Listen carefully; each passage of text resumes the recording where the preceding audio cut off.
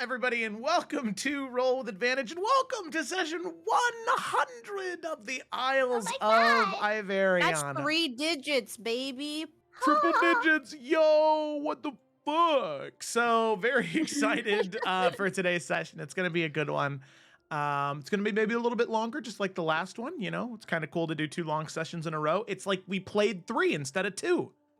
That's how math works. Math.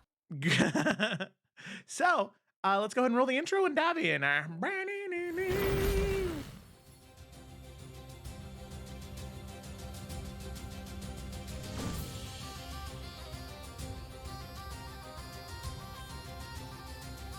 don't care. If I have to die, I am not spending another second under your control.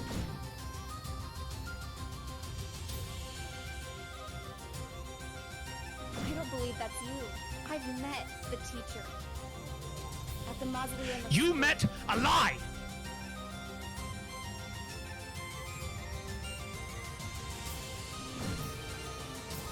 I don't want to watch the people I love die and do nothing.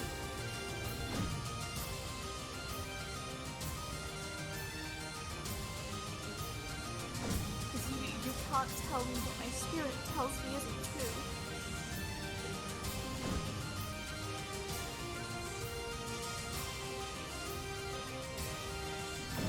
I'm a pretty good judge of character, so just keep that in mind.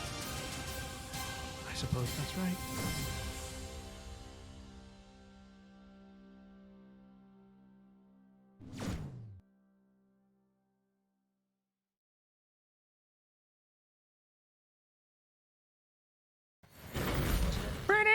We're back.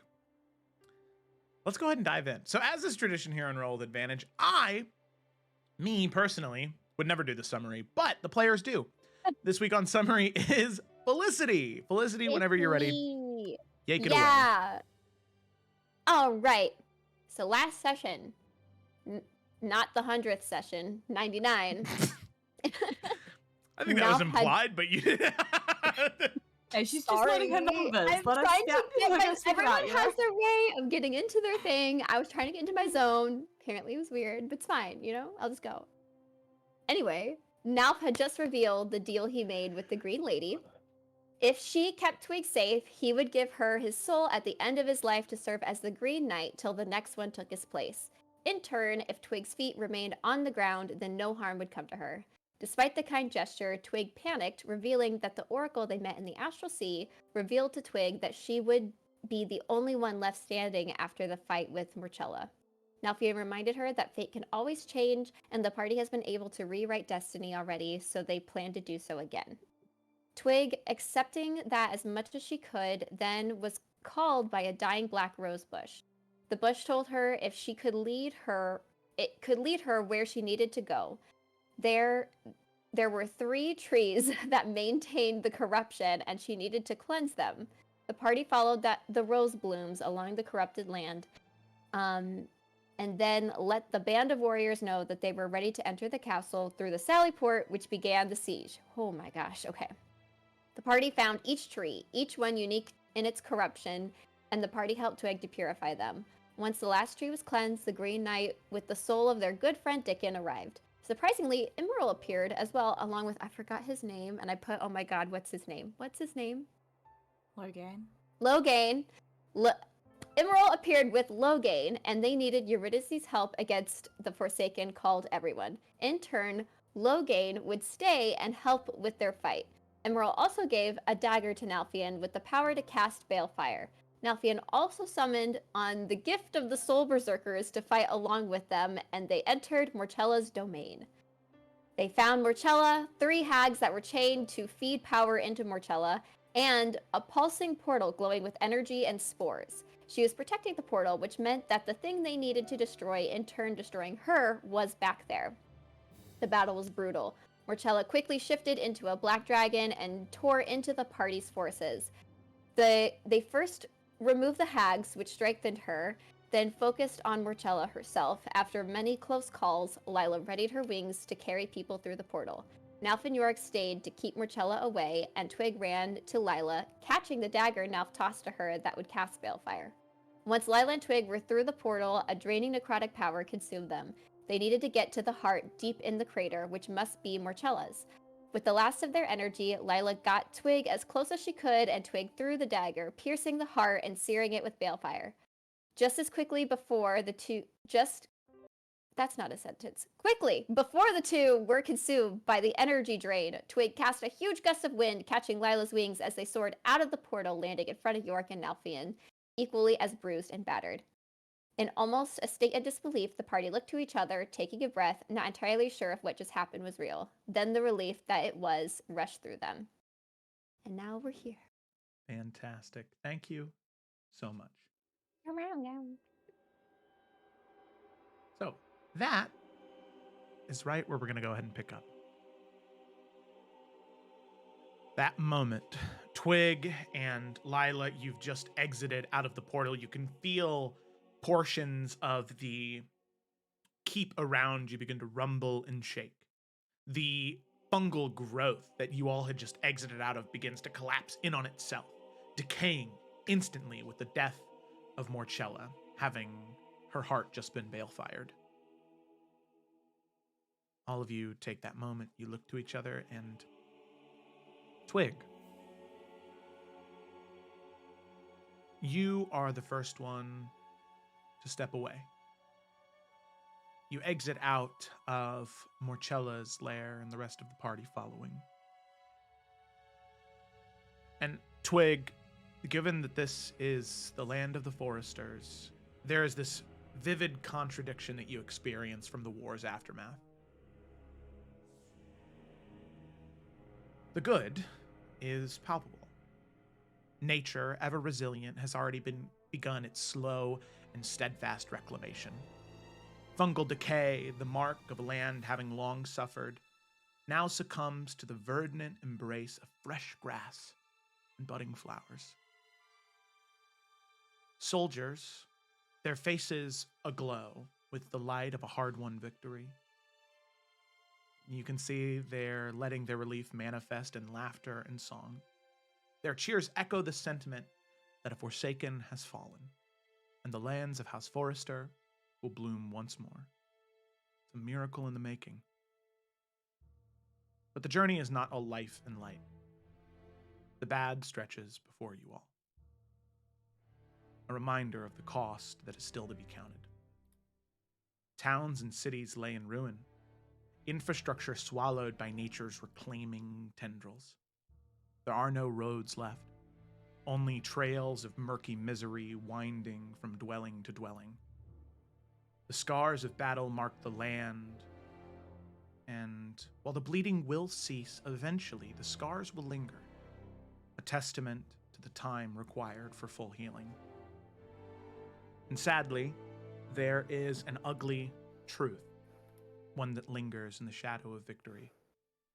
The fallen. Bodies. So many bodies you see, Twig, as you walk back to the forward camp. Now lifeless vessels littering the ground. The corruption of Morchella's reign still clinging to their forms. It's a stark reminder of the price that was paid, of the lives surrendered to the darkness. The stench of death mingles with the earth, a foul aroma that speaks of the many who succumbed. Those soldiers who survived, they may be victorious, but not untouched. Sickness pervades, a final cruel gift from the Forsaken. Healing, like the lands, is a necessity. And time, once again, will be the only true remedy. Now, the Forerunners, all of you, are unable to turn away from such a deed. You devote yourselves over the next 4 days to aiding the restoration. All of you toil alongside the soldiers and clerics. Your hands are not too noble for the work of healing and rebuilding.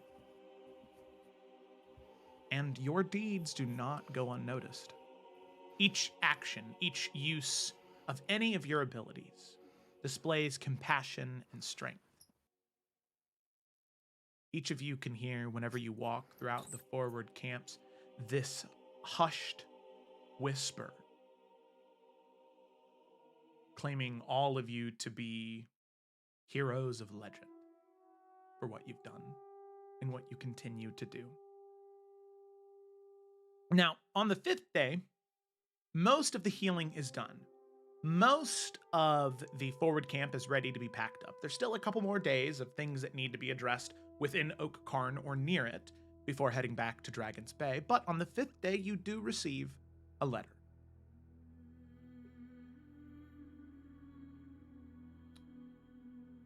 As we'll say Twig, it's addressed to you. Makes the most sense. It's addressed to Lady Forrester from one Lord Heather Scott. As you open the letter, it's very short. And the letter reads, "Greetings, Forerunners. The news of your victory has spread like wildfire in a drought, igniting excitement and anticipation far and wide. Nobles from every corner of Iverion are descending upon Dragon's Bay, eager to witness your triumph return. And, if rumors are true, we'll have the honor of hosting the king himself in a matter of a few days. And you know what I think? What better cause for celebration? We're all awaiting your arrival with great anticipation. And P.S., polish your armor, dust off your finery. We'll be hosting the king, after all. Captain/Lord Heather Scott."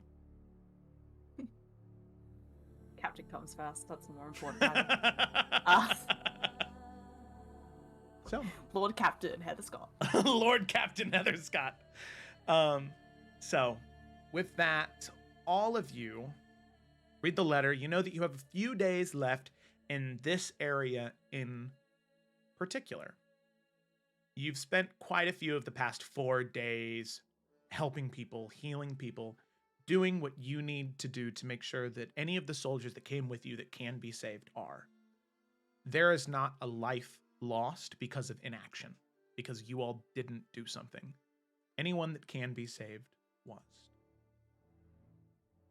But before all of you depart, headed back towards Dragon's Bay, and the impending celebration, I wanted to ask if anybody had anything specifically they wanted to do or conversations they wanted to have before heading back. I do have a few things myself that would be happening, but if anybody has anything they'd like to do on, say, the beginning of the 4th day, I open the floor to you now. Yeah, I mean, Trick will have a thing.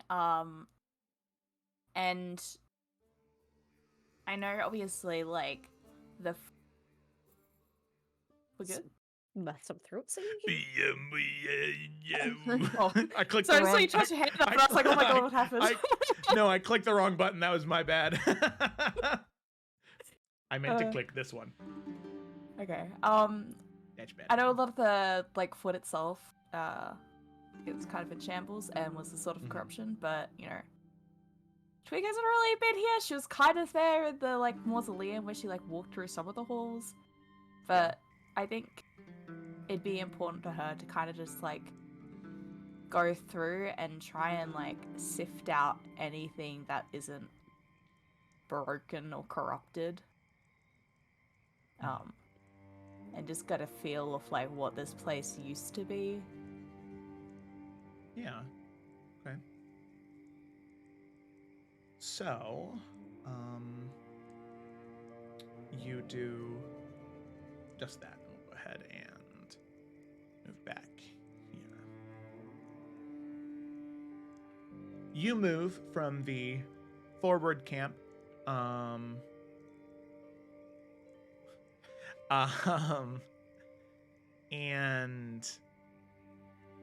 it is safe to go there. So Twig, you can go alone, but I will ask, did you invite anybody to come with you, or is this something you want Twig to do on her own?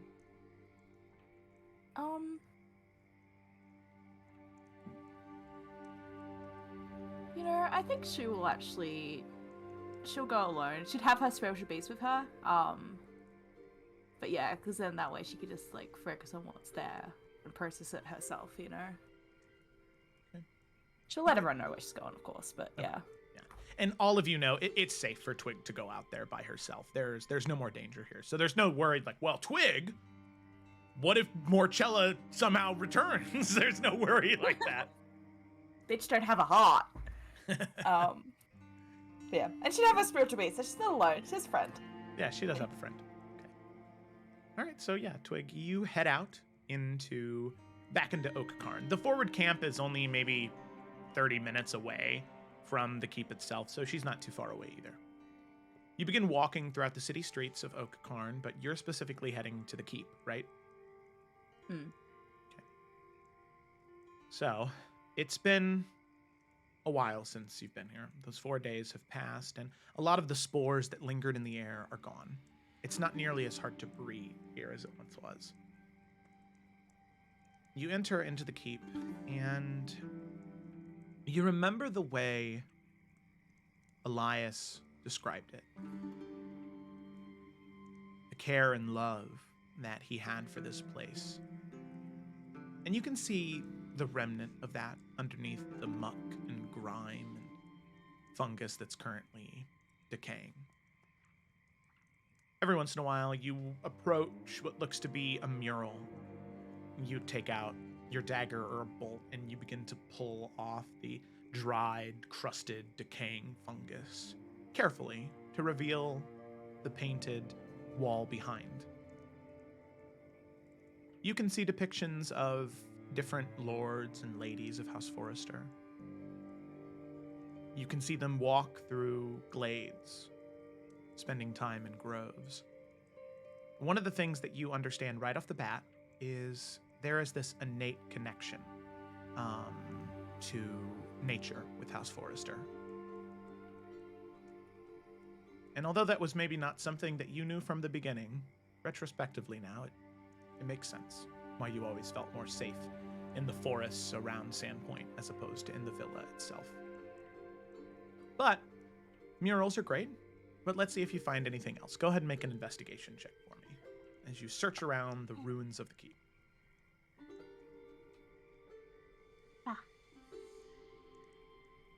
Hell yeah. Okay.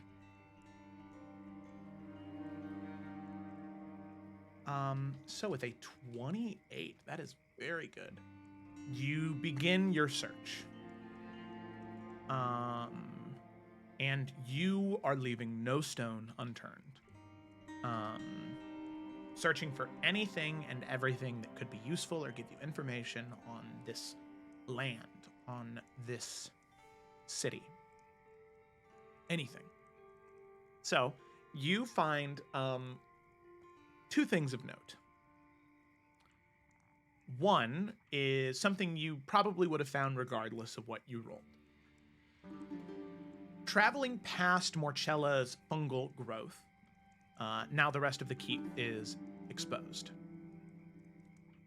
You are able to find what looks to be, what's the right word for this? A library of sorts, except it's not the same library. It doesn't have the same volume of books that is in the library of Oakkarn.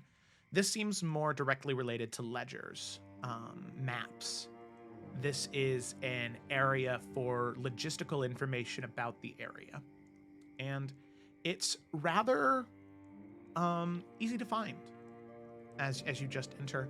One of the most important things you find, though, however, is a breakdown of, at the fall of House Forrester, back when your mother was the ruler, all of the established cities and pathways and roads that led from one place to another.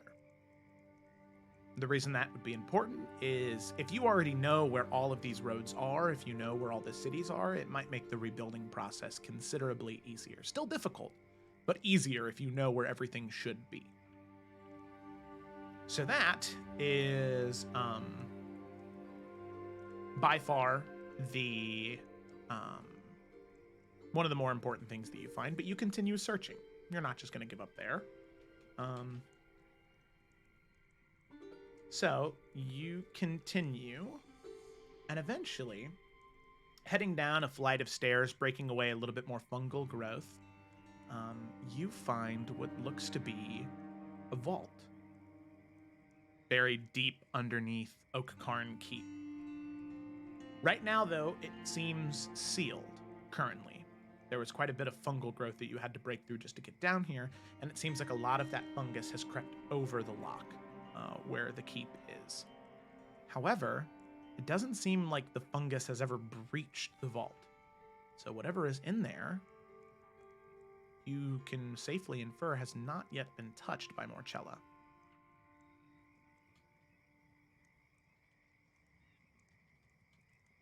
Is it? Did you break the lock? Like, what kind of lock is it? It's not just like a padlock thing, right? Like it's a vault lock. Yeah, Like, yeah, it's it a is. It is the thing? large Okay, spinny yeah. one. Man, okay, that's sad. I can't break that. Hey, don't discount yourself. You know, anything's possible. How do you break that? You have to break off the hinges. You could or some try. shit. I don't know if I have anything that would help get in there then.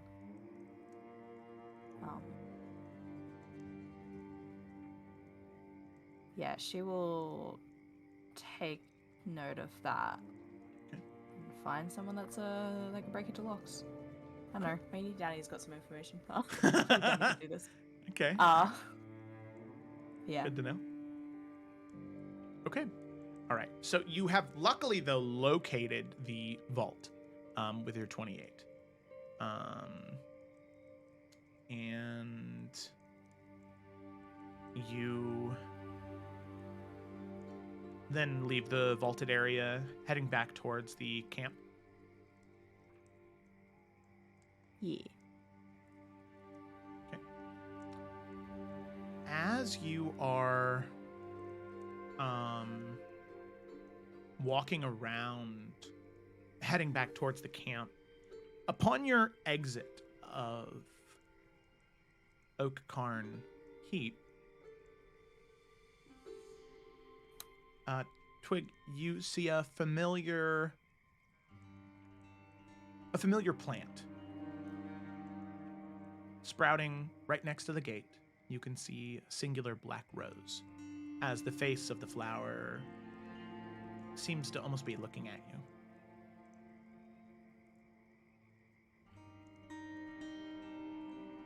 I shall go over to it. Okay. As you go over to it,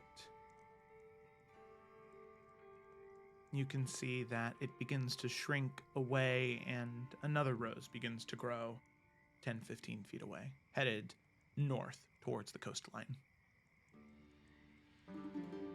Have they been through this area? No, because they came from like the south, right? Yeah. Okay. Yeah, she'll follow. See what's up there. Alrighty.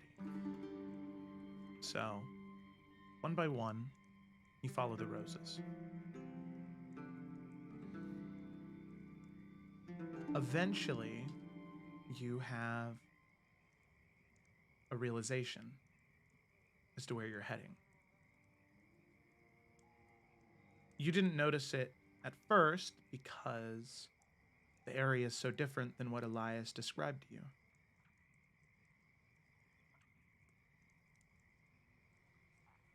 This is getting near the area where your mother ran to when the keep was attacked originally.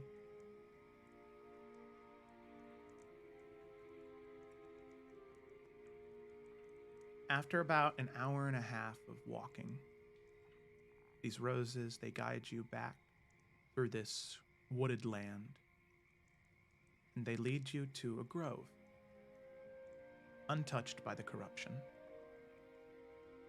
You can see a singular oak stands here, a sentinel. Its leaves are an unusual shade of black. It's stark against the emerald canopy of the other trees. But you can tell it's not a symbol of blight. It's not sickly green with shadow. It is resilient. It's whispering of fey magic. At the tree's base, there is a bed of roses that bloom. Their petals a similar shade. And you feel this pull, this ancestral call that resonates deep within your soul, drawing you to this tree. As you approach, there is a gentle wind that carries a spirit's whisper. And there, manifesting in the falling of leaves, the twisting of wind, in the gnarled bark of the oak tree, you see this apparition. It's an echo of Naluvir. The spirit is both somber and luminous, this ghostly presence of grace and forest might. As he speaks,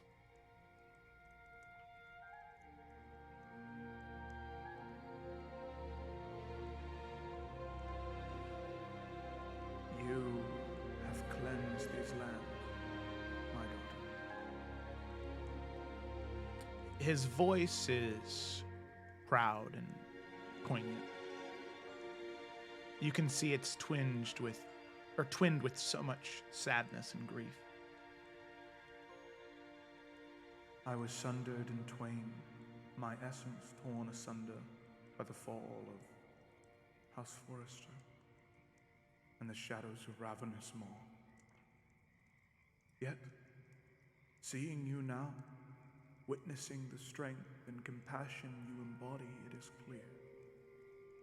You are a living testament to your mother's courage and undying. You can see his eyes begin to drift, as if he can see beyond the veil of realms.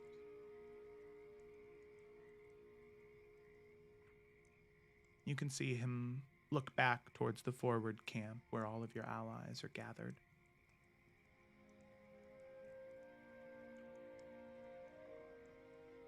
I'm very glad to see you have found a guardian in Nalfian. A father as valiant and true as any child of the Fae could wish for. In his presence I find solace that you are cherished. You can see the spirit begin to move closer, and he places a hand on your face, and while you can't feel his touch, there is warmth in that ethereal presence. As he said, try and even though it's not physical, she'd really try and nuzzle into it. Okay. I You're am very a ethereal right spirit now. right now. The sun is shining directly into the camera. It's just getting worse. What the hell? There we go. Okay. Funny. Yeah, as you do, that warmth just increases. As he murmurs to himself.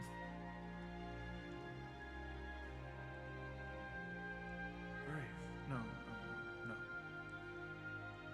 Twig.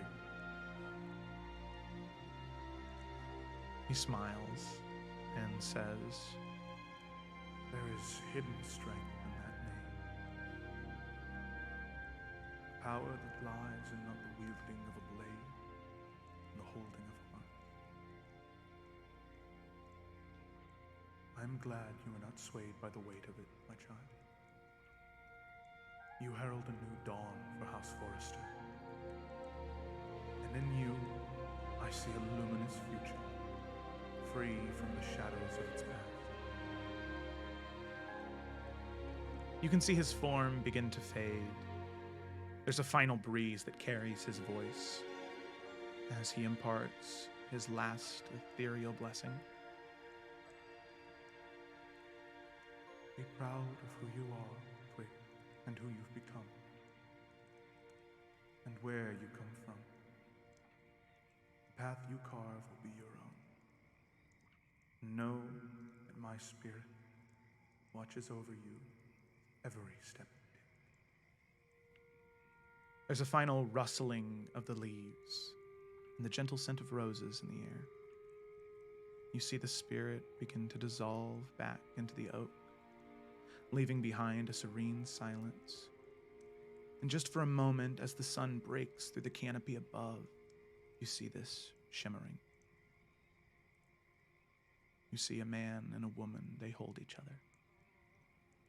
They press their heads against each other. And they turn to you and smile. So proud of the woman you've become. With a final brush of the breeze, the spirits fade. And you can feel that warmth stay within you. A blessing.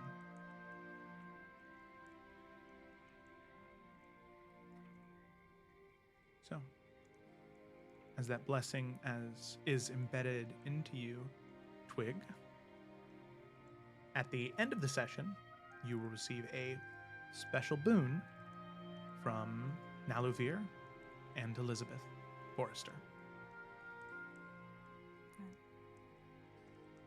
We love boons. But Boons. I think especially as that spirit was like starting to fade away, imagine Twig, and totally not me as well, started to cry.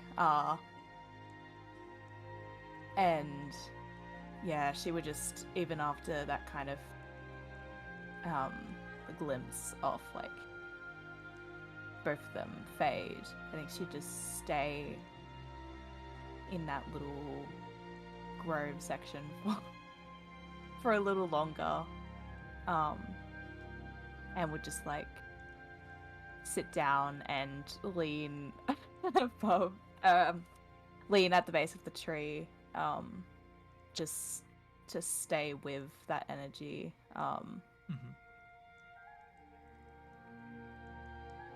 But yeah, and like the grove itself, it doesn't seem to be fading along with the spirit, right? Like it's still healthy and strong. Cool. Yeah, the grove and the tree stay standing strong. But yeah, she would just stay there for a long moment before she'd head back.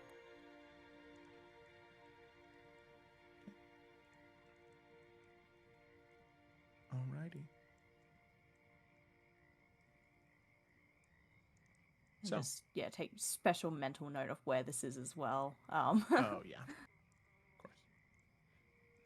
Alrighty. So with that, Twig, you return back to the camp, and you can see your companions are still there. And Twig returned in probably about 2 hours upon leaving. So Twig, as you returned, was there anybody you wanted to talk to now, or did you kind of want to take a moment to yourself? She would take a moment, but she'd also want to speak to Isabel, probably same day. Okay. Yeah. Yeah, sure. So, you get back, you take a moment to yourself, and then begin searching for Isabel. Not very hard to find. As you two cross paths, she sees you up and about and says, Twig, I actually wanted to speak with you as well. Do you have a moment? Yes, I mean, I was just... I had something I wanted to speak about as well. Something that I found within the keep. Oh, okay. Yes, please, what was it? There were still ledges and maps that remained that weren't, I guess, ruined or destroyed from the fungal infestation. And a lot of it was of the old roads and cities and towns here. And, well, I feel like it's the best way to try and to rebuild is to uncover what was lost there first. And I don't think we're going to be able to stay around here for that much longer. I know we're going to be heading back down to Dragon's Bay soon, and, well, I don't know when we'd next be able to return here, and so I know you've spent a lot of time wanting to try and reclaim Forester lands. And so if it's not too much to ask, I was wondering if you would like to continue to do that and to help head this rebuilding.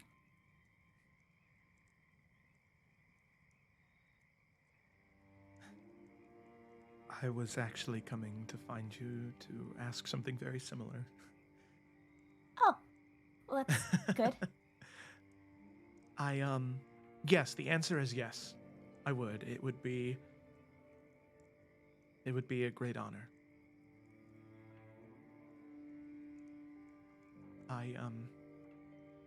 But if you said you found maps of everything, they would mark down where the Harwood Keep was then, right? I imagine so. I didn't go through them too, well, completely. If it's all right with you, before we do too much, I know that it is, from what he tells me, it is quite far. But is there any way I would be able to take a small detachment of knights and let my father see the keep again? No, of course. I think that'd be a good idea. Thank you, my lady. Well then, okay. I will do that and return to Dragon's Bay with all of you, but then as soon as whatever's happening there is over, we can start. Thank you. She nods, very genuinely happy in this current moment. Happy to help, happy to serve. Hell yeah. Okay. Alrighty. So you two head your separate ways. And Twig, as you begin to wander around the camp a bit more, helping people who may need it from time to time, we'll go ahead and cut away from Twig. See if there was anybody else that had anything. I have something. I know Ryan has something though too, it looks like. Do you want to go next? You can go first. Okay. Well, I guess my thing does have... Is it nighttime? Because my thing does have to happen at night. It's the star stuff. Oh, yeah, it's about midday right now. So not exactly nighttime yet. You can go, Ryan. Cool. Well, my thing involves Lila, so you get to go too anyway. So Cool. yeah. So I think at some point, because I know we're like out and about helping through the pin, you're gonna hear like, York here. Lila, you got some free time later today? Yeah, I'm only busy tonight. I can Alright, help with something.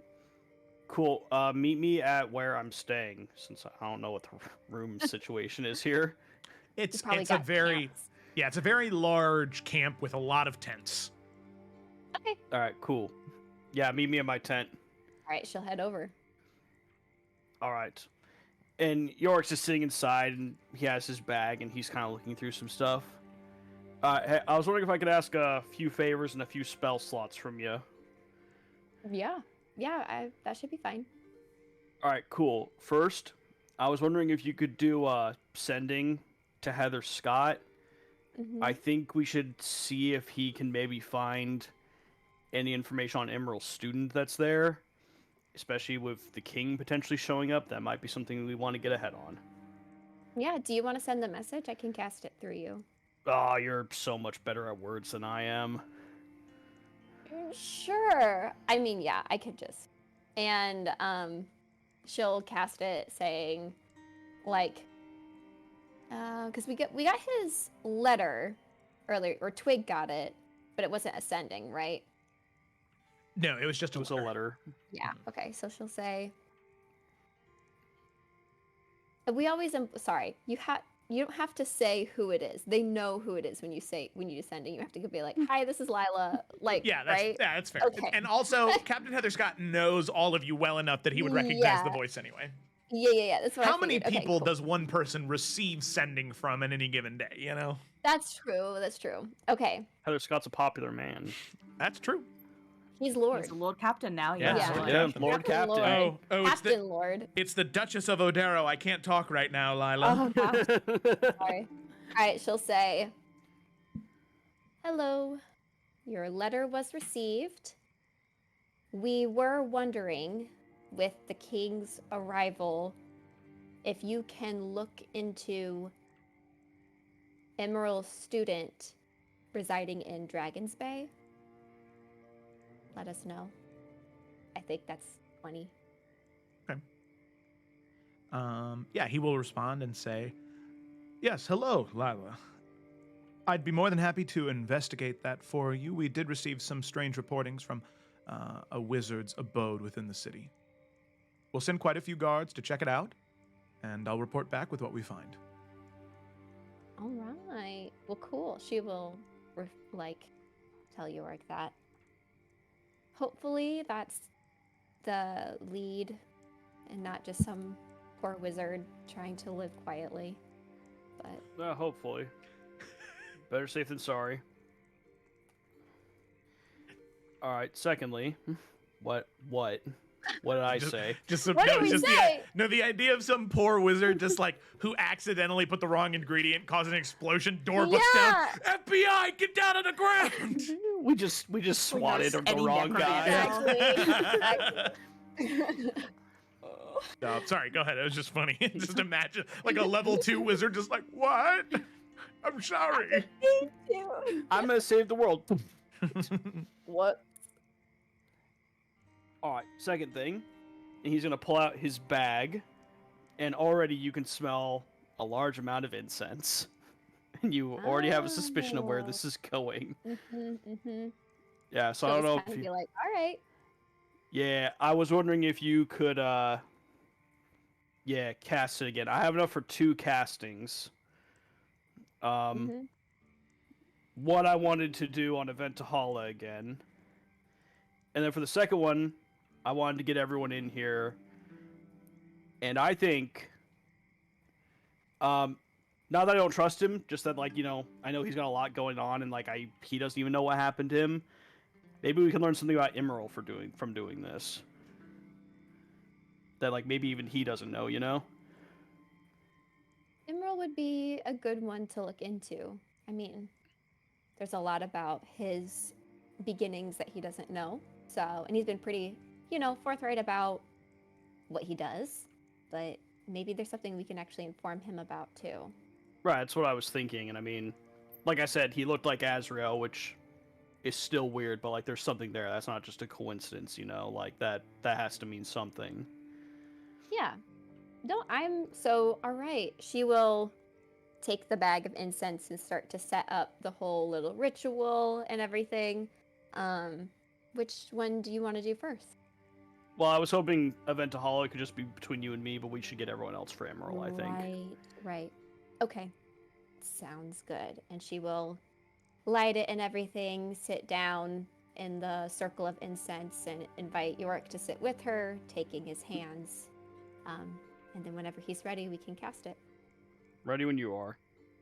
All right. And then her eyes will swirl with the galaxies, and we are casting legend lore. And we're going to say just Eventahala, or is there anything specific you wanted to, like, try on more with her that we should specify?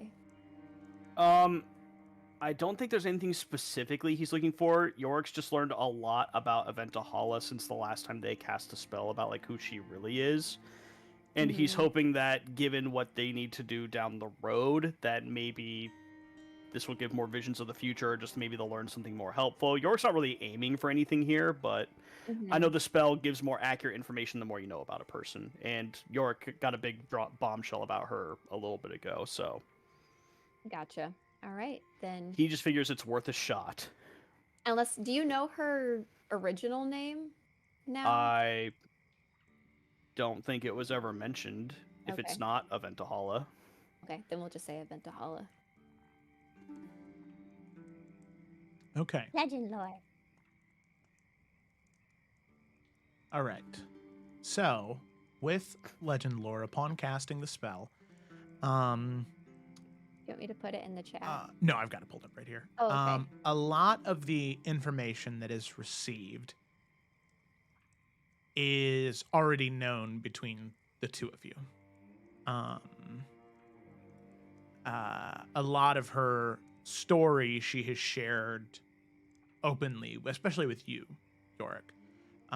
In the previous legend lore you did, there was a lot to be learned there. However, considering how much you do know, one thing you do learn is that Aventahala's grove was within the realm of Isinalor. It was in the southern portion of Iverion, within like the realm of House Forrester and Isinalor.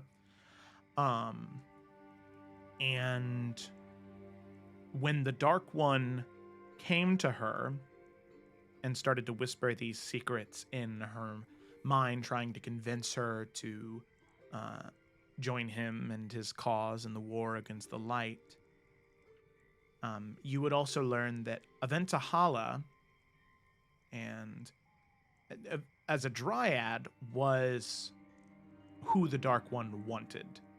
Morcello was not his first pick. Morcello was the backup, and Aventahala was who he truly wanted, but she denied him. And before the Dark One could act upon those that offense and have her punished, Asmodeus did what he did. And I would say that's kind of the general gist, just because there is anything directly related to Aventahala, you know most of it. But that is like the last little specific sliver. Her grove having been in the southern portion of Iverion, and her being the sort of one of the first picks for the Dark One during the First War of the Light, but she denied him. Okay, curiosity question, because maybe this was brought up and I just forgot, as I tend to do.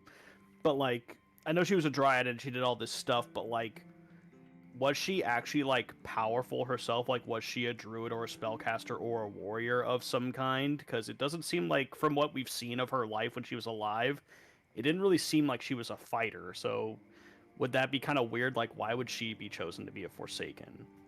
Or am I forgetting something? It was because of her connection to the dead. She had an incredibly... So the areas that she ruled over as a dryad was the areas where the dead were buried. And a portion of the grove where spirits would lie.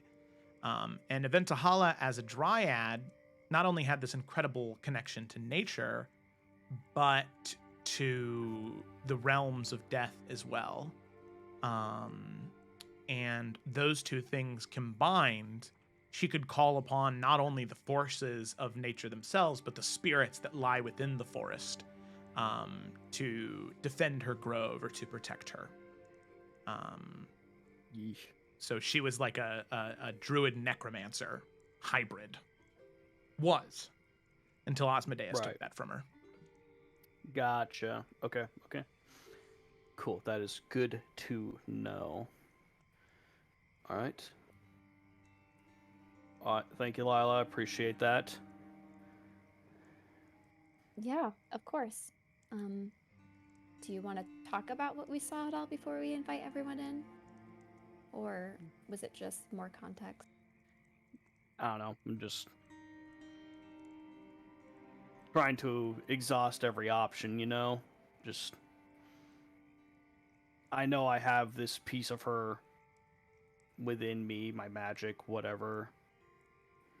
I don't know. I guess I was hoping to find some way to actually get it back to her somehow, you know?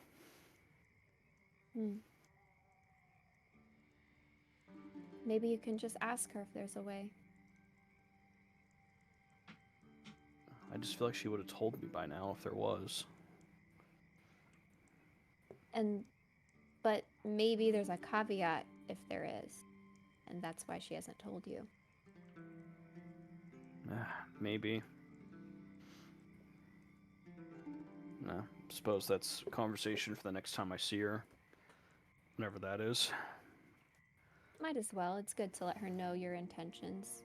No.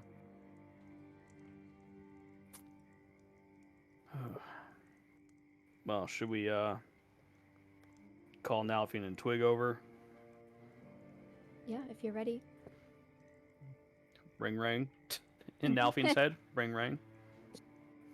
Nalfian Forrester speaking. Yeah, hey. Hey, Hey, it's bro, York. what's up? Not much, man. Hey, I'm over in my tent with Lila. Can you grab Twig and come over here? Yeah. It's all love. Hangs Thanks, up. dude. It's all What the love. fuck is happening? All love. It's a joke from a comedian. Anyway. Wow. They're on the way. Yeah. They'll come over. Well, Nalf come over. Cool. Do you want to explain it, Yorick? Or would you like Lila to? Yeah, so Lila can do this really cool thing called like legend lore, where she can kind of see like the past and like hidden information and unknown information about like beings, you know? Like as long as they're like fairly predominant, important people. And I was thinking we should do one for Emerald, since he seems to have lost so many of like his memories and like knowledge about himself, and there's like a lot of mysteries. Like maybe we can learn something that'll help him, you know? I think that's a good idea. Might help us a little bit too. Right. Yeah. All right, So, well, yeah. everyone join in the instant circle as she relights some of them and adds more. And we all got to take hands and just be ready to open your mind to whatever fills it. And she will tightly grip her friend's hands. And with speaking Emerald's name, the galaxies will swirl in her eyes again as we cast Legend Lore. No more 5th level spell slots for me today. Has Womp Legend womp. Lord has the Legend Lord been cast on Emerald before? Nope. No. That's why I thought it'd be fun. Never to my knowledge, at least. Lila takes 12d10 psychic damage. God. Probably. So, Lila, upon your initial cast, for the first few moments, you see nothing. As if speaking the name Emerald in the pattern itself has no meaning. As you're channeling the spell, a few moments pass and you decide instead to focus on his appearance. Not the name, but the man you've met, that you've been face to face with, that you know. More truth comes through then, as visions begin to clarify.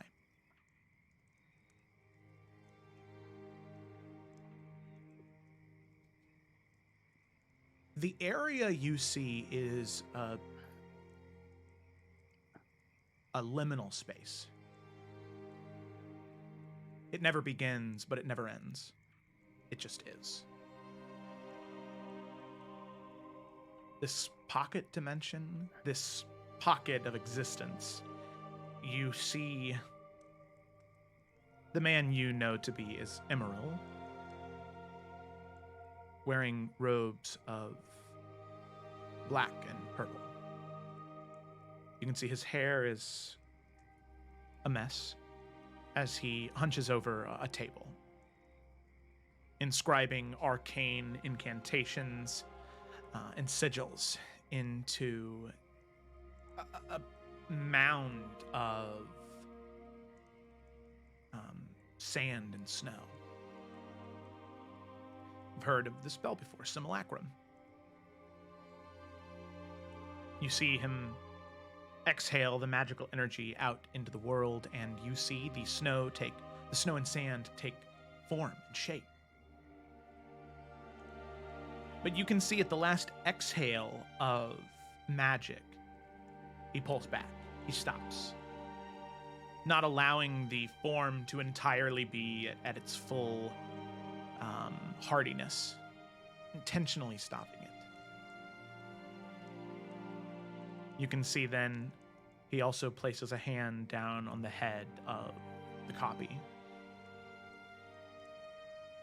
muttering other arcane incantations as the eyes begin to glow purple. I'd like you to make an Arcana check for me real quick, Lila.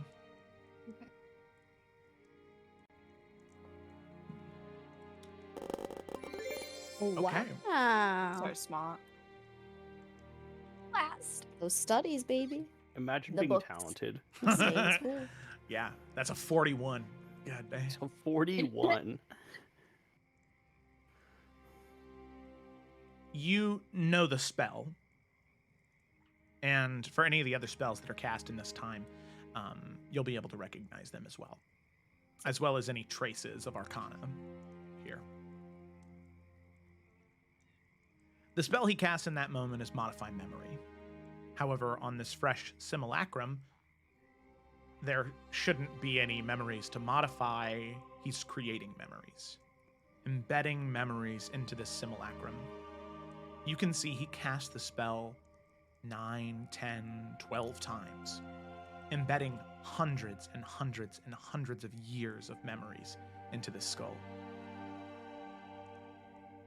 You can see the simulacrum begin to jolt and shake, unable to process everything. They're so overloaded with knowledge, they overload.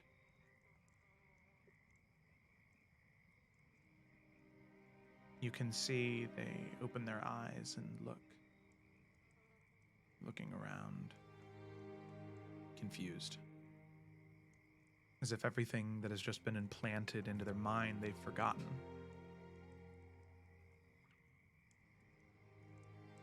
You can see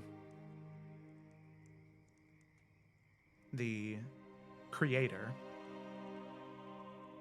look to this creation. The man you know as Emerald in the black and purple robes looks to this simulacrum and says,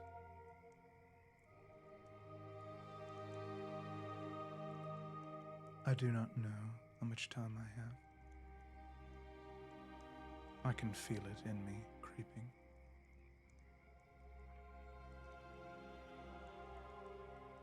You must succeed where I have failed.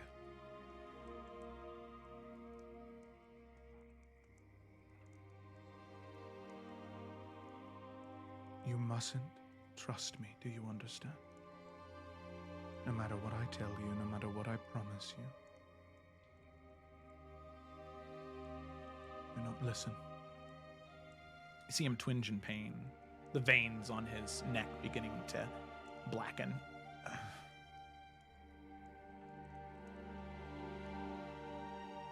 You will be lost. You will not know the truth.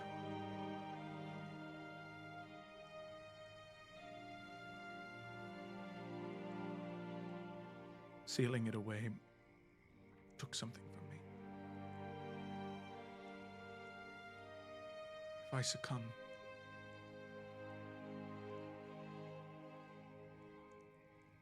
then it is up to you to guide them. Do you understand? You can see the form groggily sort of nod.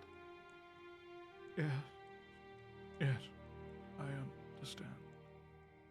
Murmuring.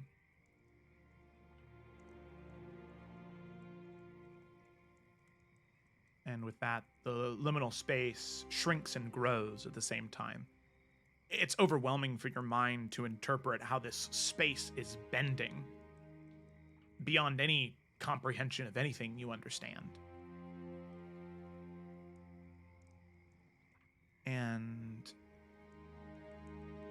as the legend lore ends at the 10-minute mark, Lila, there is one last glimpse of something you see. So far in the distance, in that liminal space, this infinitely small dot, this point of shadow. It is miles away from you, but you can feel it peering into your soul, looking into everything you are, and everything you've been, and everything you will be in this life, or the next, or this reality, or the next, or the one before. As you peer into a space in time you were not supposed to see.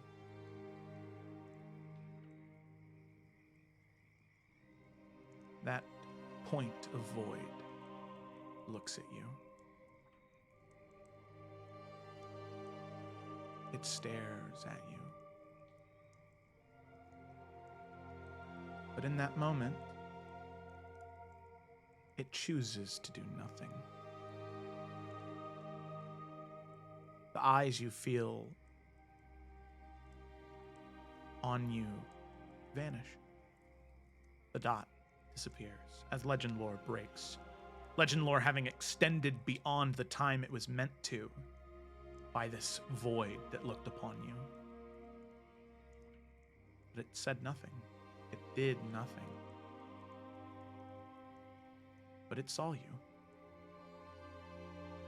and chose to let you go. So, as Lila breaks the legend lore, that is the end of the spell.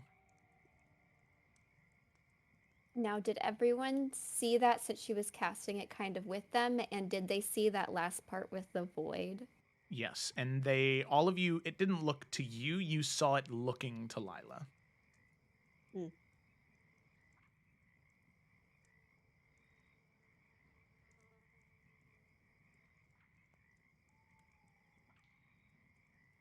I think Lila's gonna feel a little disturbed, so she's not gonna say the first thing.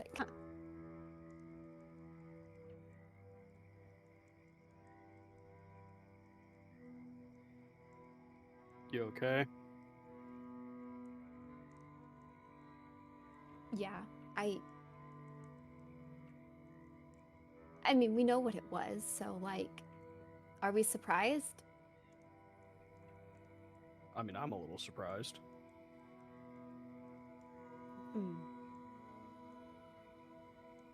I mean,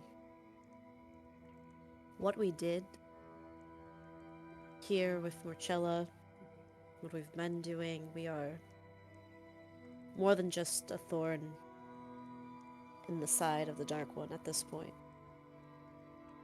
We are a very big problem. And I think we're getting a little too close to a lot of truth. And maybe that makes him uncomfortable.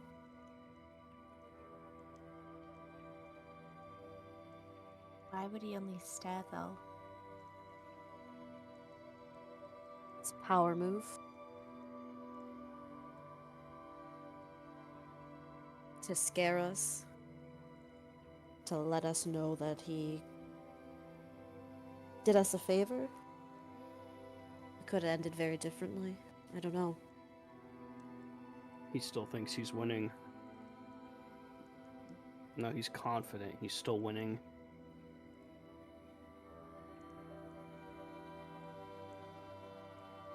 Even with 2 Forsaken dead. More with the runaways, I guess. Even losing some of his best, he's still confident.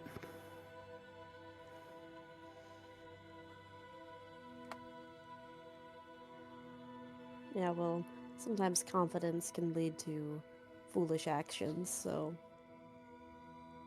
He's either confident, which is terrifying, or he's afraid and pretending to be confident.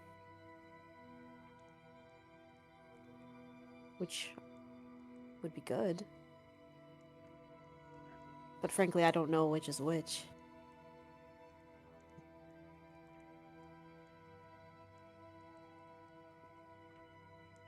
Lila, had I known that was going to happen, I wouldn't have asked you to do that. I'm sorry.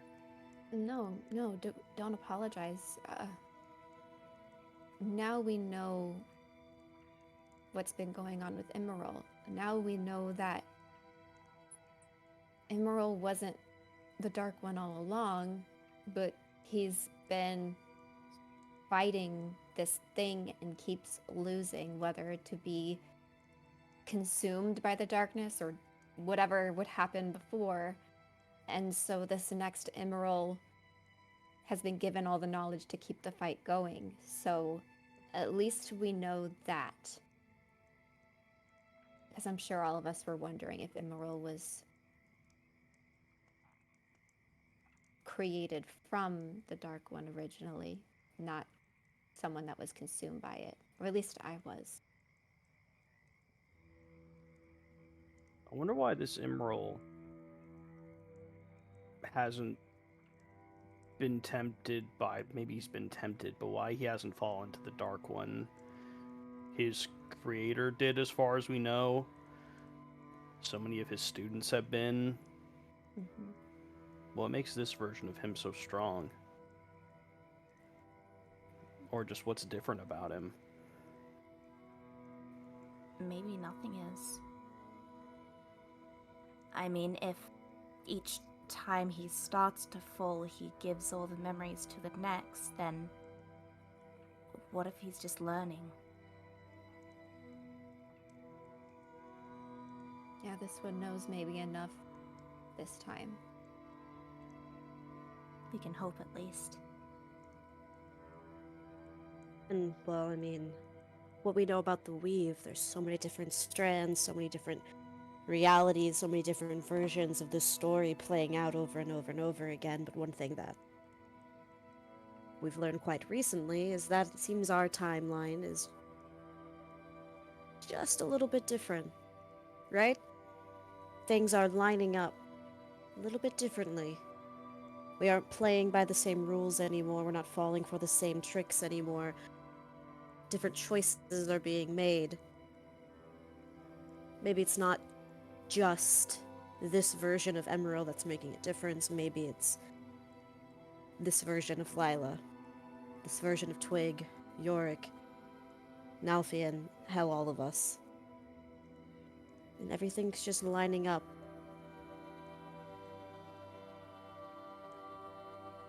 Maybe he doesn't like that.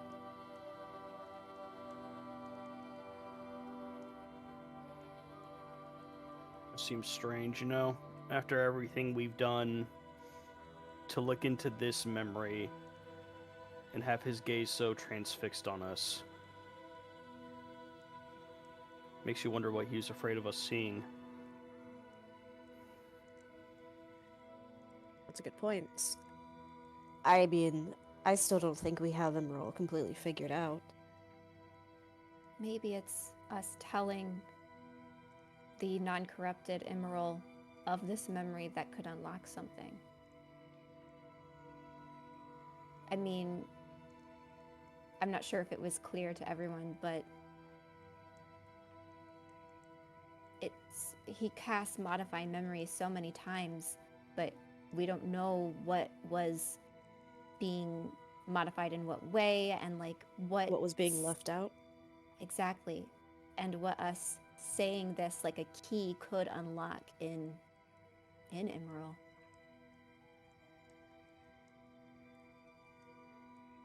I think it's worth mentioning when we see him next.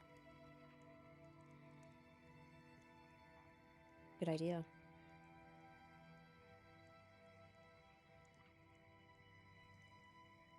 Oh, this makes my head hurt. Yeah, I mean, I think it's fairly obvious at this point that we are always at all times being watched everywhere, every second of every moment. I cast See Invisibility. Are there any scrying orbs? My God. Nope. Oh, Yuri's not here. Right, okay. Kidding, but...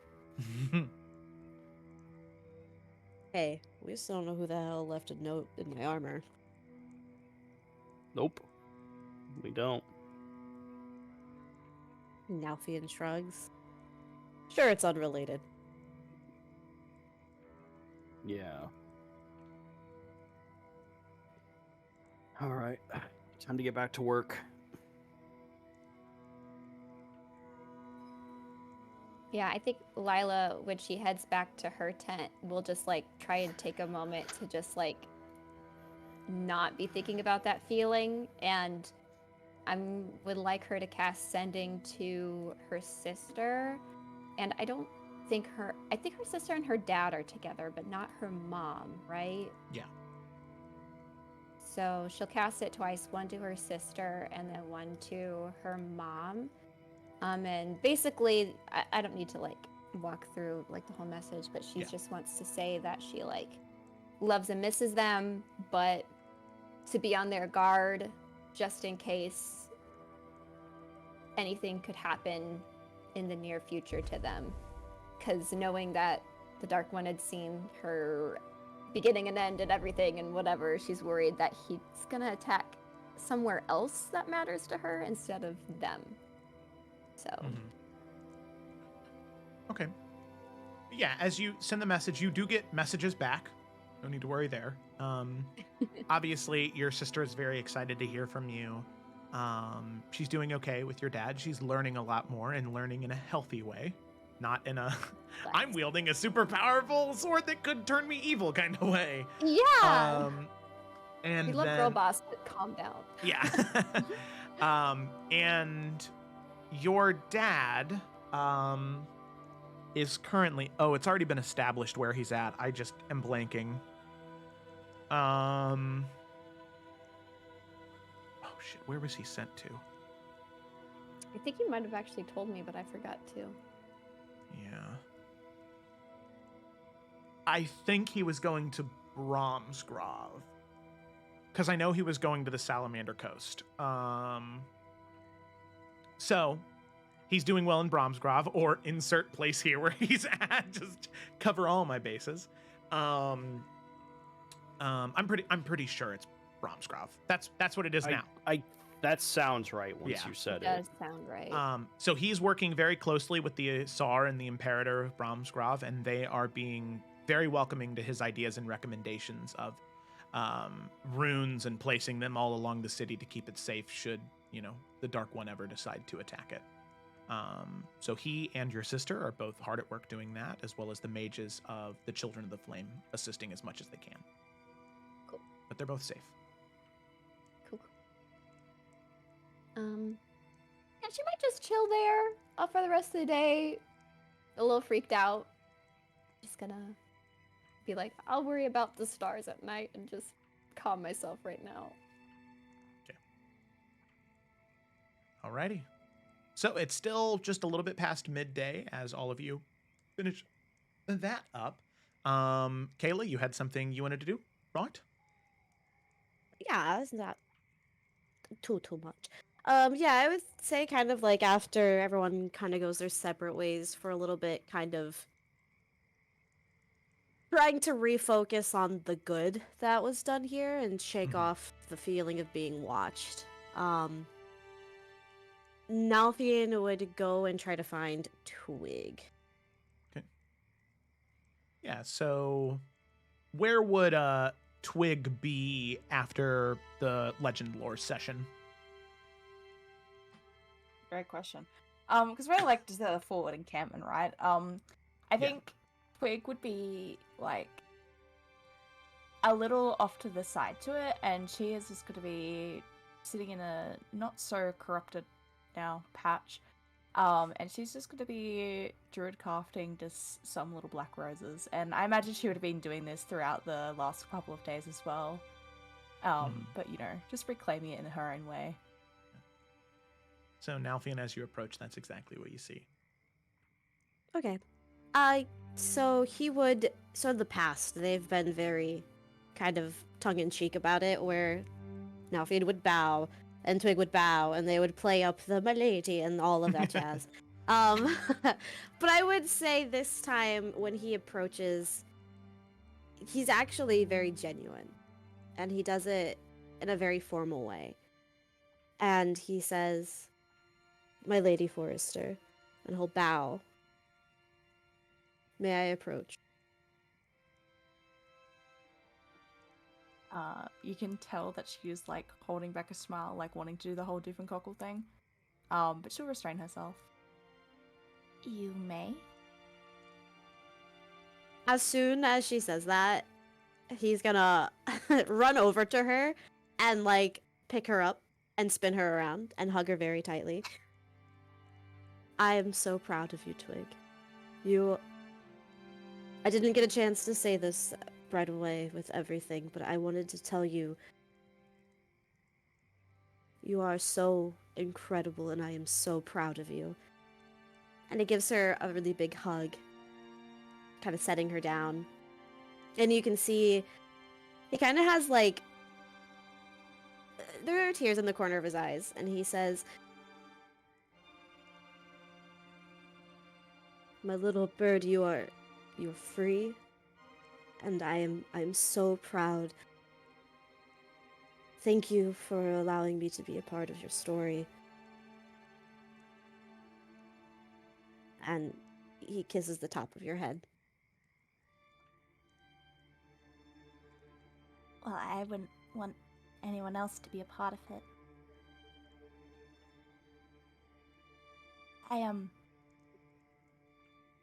I also, when I was out earlier, I ended up finding a small grove and being able to speak to an Olivia. One last time, it seems. He And, well, smiles.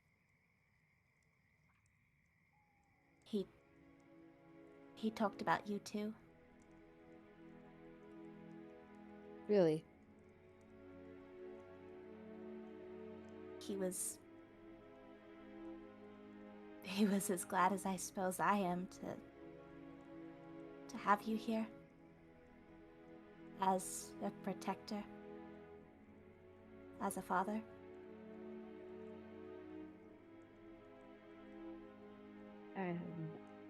I am very honored to hear that.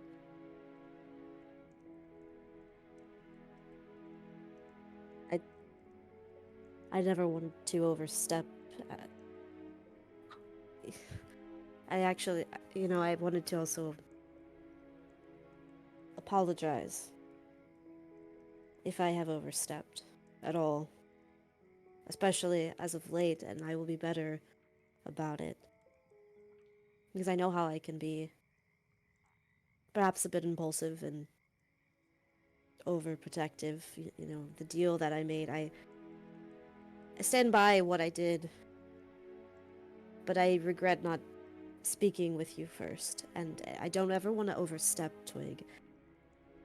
You don't need me constantly watching over your shoulder. I know you can more than handle yourself.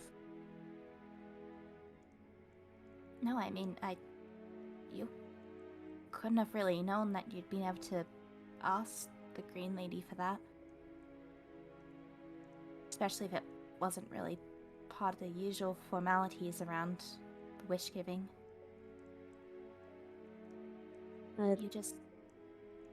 You did what you thought was best. It's what you always do.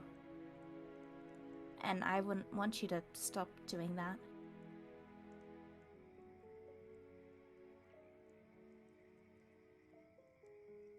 Okay.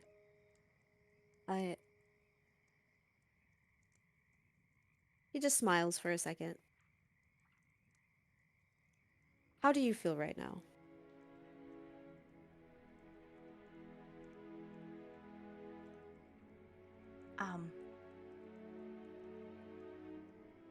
Scared.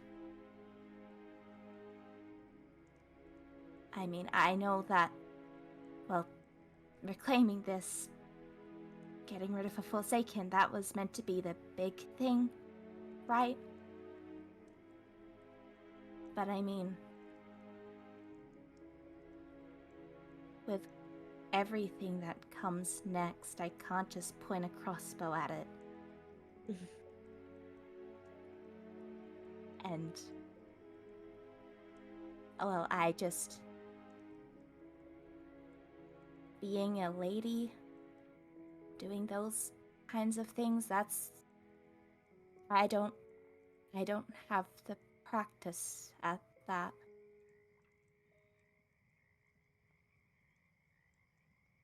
And Well, so I don't know how that would go. How that you- will go. You're right. Funnily enough, this was the easy part. Doesn't feel like it. He pretends his back still hurts. But, Twig, you have such a capacity for learning. I mean, you have one of the greatest minds I've ever had the honor to know, and you're so young and you've already, I mean, you can outsmart any of us. Even Lila, but don't tell her I said that. And he winks, because he's just joking. But seriously, think about what you've done in such a short amount of time. In just a short amount of time, you have taken back what is rightfully yours. You have outplayed this game of politics with some of the best. You have raised an army, you have collected knights, you have made deals, you have made allies. And what, a few months? Think about what you can do in a few years. Think about what this place is going to look like 5 years from now, 10 years from now, 20 years from now. You did that. It's going to be hard. It's going to be challenging. There's going to be days where it feels like you don't deserve to be in the position that you're in. But you can do it. Because you're Twig. You are Lady Forrester. You can do anything.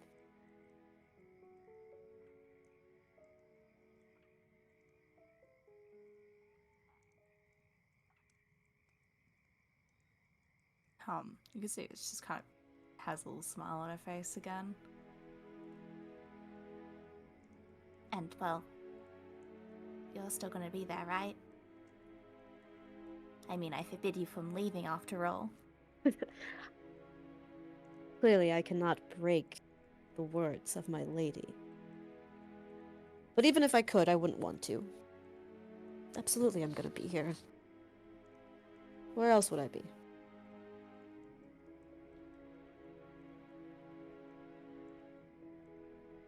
And, well, However, go on. I also... I mean, Isabel seems more than willing to help as well. And I know it's different, but she's been aware and involved in a lot of these for longer, I suppose.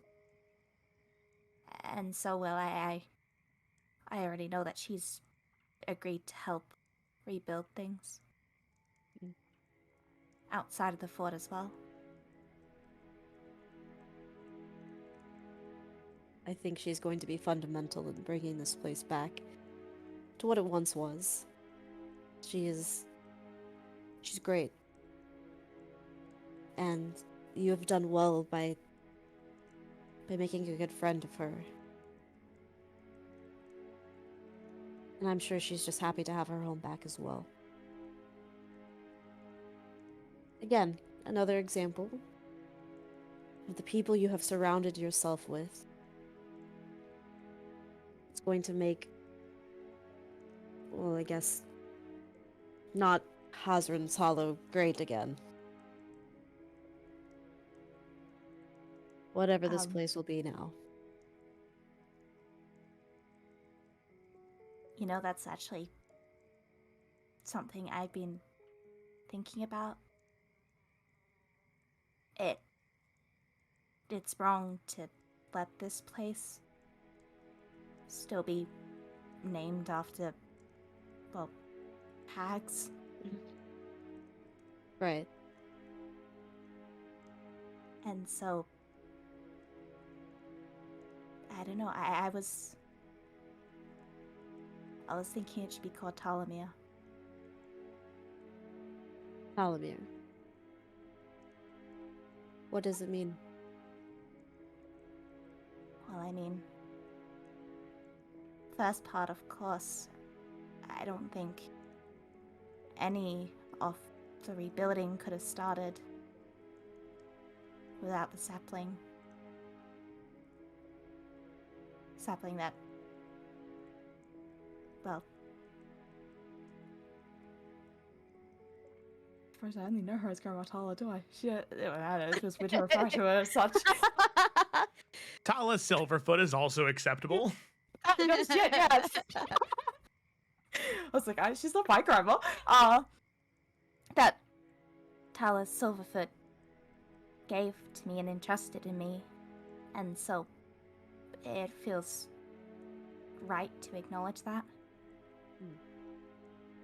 And, well, the mirror comes from an old dwarvish word.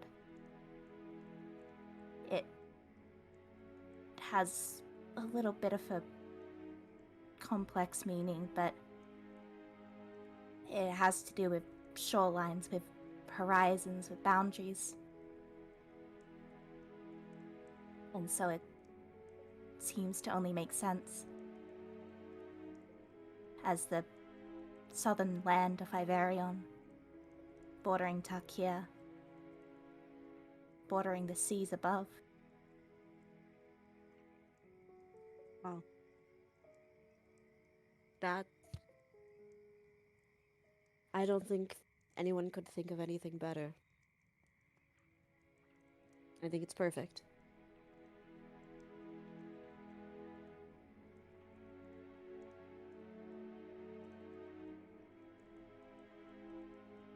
Thank you for always being there, Nalfion. I don't know that you give yourself enough credit for it. I try to remember to say it, but maybe I don't say it often enough, but I don't think any of this would have happened without you either.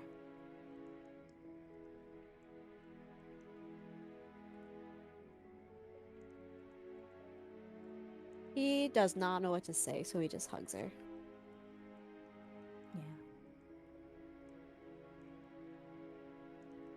Yeah.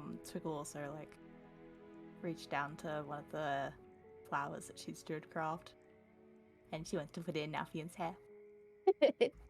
He will accept. Yeah. Now they're matching.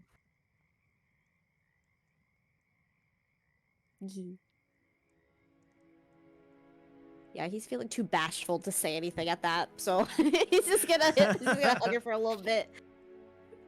Yeah. Just spend the moment with each other. Okay. I think he... Never mind. Yeah? Yeah. Alright, go ahead, Joe. Okay, all right. He's gonna Keep- say something, but it's okay. Are you sure? I save it. Yeah. You save it. Okay. You save. All right. So, with that, we'll pop back to Yorick real quick, and then we will go to Lila for the evening time stargazing. All right, Gemma, I'm gonna need you to unmute because she's gonna get a little message from York through her pin. Sorry. No, you're good. We can do Lila's first if you need a minute. No, I've already decided. All right, never mind. Joe said no. Yeah. Hey, Twig, can I see you down in the stables? Okay. Thank you. Yeah, she'll meet him there.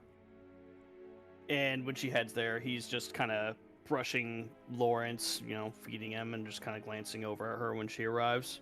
Hello. I just wanted to check in, see how you were feeling, how you were doing. I know it's been a big few days.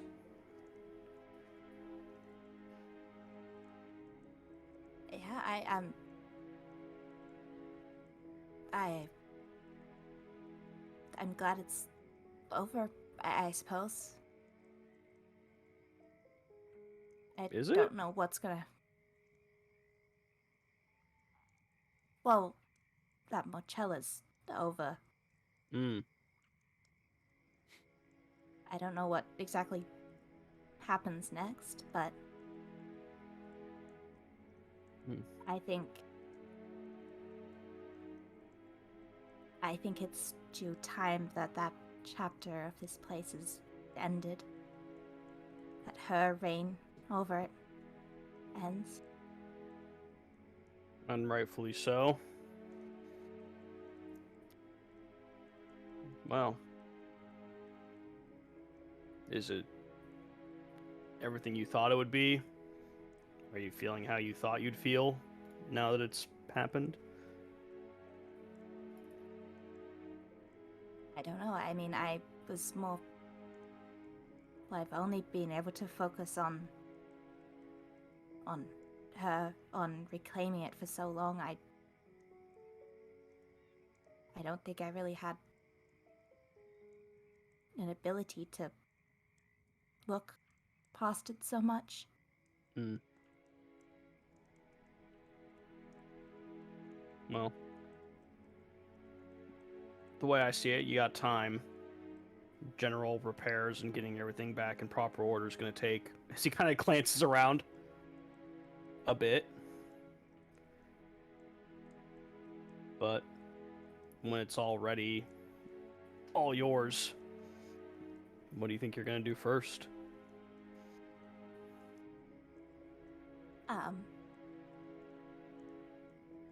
Well, I suppose letting it be habitable first would be a good step.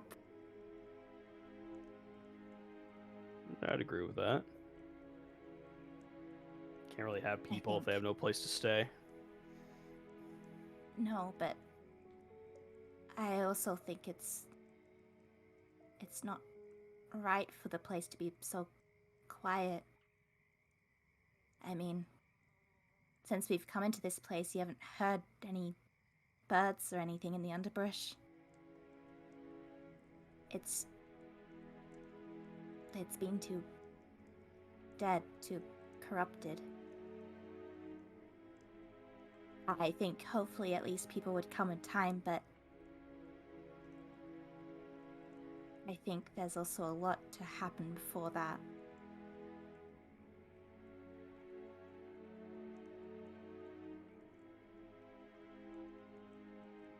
Are you worried about that future at all?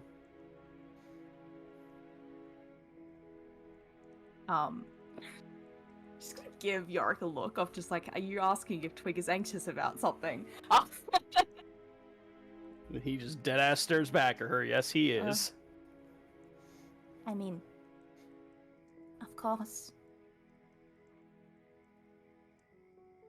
Good.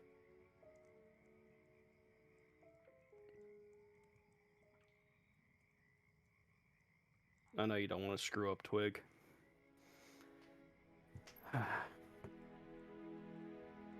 He'll kind of stop brushing Lawrence because he's been like continuously doing that while they've been talking. And he'll kind of set the supplies down. You open to a piece of advice? Always? I mean, I feel like you're in the habit of giving good advice, at least. Thank you. I don't know much about plants. But the one thing I do know is that nothing blooms year-round. So don't feel like you have to either.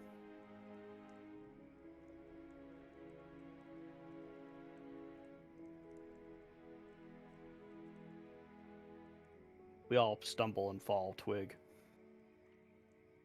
We've all made mistakes. Things that we wish we could go back and fix and redo. But we can't. Sometimes all you can do is learn from the past and move forward.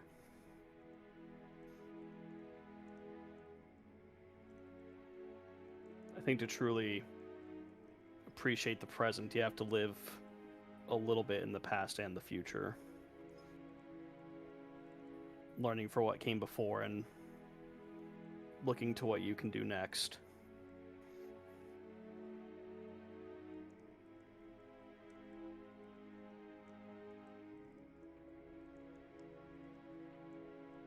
Yeah.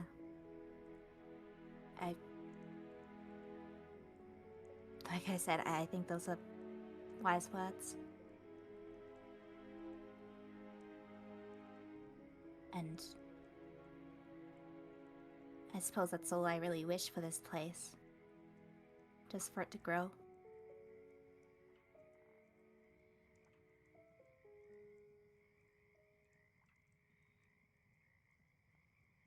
Being a leader is difficult. You want to do right by everyone, and sometimes that's just not feasible. All you can do is the best of what you have, Twig.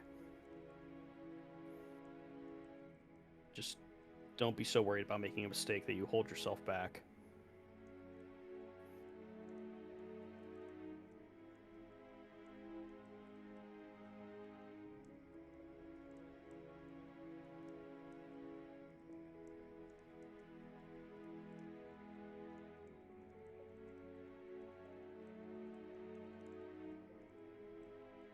How's Lawrence been faring? I hope Oh. the mud hasn't been too terrible for his hooves. No, he doesn't mind. Right, Lawrence? See? He just figures, the slower it makes him, he just gets to be stronger by pushing through it. He's got that forward mindset like that. Always has. He's just looking at Lawrence. Alright, I paid you a compliment, relax. There was one other reason why I called you down here. I kind of need your help with something. Oh, of course.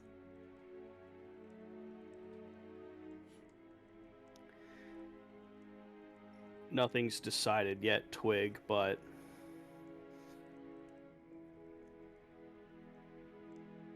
a lot happened when I was in the Hells. I saw a lot of things. I don't know what's going to happen with Osmodeus or Glacia. But Aventahal and I did talk about the possibility of me taking her place down there. To try and make sure that the Hells didn't sweep over the material plane with the Dark One or even after he's gone.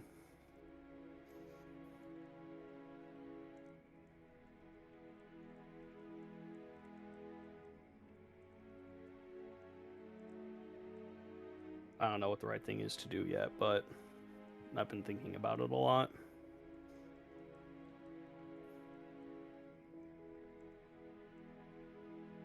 What happens if you do take over then? Well, I have to figure out how to either divide the Hells against each other one again or unite them against something else. It's going to be hard, whatever it is. I mean, but uniting the Hells against something? I can't imagine that you'd be able to do that for any good causes. Knowing the, well, nature of how things work down there. I'd be in agreement with you. The first thing I'd want is for them to turn against the Dark One and actively help against that. As much as they'd be a death sentence to us, they can also go against his unending hordes.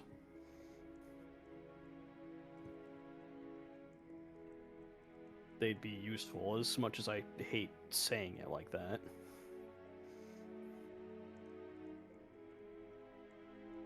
Would you really be able to do all that, though? I mean, it would take time, and I don't know how how long we can let the Dark One be, I suppose. I know. I mean, the world's already quite literally cracking, right?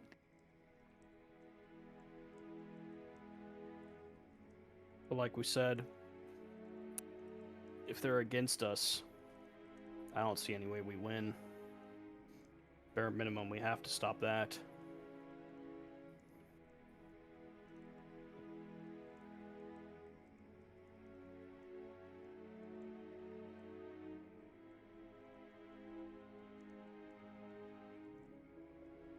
Sorry, I should probably get to the point.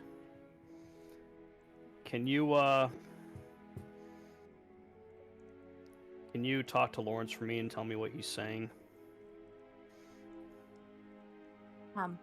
Okay. I need to make sure there's no confusion here. Yeah, sure. I'll speak with animals. Okay.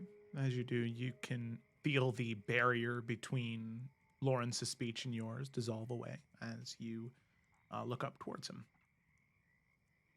And Jem, I'm not going to make you repeat everything that each character is saying to I make was sure. not going to anyway. Cool. Yeah, I wanted to make. Listen to him. I just wanted to make sure you knew that wasn't the expectation. Da.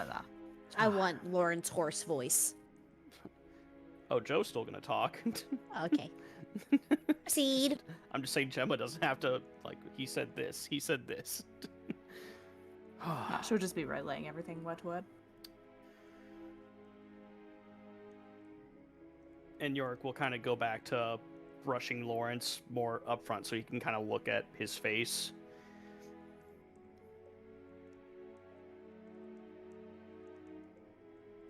You and I have been through a lot together. You've gotten me out of some situations that I did not think that we could get out of. And you have performed bravely and more admirably than anything I could have asked for. So thank you for that. Yes, well, it is a noble steed's purpose, and it is one I do gladly.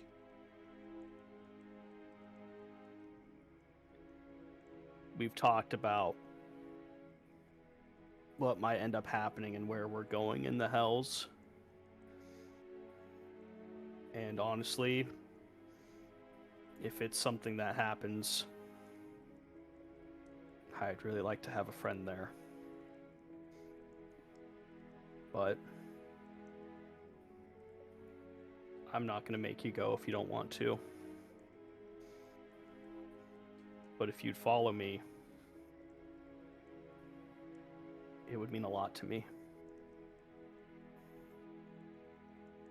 You see the, if they could, the brows furrow as Lawrence thinks to himself for a moment and says, My friend, it would be the greatest honor you could bestow upon me to fight alongside you in the darkest realms of these worlds.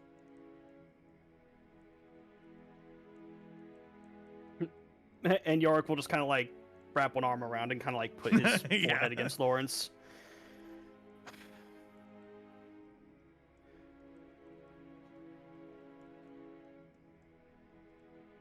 Surviving as you are now in the Hells would be almost impossible. With your permission, I'd like to place some of my magic inside of you.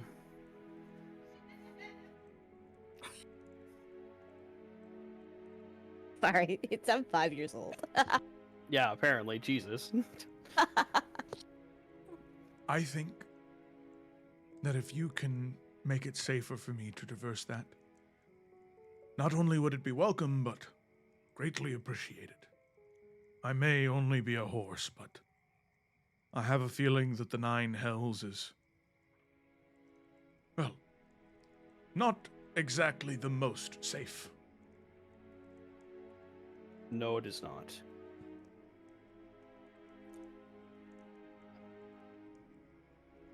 The magic will take time to take effect, but it will change you. If you're certain, then I'll do it now. I am. That Yorick will pick up one of his fingers and it'll start just kind of glowing, almost like looking red hot, but not. And on Lawrence's forehead, he will carve in this like demonic rune in like infernal, but it's like Aventahala's symbol herself. And like the moment that he finishes making it, it fades like it was never there as the magic kind of seeps within him. You can see that Lawrence, you know that it'll take a little bit of time to settle in, but you can see the mane begin to just sort of shift. It begins to sort of glow and shift in this ombre red to black to orange.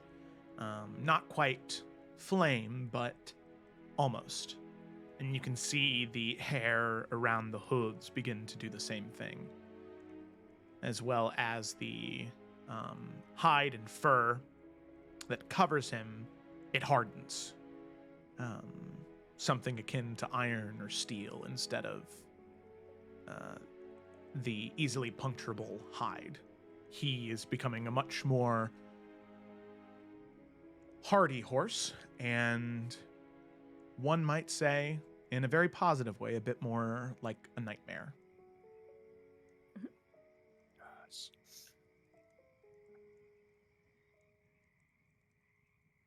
He'll just give him another apple after that.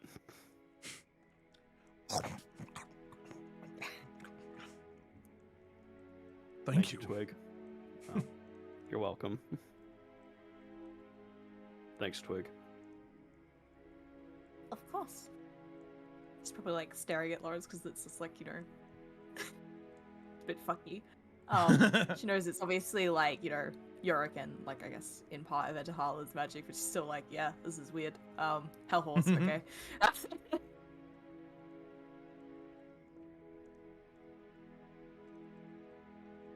Okay.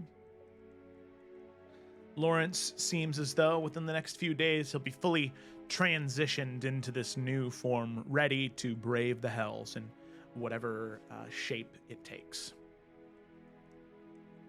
Hell yeah. All right, dude. Cool. Sweet.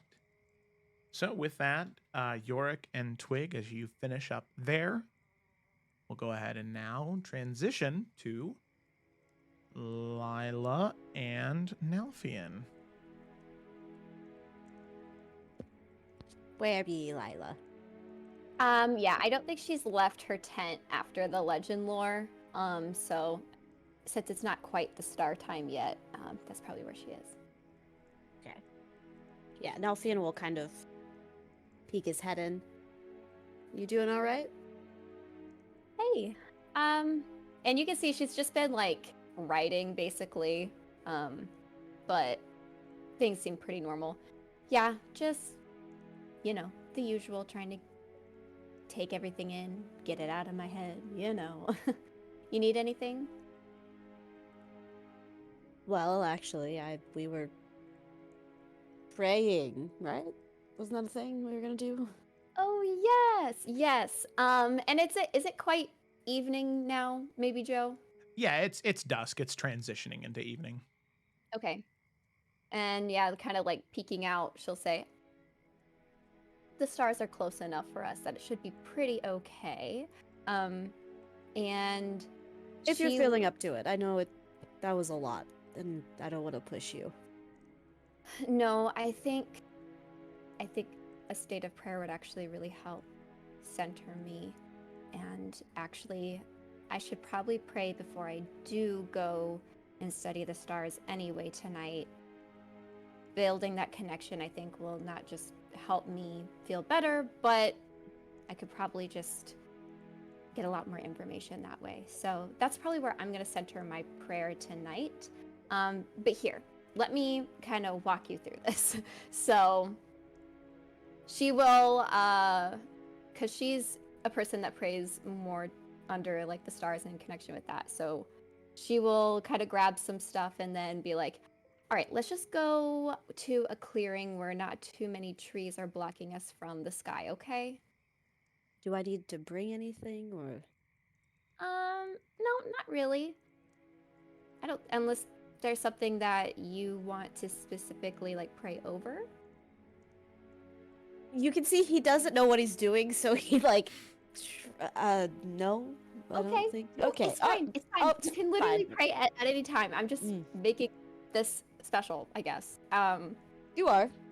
All right, she grabs her bag of stuff, and then she will try and find, probably not too far from the camp, just a place that like where the trees branches kind of like part a little bit so they can see the stars.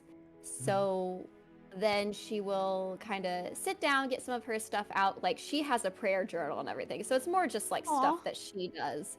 But as she sits down, she'll kind of like pat the grass next to her.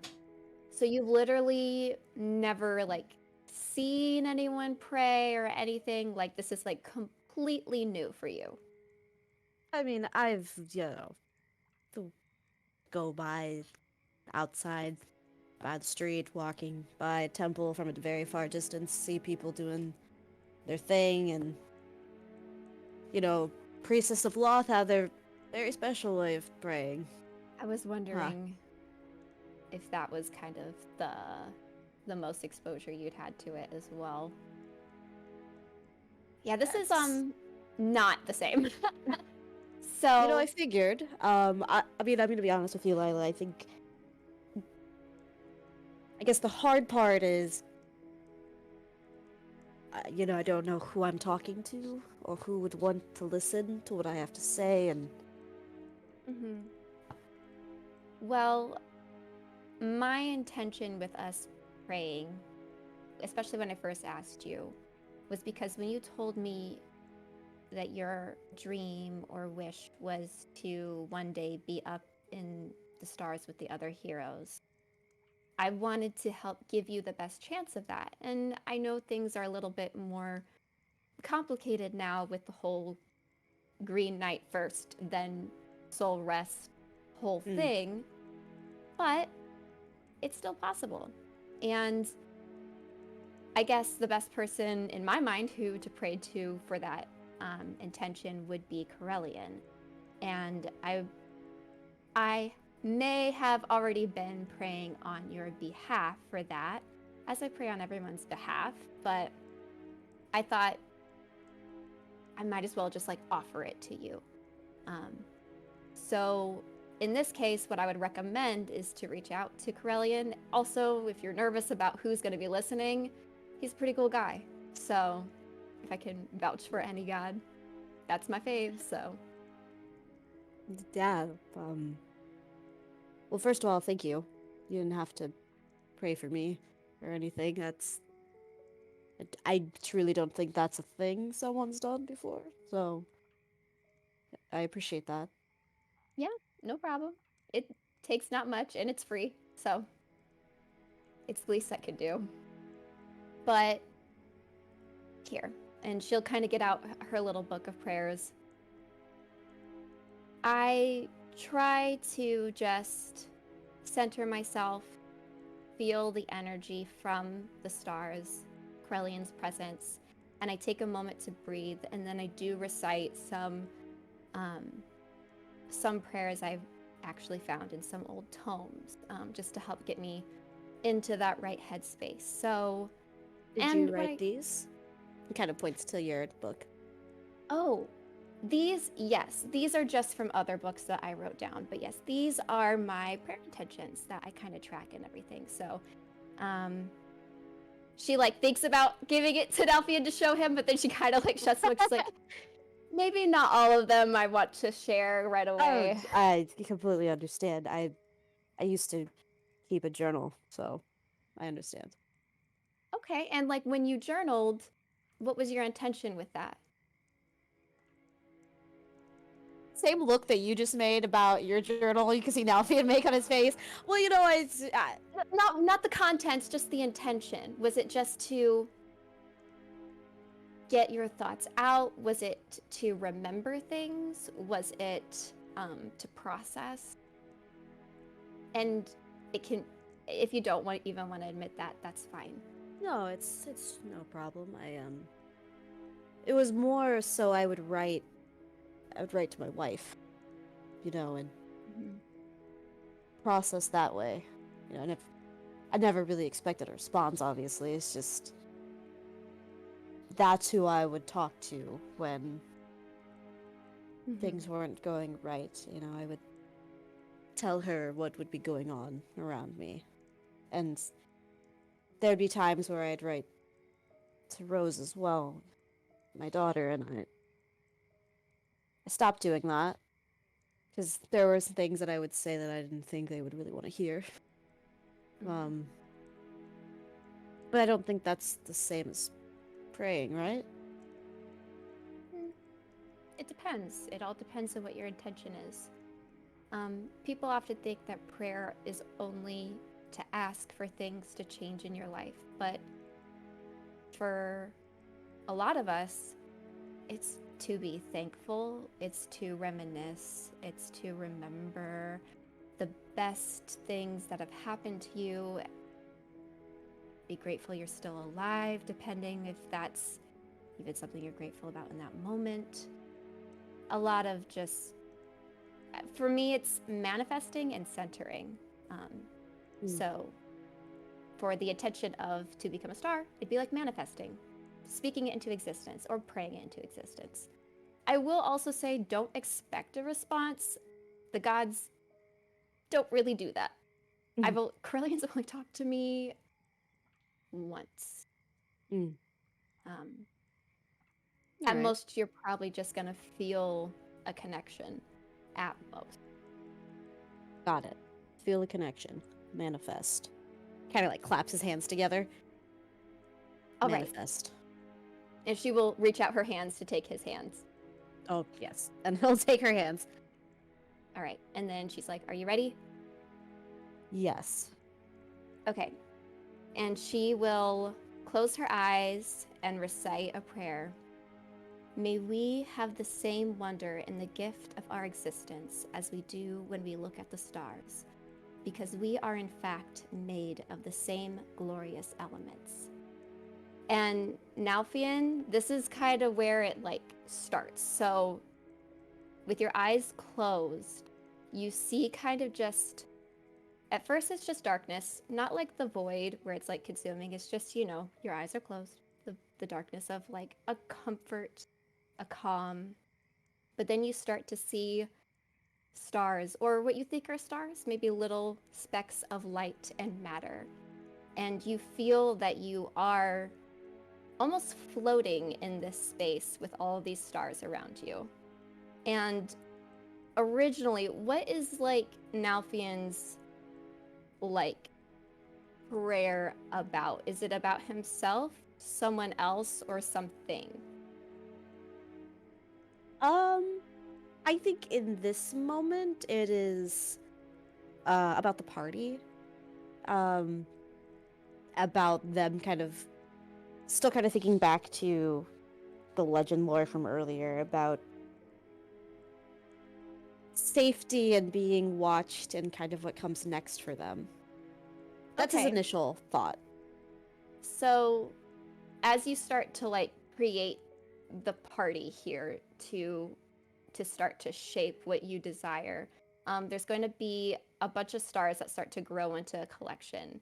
And now you're going to mate or build each person you're praying about. So this could be obviously not hair, skin, and bones, but what materials would Nalfian build, let's say twig out of? Wait, this is so cute. Okay. Felicity, you're great. Oh, Materials? I mean, he would literally imagine twig as a pile of black rose petals and leaves. Oh, yeah. Little branches sticking out, little sprigs of greenery here and there. Yeah, and as first the stars turn into those materials, as Nalfian then starts to shape those materials into twig, and then you can move on to the next person, let's say Yorick. Oh my gosh, yeah. Yorick? it'd be like food. It'd be a bunch of different food. But like at the center of it, though, it'd be like his glaive, right? Yeah, it's a glaive. Yeah.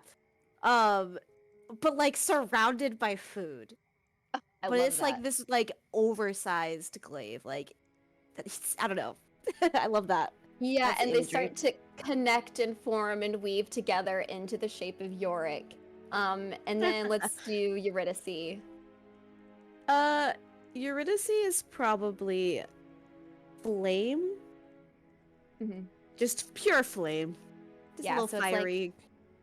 a roaring fire, untamed and everything, as it starts to weave and then become more tamed, almost into like a hearth, but it's raging as then it shapes into Eurydice. And then Lila. Yeah, so Lila's. This is gonna sound weird. Lila's comes with a smell, but it's like a like that warm smell that you get when you come home on like a nice like spring day, and it's like she's like green grass and like bright colorful flowers. Yeah, and all those flowers then and the grass start to grow and shape into a floral scented Lila. There she is. And now, Nalfian. Ooh, that one's hard. I feel like his glitch is out for a second as he's trying to think. I'd like to think that Nalfian's is a little bit of a collection of everybody's. There are some black petals, some of York and Nalfian's shared favorite food, some flames, and some of that green grass that come together to make Nalfian. I love that. So now with the party standing there before Nalfian and like all like in star matter and everything, where is he taking this party? His prayers for them and it's for their betterment, but now he needs to like materialize that. What does that look like for him? I think, again, recency, it looks like this area completely rebuilt. Like, there's a whole ass keep that is towering over everything, but somehow integrated with the nature around them. And everyone just looks like they're happy. And everybody is here. Yorick's not in the hells. Eurydice's not off with the hidden flame or whatever. Like, everybody is in this space, just kind of laughing around, and maybe they're sharing dinner together somewhere. I love in that. the keep. That's cute. So in this city, with all the buildings rebuilt, Lady Forrester is like officially here through the city, bustling with her people. There are flowers and things growing up the towers of the built buildings of brick. That's the word I was looking for. And Nalfian is strolling through the town, enjoying and hearing the sounds of what seems like just the best of their hard work finally paying off. And now that you have manifested this that you hope for, is there anywhere else you want to take Nalfian in this manifestation? Anything else you want him to pursue here? In this moment, in this space that they've created? Yeah. No, I think Nalfian's really content with that. For now. Yeah. And then the whole vision starts to shrink down, not in like a minimization, like it's feeling farther from you, but it starts to shrink into this little ball of light that's now in the palm of your hand. And now, Nalfian, it's in your head, so Lila won't hear this. Is there anything you want to say to this wish that you have?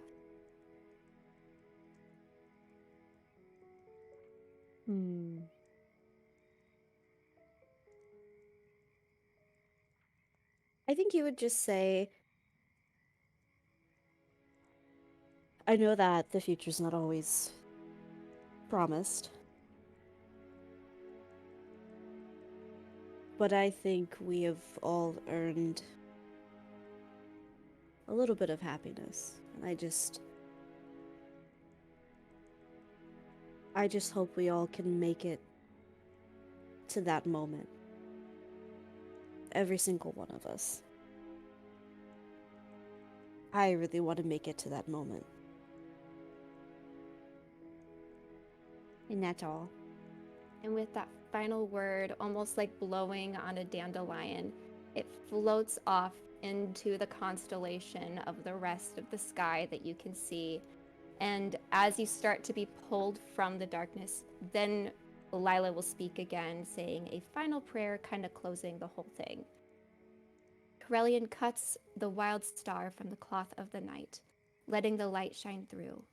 The shape of light held at the edges of the dark. The light we did not expect. Risky and saving and wondrous.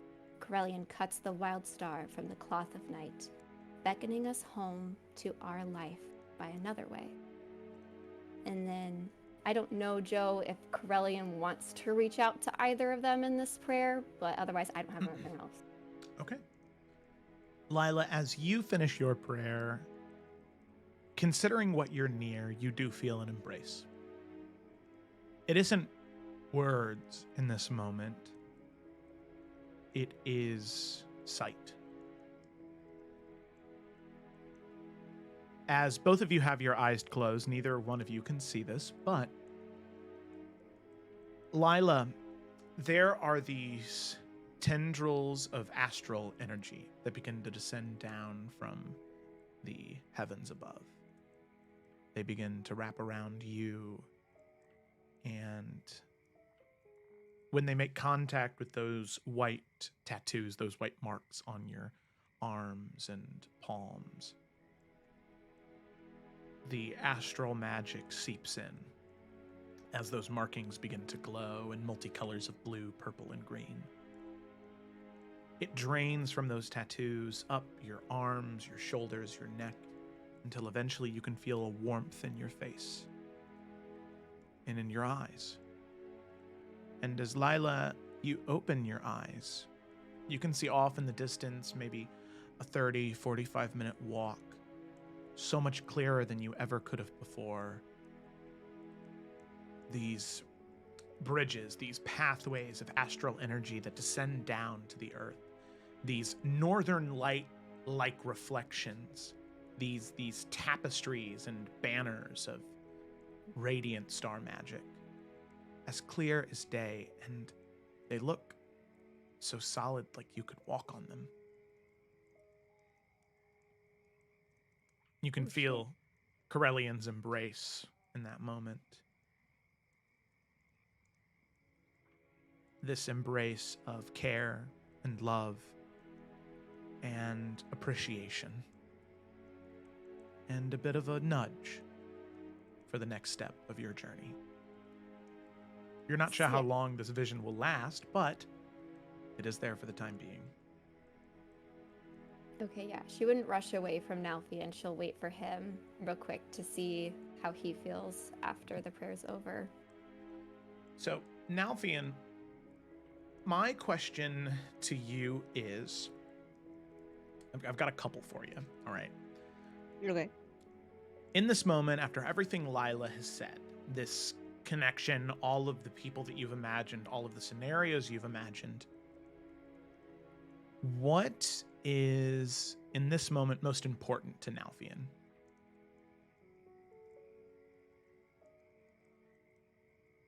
So I know that's a big question. I don't know. I mean, now that everything's kind of like okay, I mean, just the party as a whole, right? Okay, your companions. Yeah. That's fair.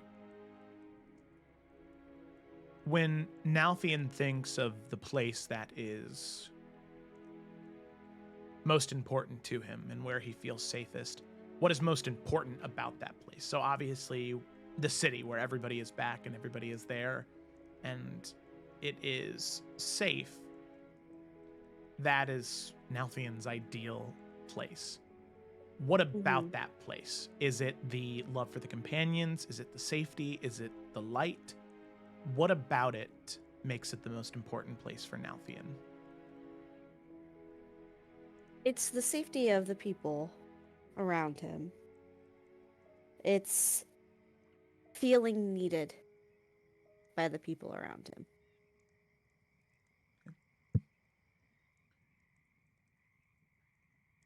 And then finally, Nalthian, in this moment, thinking of the present, but having just before you started praying been reminded of the past.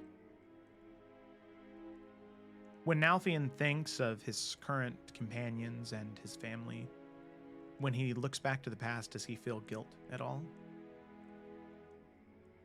No. No, I think in fact he feels very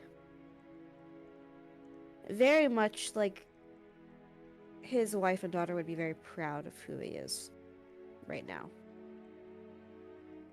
I don't think Nalthian has felt guilt for a while, but especially everything that has happened here, he is kind of completely rid himself of that thought. This kind of like solidified that for him. Okay. Nalthian, as you pray and you focus on those key aspects, those things that stick out to you, I'd like you to roll a D100 for me, as this is your first foray into praying, into communing with the gods in whatever way that may take shape. 52. 52? Okay.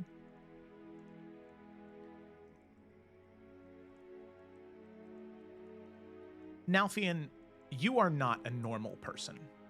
Let's make that clear right off the bat. Okay. You and your companions have accomplished things that are unparalleled to heroes and adventurers for the past 1,000 years. What you do, people notice.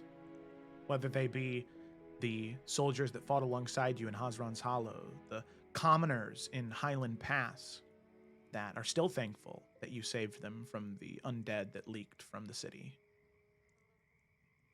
Whether it be the current heir to the throne of Tarkir, or even whether it be the gods themselves. People notice what your companions and you do. And as you draw on all of these things that are so important to you and all these feelings you have, you feel compassion for your companions, love for all of them. But out of all of your companions, deep down, renewal is core to your character. You have changed so much from when you started on this journey to now. And in that growth, and in that renewal, that renaissance of Nalthian, as the sun is just fading behind the mountains at this last moment of twilight, you feel the warmth hit you. The light shines on you.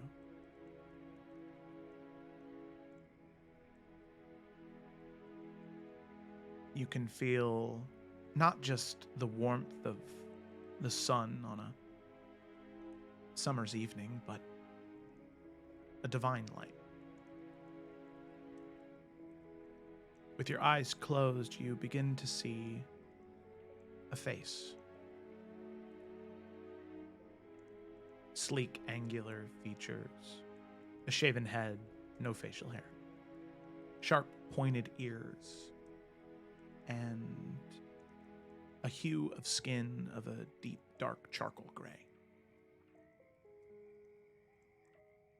2 eyes, red, that of a drow. The drow man looks to you and smiles.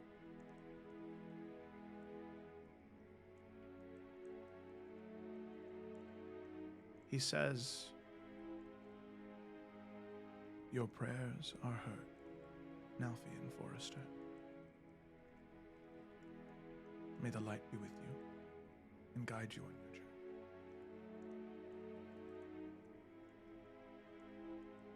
As Nalfian, that's it. The sun tucks behind the mountain peaks. Darkness envelops the land as night falls.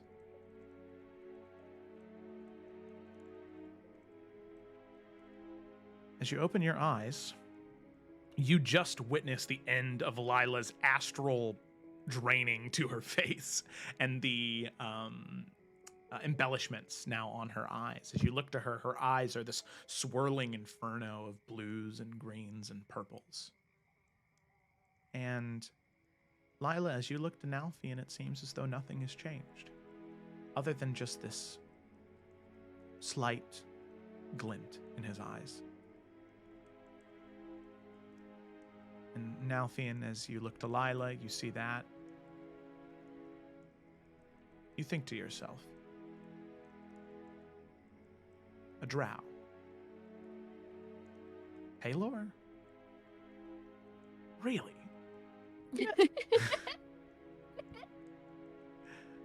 That's wild. as you look to Lila. Well, did you hate it? Did you like it? Oh, wow. I think I really enjoyed it. Yay. Good. Good. I don't mean to leave abruptly, but Corellian is calling me. No, you... Lila, thank you. You are so incredible. Thank you. Honestly. Thank you for sharing with me. Sometimes I feel like it can be a little off-putting, so... No, it was... Thank you. But yes, go... do Yes, your we could talk. I want to know what star thing. happened. And she like gets up and like grabs her stuff. She's like, but I gotta go. And she's gonna run to where she needs to go. Okay.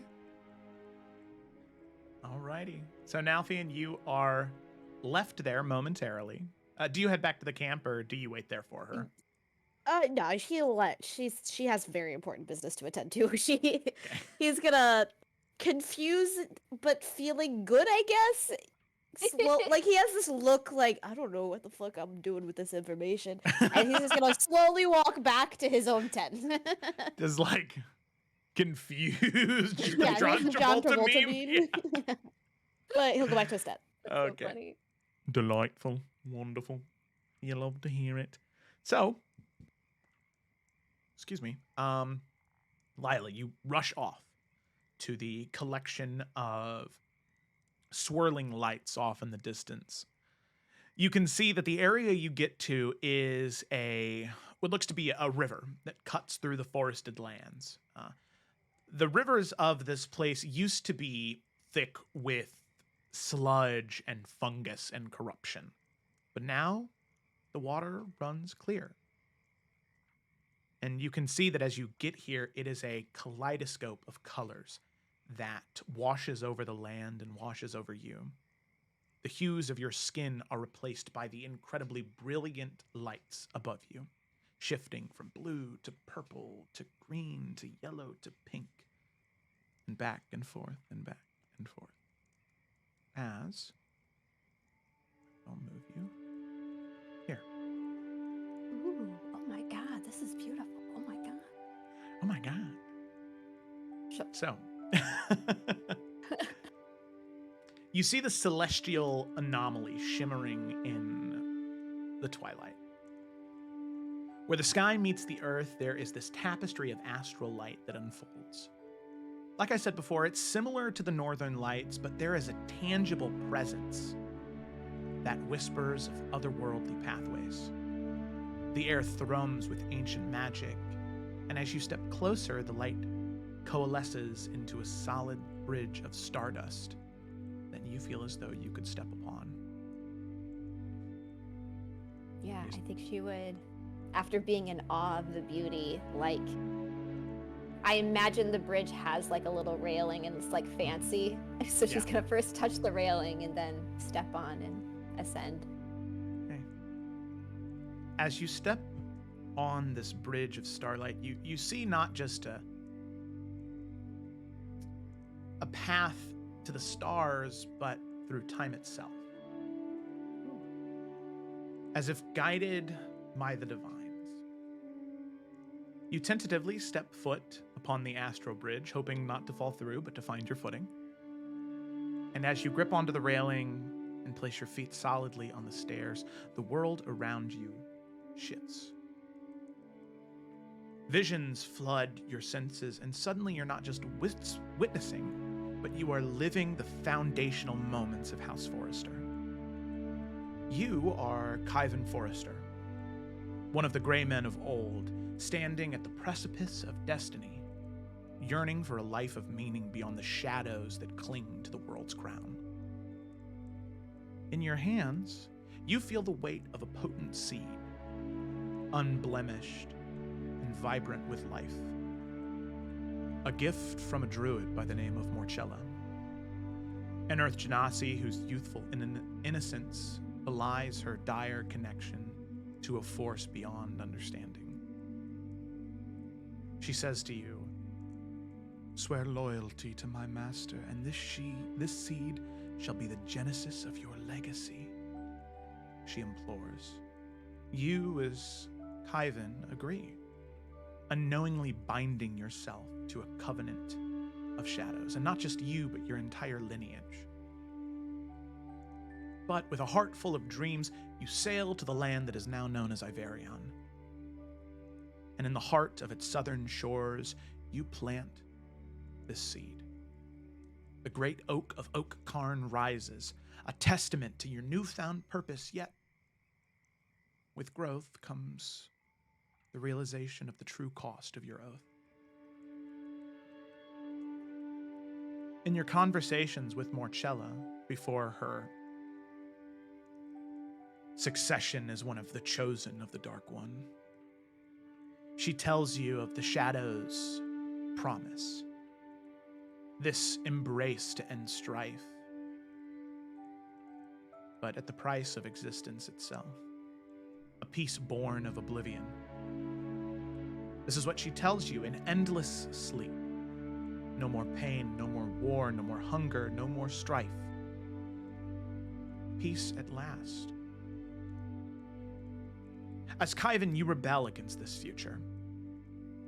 Your second chance, your second lease on life, having this seed, you wouldn't give it up for anything. You cast aside Morchella's seductive truths, and the war against the dark beckons.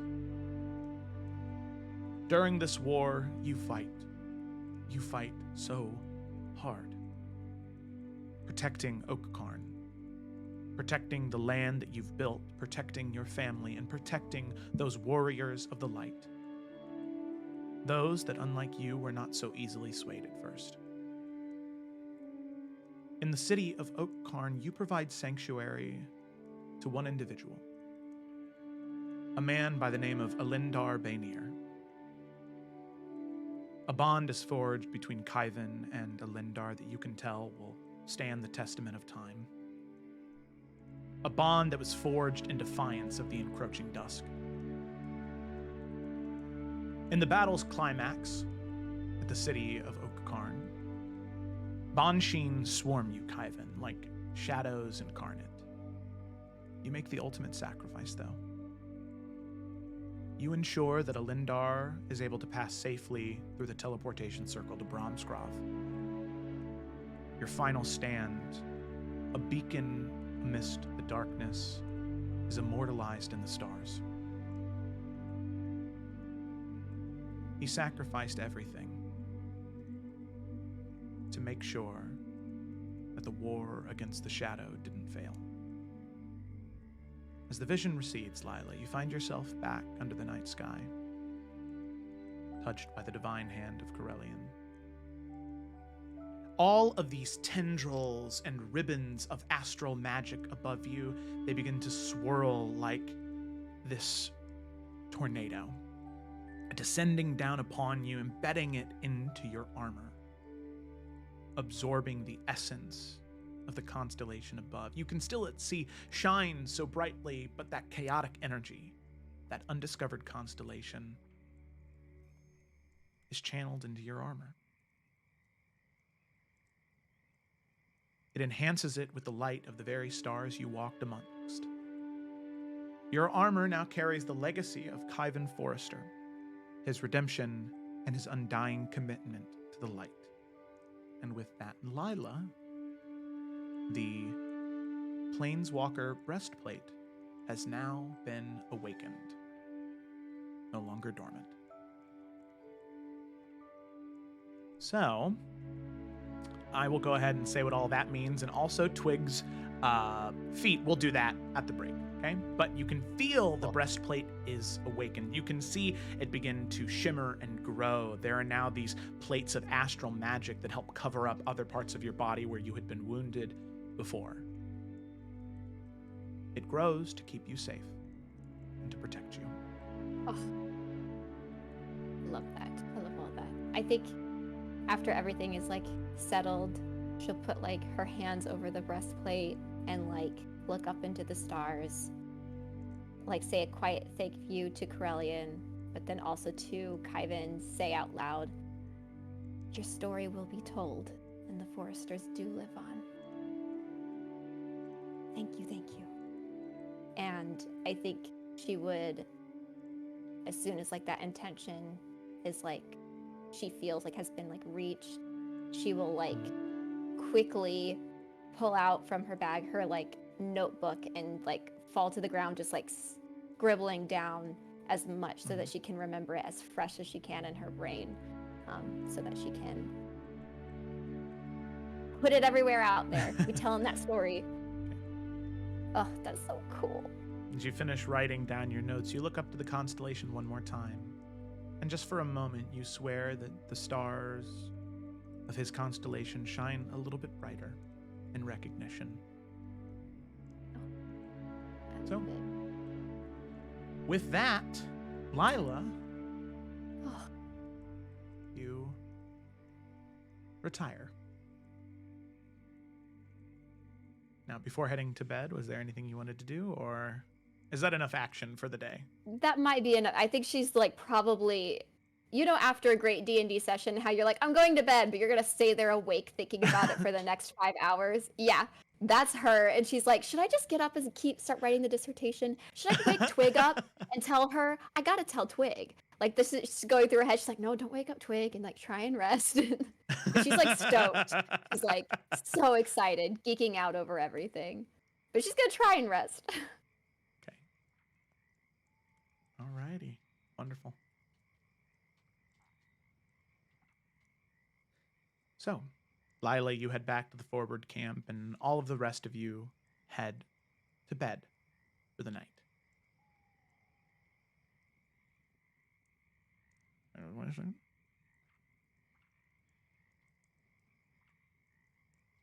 So, all of you head to rest. Maybe every once in a while getting up to take just a quick look around, still doing some semblance of watches just to make sure that you and all your companions are safe.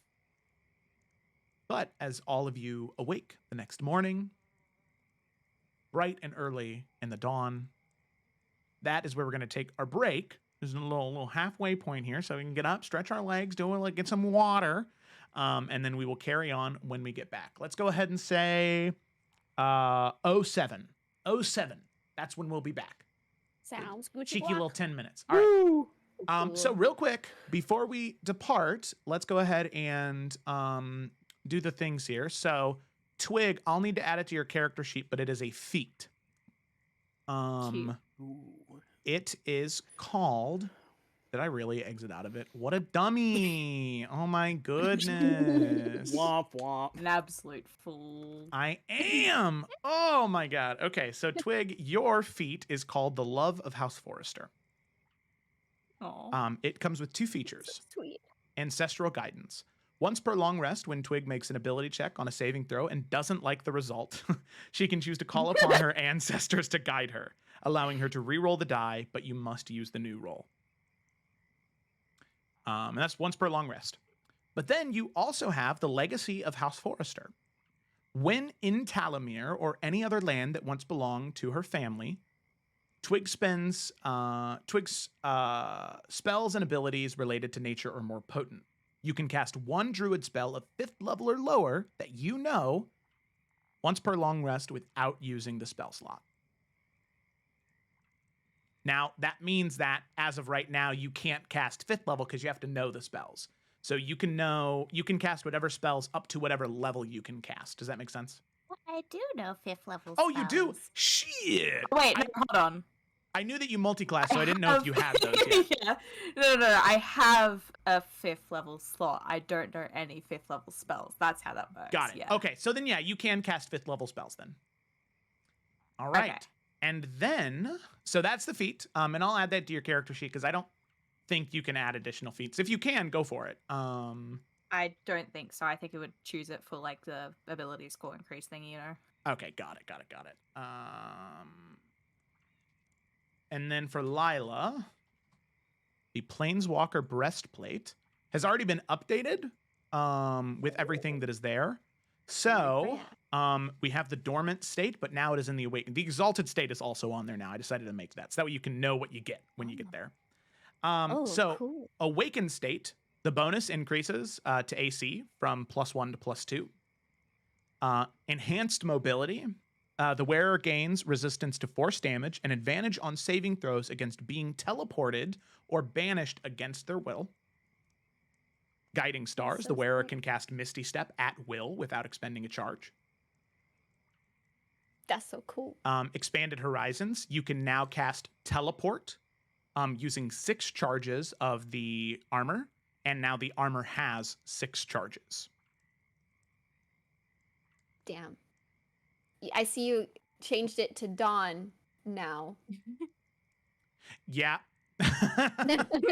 Just to make It needs that way. the whole night of stars to reach. Yeah, exactly. You know? Thank you. That's a great explanation.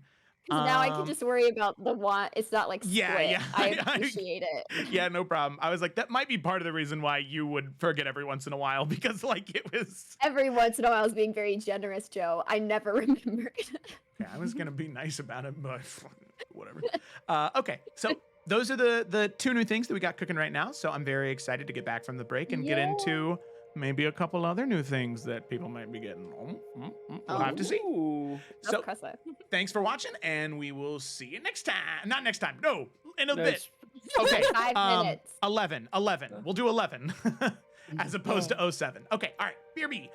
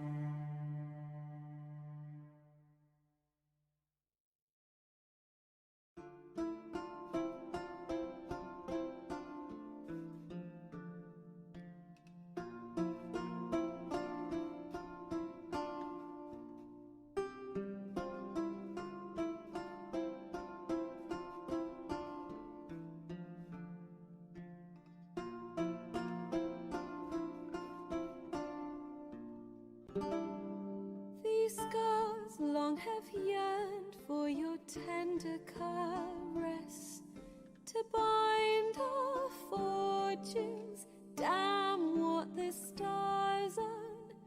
Rend my heart open, then your love profess.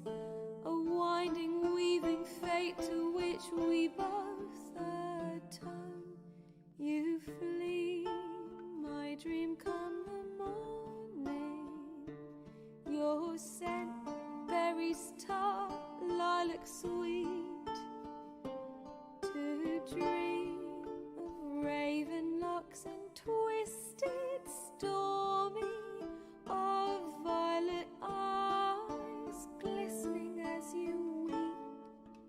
The wolf I will follow into the storm, to find your heart, its passion displaced by our ever-growing, hardening into stone. Amidst the cold, to hold you in a heated embrace. You flee, my dream come the morning. Your scent, berries tart, lilac sweet. To dream of raven locks and twisted, stormy, of violet eyes glistening as you weep.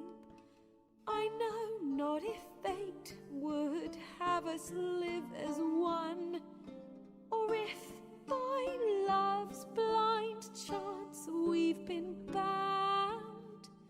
The wish I whispered when it all began, did it forge a love you might never have found?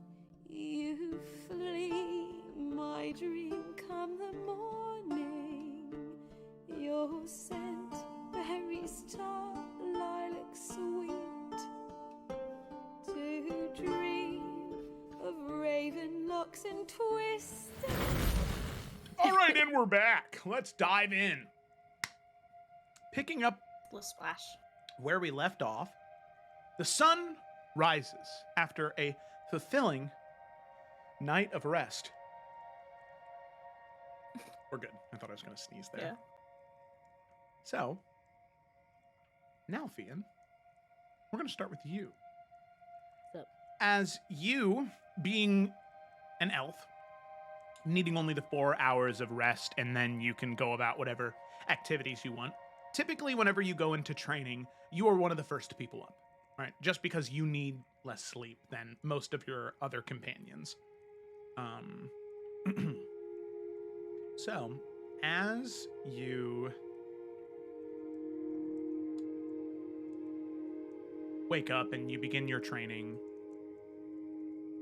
there is this feeling you get as you're training at dusk, or right before dawn. You can feel something coming, this breeze on the wind. And as the sun begins to rise over the mountains, the first light of dawn pierces through the canopy of this newly liberated forest. You can see off in the distance, past the trees, you can see the Green Knight standing there. You can see him beckon for you to come closer to him. Now feeling well. So, Alfian. What the fuck? That's not your motif. Why does it keep doing the wrong one? No. It was a romantic guitar because it's Dickin, obviously. Yeah, I was gonna say, There we it's the boy. go. So, you approach the Green Knight. Yes. As you do, he beckons you to follow him, and he guides you away from the bustle of the early morning camp. Your feet, seemingly led by destiny, tread behind him. The sunlight piercing through the forest canopy You follow throughout the trees until eventually you find one that he stands near. The bark hewn in two, crackling green energy filling the tree. You can see the air vibrates with ancient magic, and directly in front of this tree, the earth is lush with a vibrant green grass.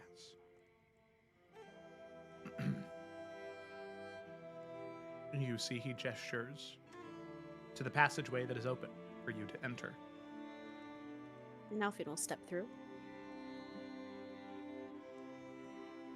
So, as you step through, Nalfian, you begin to see what begins to fill your vision is an area you know oh so well. Not cluttered by countless tents and nobles and knights, but an incredibly clear grove.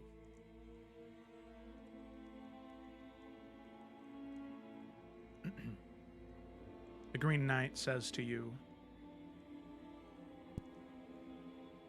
"You stand on hallowed ground.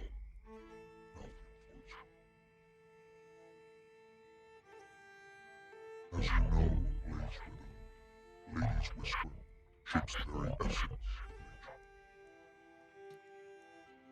Before you, you can see the air shimmer. The Green Lady's form coalesces in the morning mist, her presence as commanding as it is serene. Her voice echoes throughout the grove. The protection I bestowed upon Twig is to be withdrawn. She must walk her own path with her own strength, as you all must. Yet fear not, for she is never alone, as long as unity and courage remains your guiding stars. Your service as a knight of House Forrester and my own honor guard has been a tale of valor, Nalfian. It is time for you to step forward in new armor, wrought from the deepest gratitude of the natural world. You can see with a graceful motion, she reaches out and grabs onto the bracers. One hand and then the other. Her touch is this overwhelming sensation of a fresh summer's breeze in the morning. The smell of a flower garden. That cool sensation you get of that breeze in the back of your neck on a hot summer's day. The feeling you get watching the sun rise over a snowy field. All of these feelings of nature, they embed themselves into you upon her touch. As she touches the armor of the Green Lady, she says, "Let this armor shield you as you have shielded others, a bulwark against the shadow that crave the dimming of your light."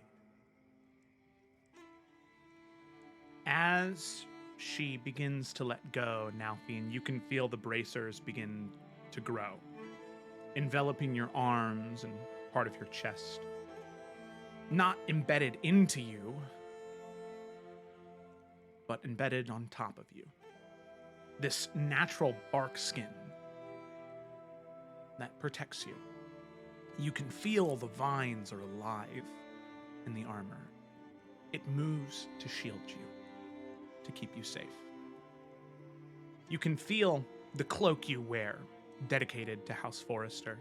You can feel the vines begin to wrap around the edges of the cloak as they begin to sprout multicolored flowers and roses. Deep, dull hues, but a cloak of nature, of earth. bearing the Green Lady's blessing and the mark of House Forrester.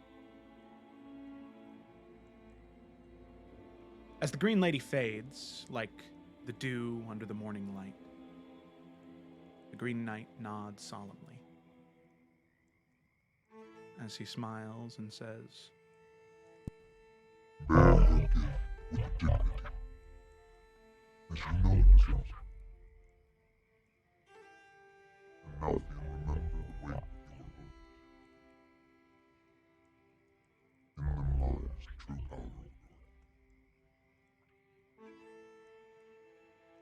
And, if it is not too inappropriate for me to say,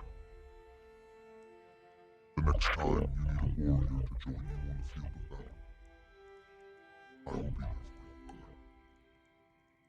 and he gestures his hand out.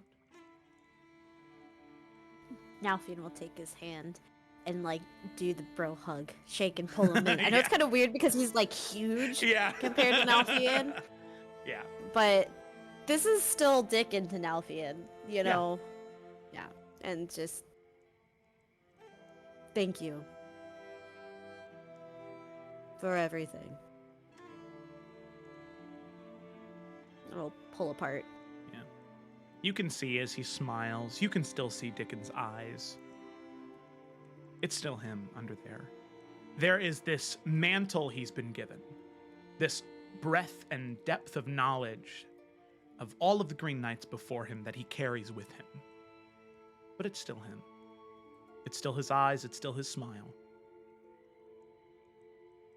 With that, he leads you back to the tree you came from. As the bark cracks and the energy shimmers,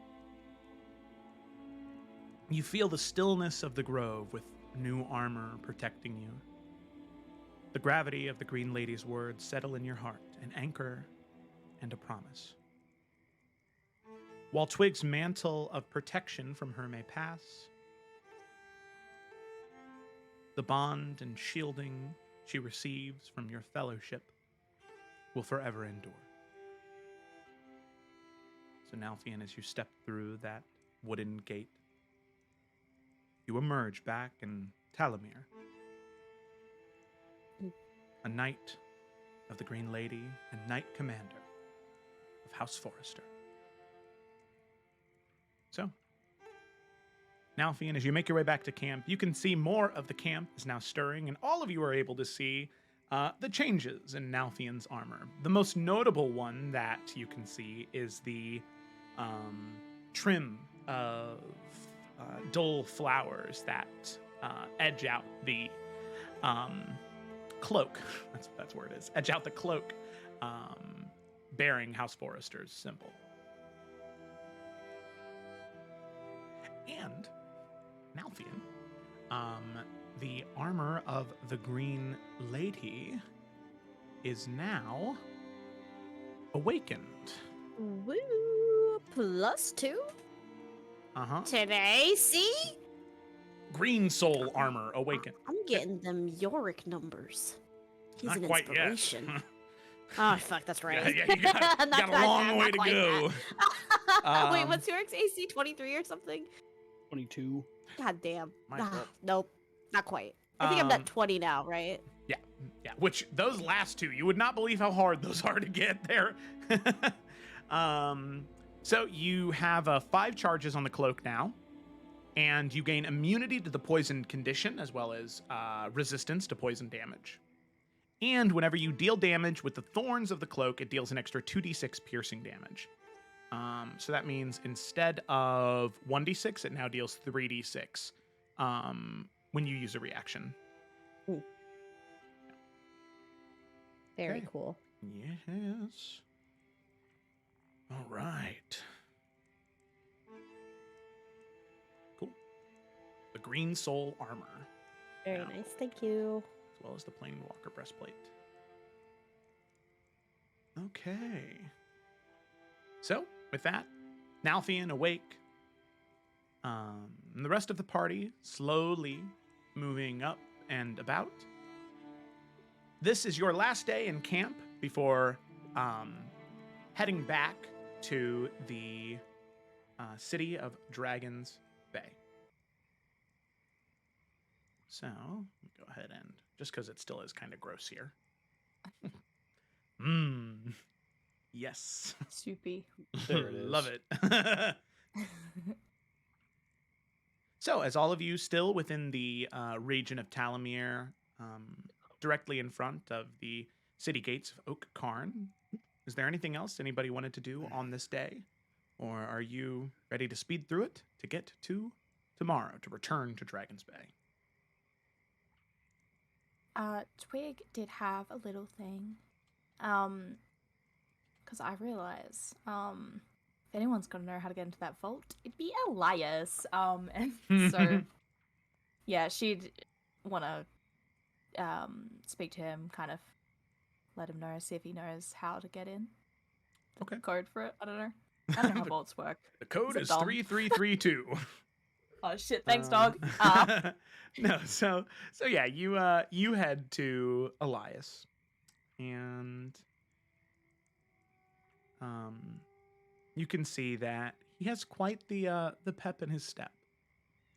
He needs the cane to walk, but you can see he walks among the camp. He looks to soldiers. He holds himself like a man 20 years younger. There is something to be said about joy and hope and faith and what it can do to someone. You remember when you first encountered Elias, he was a broken man, drowning his sorrows in alcohol, killing himself because he didn't know what else to do with his life. But now he has purpose. He walks with a limp, not quite as quickly as he used to, but he still walks nonetheless. As he sees you, the wizened old man looks and says, My Lady Forrester, it is a great honor to see you on this morning. Is there something I can help you with? There is. When I went back to the keep, I found that there was a vault. Ah, yes. Yes, the vault of the Forrester family. I suppose it was kind of known when everything was falling apart. And there's not much that remains untainted there. But I don't think any of the corruption was able to get through to it. I feel like it would hold at least the only remaining parts of, well, the old Forrester lands. The old parts of my family, and so I was hoping you'd know how to open it. Well, lucky for you, I do know how to open it, but I am not capable of opening it. But just as easy, I can show you how you can open it, my Lady Forrester.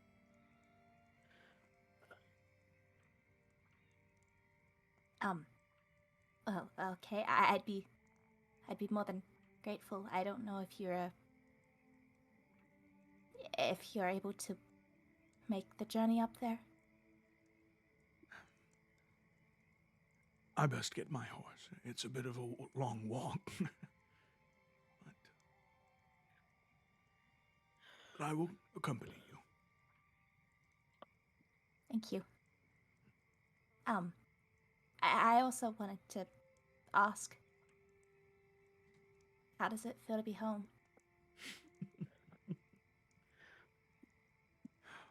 God, there is no sweeter thing than being away for so long, thinking you could never come back. And even in its state now, to be here, to see it. I know that if I were to die tomorrow, I would die a very, very, very happy man. And I know that is a very macabre thought, and I apologize greatly, my Lady Forrester, but when you get to be as old as I am, it's a little hard not to think about.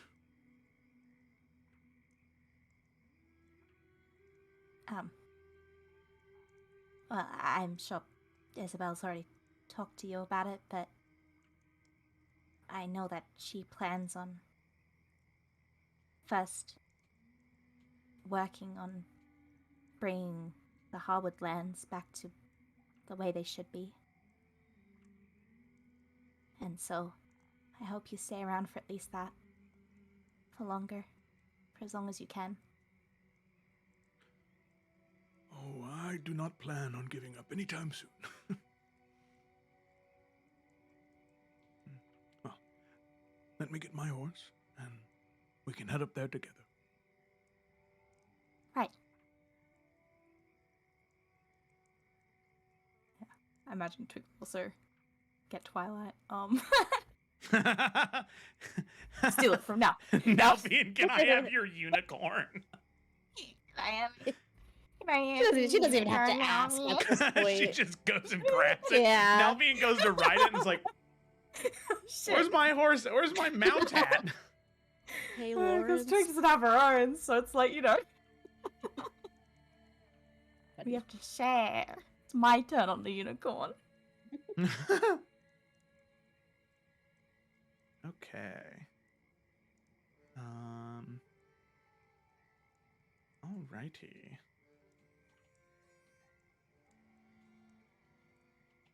So you go grab Twilight, and you meet up with Elias Harwood as the two of you begin to ride off towards the keep, Oakcarn Keep. You make your way in, and a lot of the city has been cleared out by now. Any of the rubble or broken pieces or large chunks of fungi that were blocking passageways. The city is easily traversable now, even if it is in ruin. You make your way into the keep, and from there you dismount, and you and Elias, you needing to give him a little bit of help down the stairs that lead to the vault. But eventually you get there. Having been told about this place, a lot of the fungi that was blocking the wall has been completely removed and excavated out. So the vault door is free to open. As Elias says, The door was enchanted by a Fey Warden many, many, many, many years ago, long before you or me or your mother. It was meant to keep the secrets and wealth of House Forrester hidden, so that none but the heirs of House Forrester could open it.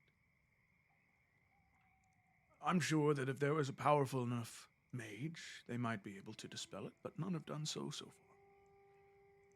So, all you must do, Twig, is approach the door and channel your druidic magic into it. Not a small amount. It will take some effort, some considerable effort from you. But once you channel that magic in, the gate will open, and you will be free to enter.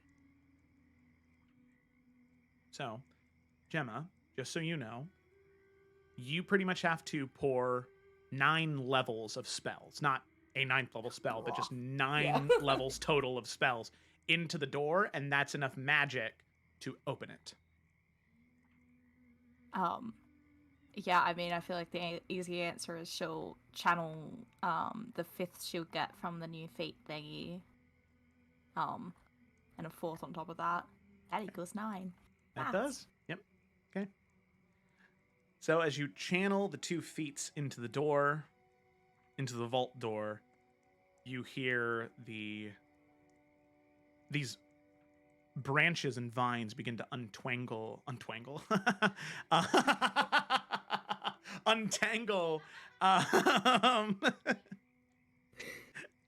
Shut up, Kayla. I can hear you in there. Stop making fun of me.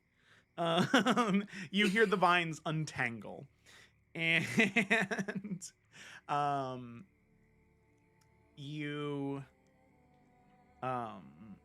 can see now. I'm all thrown off. You can see the vines untangle, and the vault door opens. Sure. Sick. Within the vault, you can see a great deal of wealth, not just in coin, but in items and magical artifacts and alchemical ingredients. There is a lot in here to take in. So let's go ahead and check it out. Okay. So there's a lot, all right? It is a vault after all.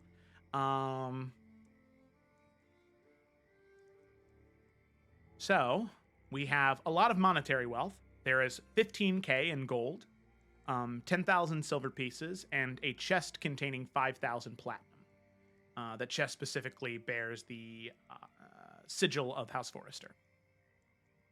There is jewelry in here. So there is a necklace of fireballs, a circlet that allows the wearer to cast a Zone of Truth once per day, and a signet ring of House Forrester that grants the wearer advantage on persuasion checks when dealing with nobility. It's not attunement. There's weapons in here. There is a +2 longsword with the Forrester crest on the hilt. It glows a faint green when monstrosities are near, within 300 feet. There is a set of +1 half plate adorned with the an engraved scene of House Forrester. You can see that this one in particular seems to be the planting of the seed that Kyvan received for the tree that is the focal point of Okakarn City. There are... Oh, and a shield with the ability to cast shield once per day. Yeah. There's still more. Magical tomes and scrolls. There is what looks to be a wizard's spellbook in here, perhaps the former house wizard of House Forrester. Spells up to 5th level in here. There is a scroll of Revivify, a scroll of Mass Cure Wounds, and a scroll of Greater Restoration. And, most importantly probably, there are 2 books in here, 2 tomes, that glow with divine energy. Just to keep things easy, these can be identified by, Zevran or another wizard that, is a part of this collection of people that you have with you. One is a manual of bodily health, which over the course of 48 hours, over 6 days or fewer, increases your constitution score by 2. And then there is also a tome of clear thought, which, same thing, read it for 48 hours over 6 days, your intelligence score increases by 2. All right. Well, goddamn. All right. Some crazy stuff in there, big dog. I'm not finished yet. Are you gonna give us the manifest? It's hard being this rich. Oh. I will. I'll post it. Yeah. There are 2 Fey items specifically, Fey artifacts. There is a cloak of elven kind, cape made of leaves of autumn. There is an Eversmoke bottle, which, when you remove it, it pretty much forms a 60-foot radius of heavily obscured clouds. Doesn't deal any damage, but it just is it's a bottle that'll never stop smoking. It's a tricksy Fey thing for mischievous Fey. There are potions and elixirs. There are 3 potions of greater healing, 2 potions of heroism, and 1 potion of invisibility. There is an elixir of health, which cures any diseases and removes the blinded, deafened, paralyzed, and poisoned condition.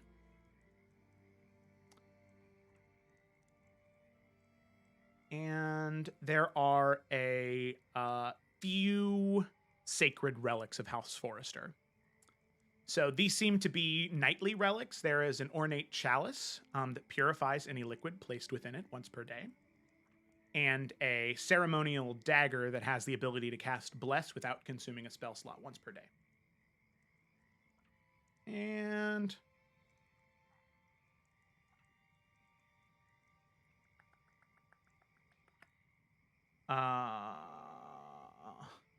that... Oh, no, sorry. There is one more thing. There is good. I was underwhelmed for a second. Well, just you wait, buddy boy, for this last one. But wait, there's more. There is a set in a small wooden box of 5 ancient druidic seeds. When planted, these each grow an oak tree that produces fruit with a similar effect to the good berry spell. Yeah, I bet you weren't expecting that one. Yeah, motherfucker. That's so cute. I love berry that one. That's my tree. favorite. Okay, for ease, I'm gonna put this in a Google Doc first and then send it. Yeah. Obviously, I don't think it's a great idea to loot all the wealth out of here, but What do you mean? That's That's also just a lot of items. ungrateful. But I think for right now, Twig is definitely taking the signet ring. Both because, you know, it's her family signet ring, makes sense. But also, I need that shit. Wow, how dare you? And yeah, I mean, she would, you know, especially because, you know, it's the party, she'd let people take like a couple things from there. And I imagine the potions especially would be good to hang on to, but we can discuss that shit later because that was a long list and we don't need to do that right now. Yeah, it would take a long time. Yeah. Okay. Tome of Clear Thought. Spelled thought wrong. Clear thoughts. Let's go. She breathes. No, I'm just kidding. Manuel. I just wrote Manuel, like the name. Manuel of Bodily Health. It's a gym trainer. Bodily. We are going to pump you up. Manuel. A fighting type. Manual Bodily Health. Clear Thought. Oh my god, I'm such a dummy, dude. Oh my god. Really video. Okay, Thought. There we go. Let me make sure that everything else is on here that I said. Yeah. Botanical collection. Fey artifacts. Diggity dope. All right, share. Vault contents. Contents. There you go. Share. Restricted. Anyone with a link. Editor. Yeah, so you guys can comment and edit and say who's taking what whenever. All right, here we go. Isles private. Let's do it.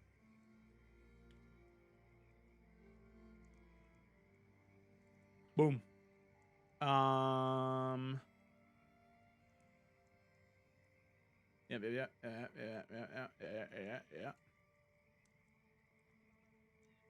Oh, it's supposed to win.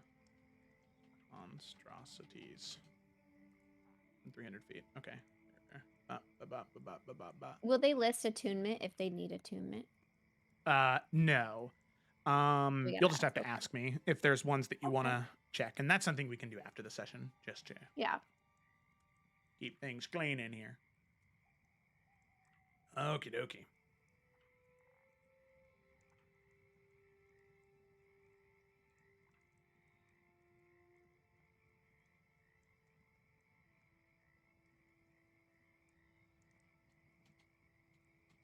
So, as you unlock it, you pour through the vault, looking at all of the things that are available, and you know that at least the money in here will be enough to repair the vast majority of Oak Karn City, on top of whatever trade is done in Dragon's Bay. That will help bring some extra money to repair the rest of Talamir. But it's a very good nest egg. It's a very good starting point.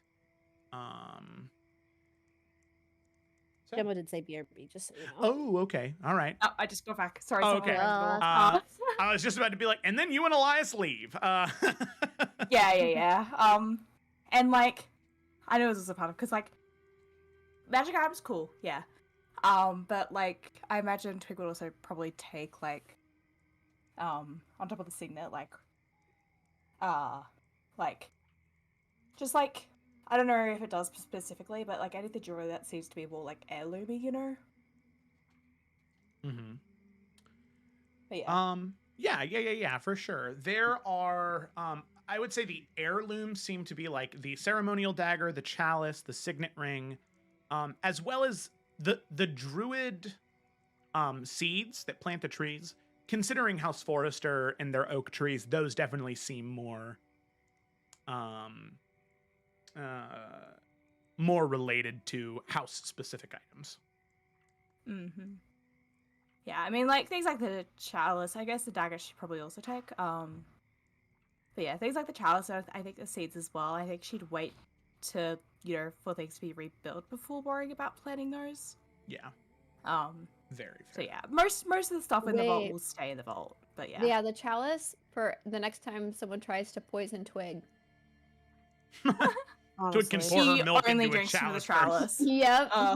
It's so funny. It's a trauma response. It's Um, not. but yeah, so she'd go through and she'd pick out a couple of things for the party. That we'll discuss later. Okay. And then yeah, she'll head back with Elias. Okay. Alrighty.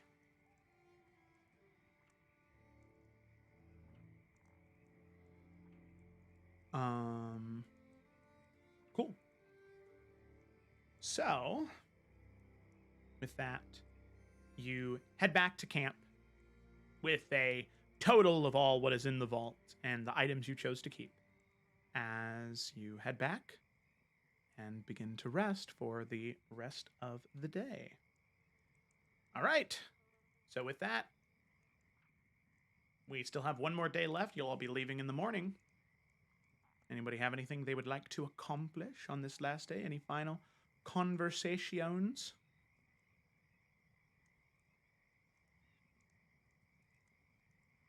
I think we're good. Yeah. Okay.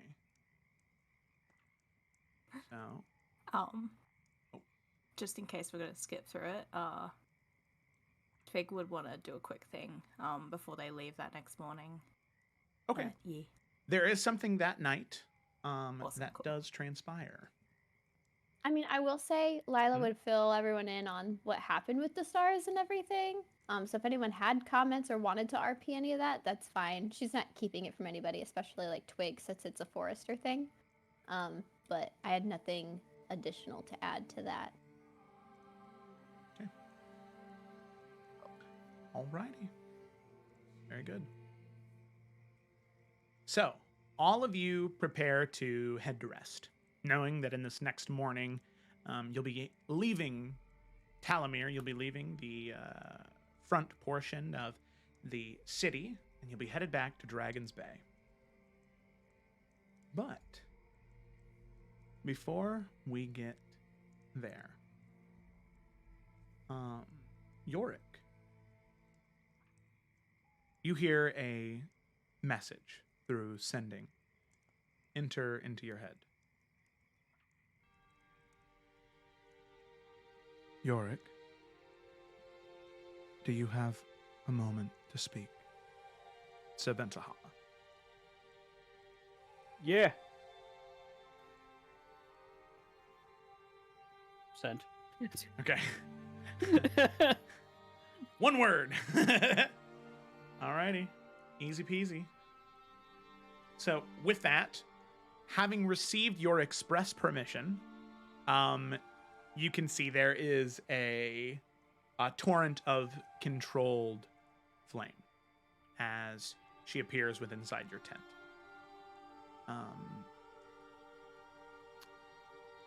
You see her as she says, I wanted to make sure that you were free to speak before I just appeared out of nowhere. I appreciate that. But yeah, I got my work done for the day, so I'm free. you can see that as she nods at that, her gaze is carrying just a little bit of worry. Not too much, but she definitely seems like there's something boiling underneath. You want to take a seat, or? I don't know how long I can stay for, but I will stand. Okay. Yorick, the hells churn with descent and upheaval. As you know, Dis lies in ruin. While it is a spectacle to some, it's a desecration to others. Our time to act is narrowing. There's a sense of urgency behind her eyes. Mm-hmm.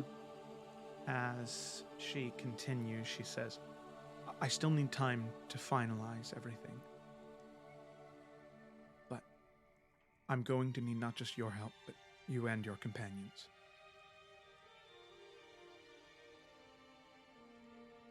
Glacia is attempting, as you already know, a coup of Osmodeus as king of the Nine Hells. She has already, to a degree, had Dispater dealt with, one of Osmodeus' most loyal followers. And while some view that as an awful offense, others view it as a sign of change. With Dis in ruin, they bicker about who is to next lead the foundries of the Nine Hells.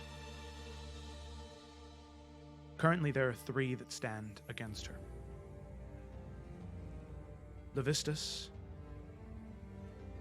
Beelzebul, and Mephistopheles. However, she has each one of these 3 cornered. Some trapped away, others unable to use their hellish powers. There are 3 titans of Hellfire, each cornered in their own circumstances. If we were to free them from Glacia's wrath, we could bind them to us. An alliance of necessity against the tides of chaos. You can see she conjures in her hand these heavy scrolls unfurl in hellish flame, the air crackling around them with arcane energy. Contracts. Drafted to seal their fate to ours. Tying them to whoever will be the new king or tyrant of the Nine Hells. I don't need to know now, but before you free any one of the 3, before you and your companions do, we'll need to know who will sit upon that throne. Choose wisely, for their crown will shape the inferno that either forges our defenses or could consume us all.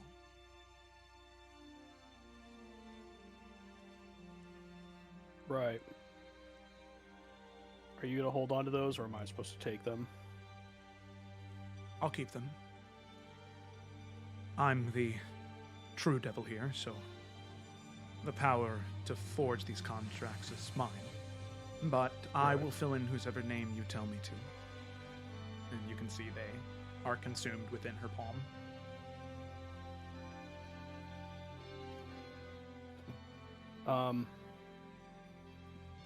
We're going to Dragon's Bay tomorrow to take care of wrapping things up here.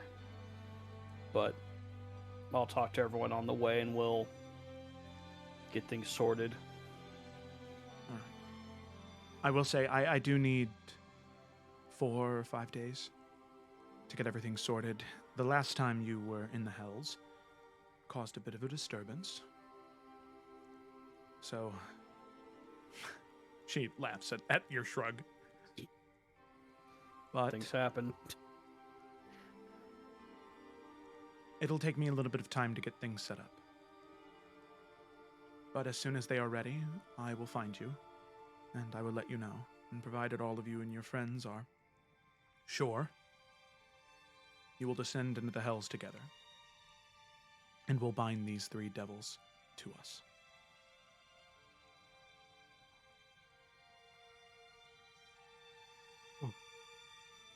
Okay. It's a lot of info, but good info. Is there anything else I should know? Yorick, I place a great deal of trust in you. And maybe it's because there's a part of me that's in you, or because you've grown into a much greater warrior than I could have ever imagined. You have honed your cunning and your ability to hunt over these past few years, and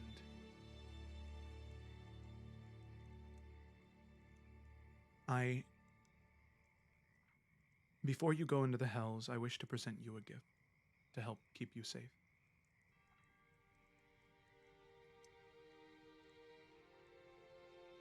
Okay.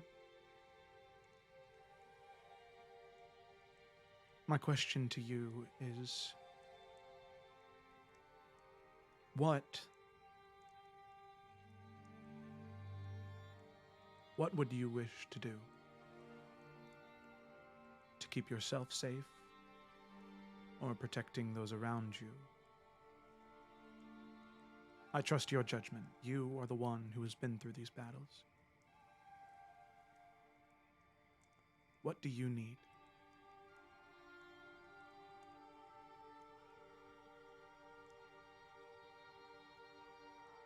He kind of thinks on that for a moment.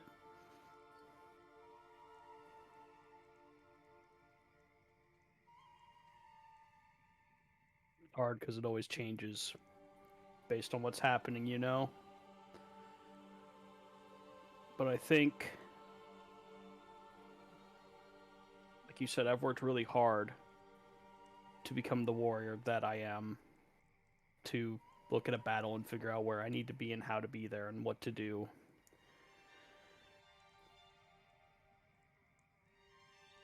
I think I just need to make sure I have the strength to back up whatever challenge I throw myself at.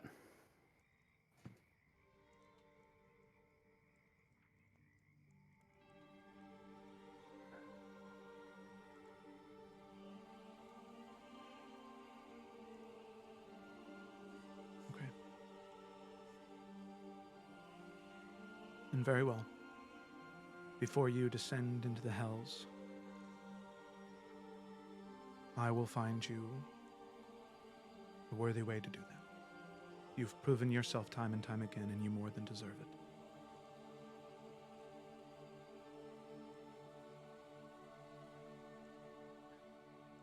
Well, I will let you rest, and I will see you before the week is out. Or you go. I know you told me the story about what happened, but I'm curious. You were approached by the Father of Lies. He attempted to make you his first Forsaken. I don't need to know what he offered you, but I'm sure it was probably at least a little tempting. And then you spent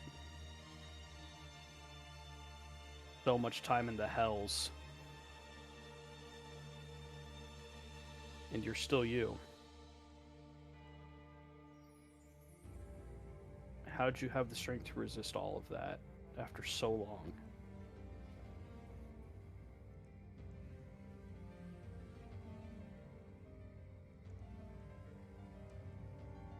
You see her eyebrows furrow.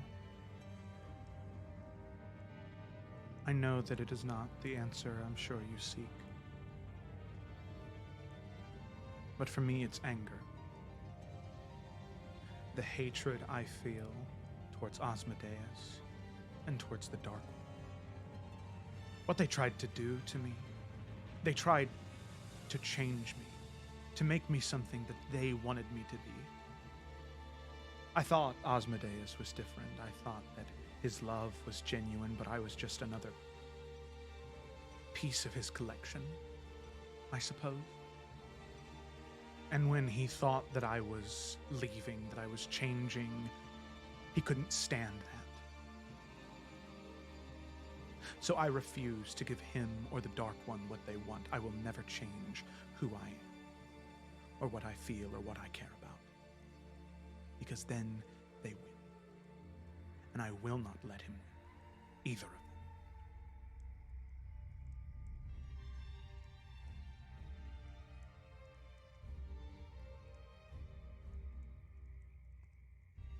You deserved better than what you got.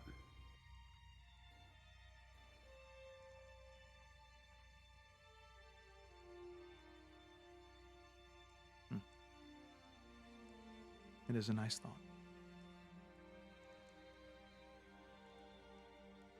Well, there's still much work to do on my end. I will reach out.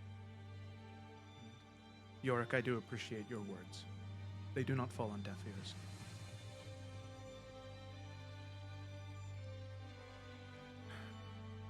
Farewell, Yorick. Till next time.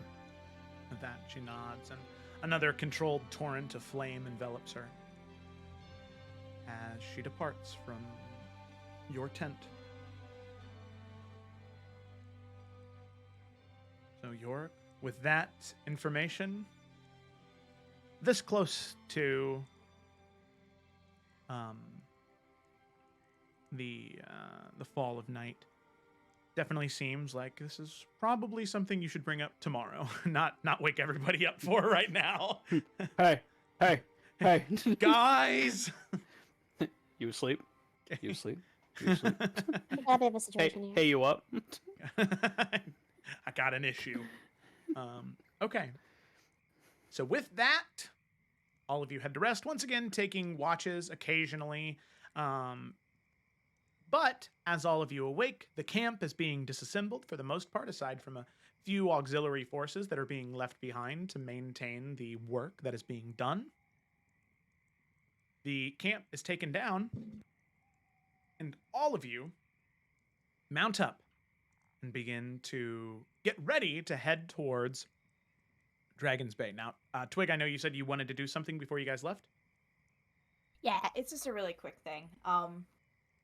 But before they do go, again, not really knowing how long it's going to be, / even if they'd be back, she would go to one of the little patches of roses that she's been druid crafting over the last couple of days. And she's going to get down close to the ground and just kind of whisper into one of the roses. I do want to thank you, Elwyn, too. Please look over this place while I can't.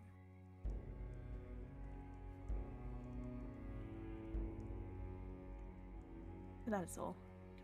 Okay. You can see that as you whisper into the flower, the black rose, you can see the base of the petals begin to shift and turn into this deep green and recede back into the black.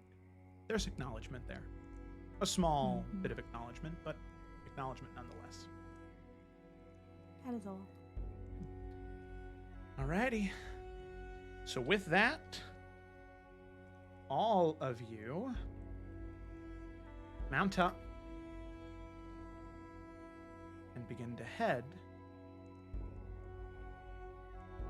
towards Dragon's Bay.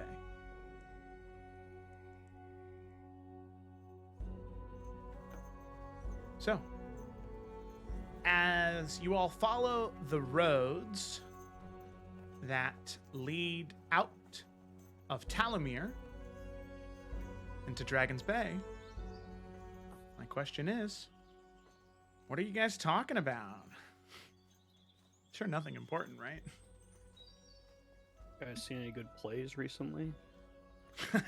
Just a ballet, you know? Oh, yeah? Yeah. That's cool. Awkward segue, but no, I'm just kidding. But I mean, Yorick would bring up the conversation with Aventahala and explain everything that she told him for the sake of brevity. Just so Kayla understands correctly, so essentially we're trying to recruit 3 of these creatures to join with us, right? Recruit? Force? Yeah, you're really saying Actually bind. we'll free you, but you have to swear your allegiance to the new Tyrant King of the Nine Hells. Which is... Are these all 3 archdevils, by They the are. way? Yeah, all 3 of them are archdevils. So they are the archdevils of... Oh, shoot. I've got to double check. I wrote down their names. I did not write down which. It's Beelzebub, Levistus, and Mistopheles. Magical. Just do the 3 from Baldur's Gate, like tyranny, murder, and death, or whatever. So Levistus is the archdevil of Stygia, which is the 5th lair. Beelzebul is the Lord of Lies. He's archdevil of the 7th. Now, Baalzebul is his name. Baalzebul is actually a fallen angel. So you might have some people who might be able to help you out with that guy. And then finally, there is Mephistopheles, who is the lord of the 8th lair of hell, who always was plotting against Asmodeus. That's just general known lore. And he They was didn't the like 8th. each other. Yeah. So you have the most powerful archdevils aside from Glacia, who is the lord of the 6th. God, so we have to be like, hey, do it. Guess what? I have planar binding. Ooh. So could use that. It's where you could take it's a casting time of an hour, but the duration is 24 hours, where you attempt to bind a celestial, fae, or fiend, or elemental into your service. So, if we need them to sign some contracts, We just make them sign it. Force them? Oh my That's god! fucked, but amazing. We gotta do what we gotta do, baby. Yo. We gotta do what we gotta do. Lila low-key shady good. sometimes. but it's chaotic good. If it's for good, she gonna be That's right. chaotic. Like, Right. Fair. Man. just it's tossing almost that evil, hat though. in the ring. I mean, to be fair, we They're kind of devils. are already using extortion because we're like, yeah, we'll let you free, but you have to be bound to us for eternity, you know? True. Yep. Look, I want to use this spell. Yeah, I know, I love Yeah, that. no, Use it all. I want you to Moms. use it too, because I think that's hilarious. So we do have a They way. get no choice. Yeah. Yeah. But like, here's the question: Who's the new dude? We need to pick. That's part of the thing. Now, Oh. Aventahala did say Asmodeus is an option. Yeah. Try to do the one we're Okay. going with, yeah. I remember Yorick and Eurydice had a conversation about this, about one of the two of Mhm. them potentially ascending, but they didn't tell anybody else, right?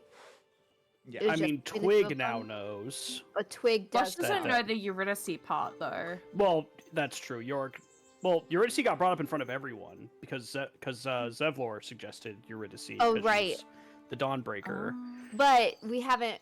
It was They haven't suggested. Yeah, nothing's But been Eurydice decided. didn't say anything about like if she wanted to or not. Yeah. My memory is she wasn't super happy about the situation as a whole, which fair Yeah. play. Yeah. I thought I was done with this shit. God damn it. Yeah. So, at least in Lila's mind, even though Eurydice is put on the table, that's probably a no from Eurydice. But you guys had a conversation. This is Felicity tracking because it's been a minute. But you guys had a For- conversation where both Yorick and Eurydice were open then to the idea of either potentially ascending, right? The decision was made between them that they were both fine with Yorick doing it. Yorick. Okay. So it wasn't. And okay. I think, even though obviously we don't have, River here to input, but, like, I feel like the general vibe was that, like, even if Eurydice was going to ascend to quote-unquote be a ruler of the hell, it would be in that kind of, like, combative quote-unquote thing with Yorick. And so I think Yorick so far is the leading person that we know is definitely going to be there, because I don't think you will let Eurydice just do that by herself, right? Yeah, and I mean, the only other name that was even brought up as a possibility was the Radiant Dread, but I'm not sure how I feel about that idea personally. Yeah. Especially if we're going to be binding people to him as well. I feel like that could be a really bad thing. So I feel like we can operate as if it's going to be Yorick that's bound. Even if Eurydice does become another quote-unquote leader of the Hells, But yeah, I'm for the thinking sake that of should be brevity, Yorick would bring up that he's also an option that he and Aventahala have discussed. Okay. So really it's Yorick, Asmodeus, and not even Radiant Dread. Like, are we even not considering that at this point? I'm open to hearing argument, but Okay. No. Galacia also said she would. Not Galacia. Galacia's trying to do it. I don't give Sorry, a fuck what sorry. she thinks, Joe. Mother, Crazy. daughter. I'm getting confused here. Aventahala also said she would do it. Okay. Yeah. She That's not was yours, her like her that. whole thing with Osmodeus initially though was Osmodeus has the, for lack of a better term, clout. He has the ethos. He has the credibility as the I mean, since the dawn of time, being the Tyrant King of the Nine Hells. He's the guy. He is the guy. So people will fall into line eventually, you know. Whereas with Although- Yorick or anybody else, there might be more rebellion. So the longevity of it isn't nearly as safe as with Osmodeus. But we do also kind of have until that first contract is being signed, right, to Yeah. really decide, right? You have until you need one of the three to sign the papers to decide. That's a later problem. Yeah. That's a future Forerunner problem. Yeah. Where the Forerunners were the Foresiders. Yeah, that was a great joke. Whoa. Um, Okay. I don't know how to follow that, Gemma. So. All right. Well, cool. So No, I was about to say, so I don't know if anyone has anything they want to add, but everyone has been caught up. okay. So no decision is made. Got it. I No don't. decision Yeah. seems to our have been decision made. is not to decide. Yeah. Oh, cool. All right. Sweet. We're gonna put some names in a hat later Sweet. and decide that way. Oh man. Oh shit, yeah, that's a great way to do it. Mm-hmm. Raffle it Glacia off. will be in there as well, you know, just a little bit of Just for- spice. yeah, a little And spicy. The winner is Twig. Sorry, Twig. You gotta rule the hells. Didn't even know Twig was in the hat to be. I put picked. everyone up. So. Oh, I see. I see. and and the leader of the Nine Hells Sorry, I thought- is Simon Dupree.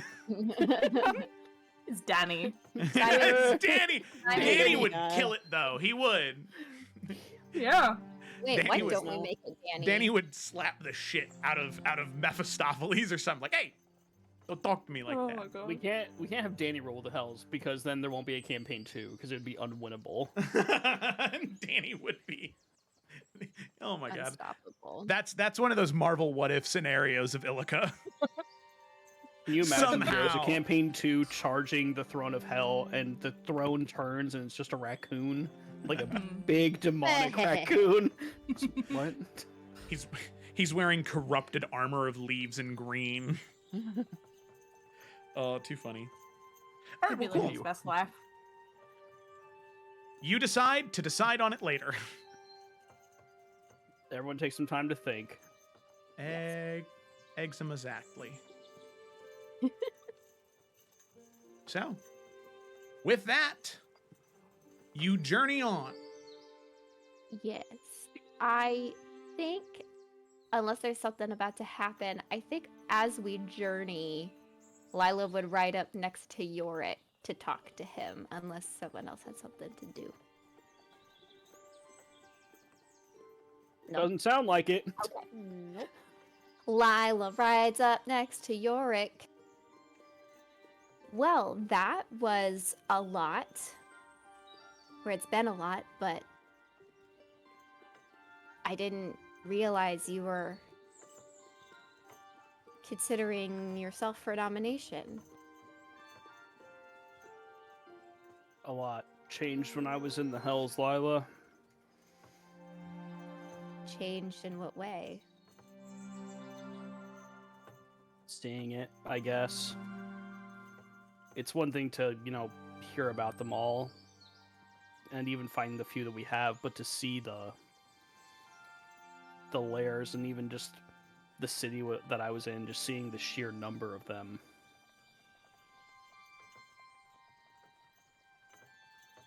I don't know, just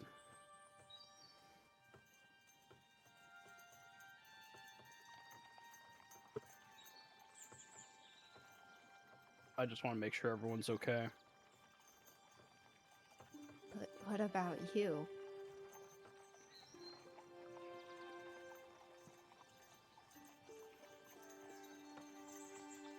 Look, since I've known you, And ever since you know, felt like you had me figured out, I've been trying to figure you out too. And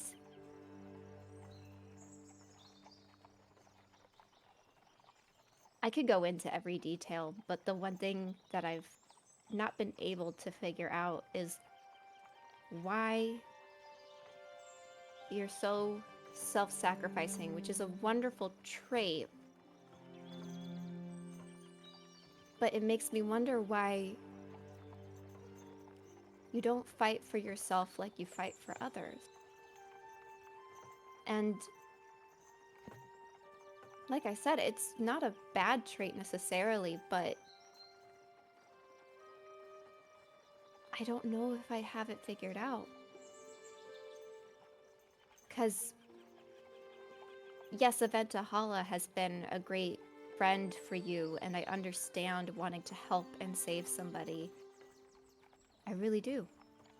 That's where I think we are very similar. And I know you take salvation and redemption very seriously. But then you're not so concerned about the salvation of your own soul. So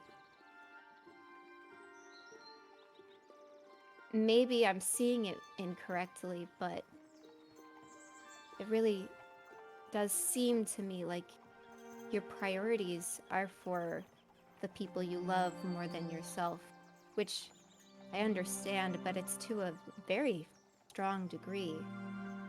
What makes you feel so willing to sign yourself over for the sake of the world and everyone else, despite maybe what you could have?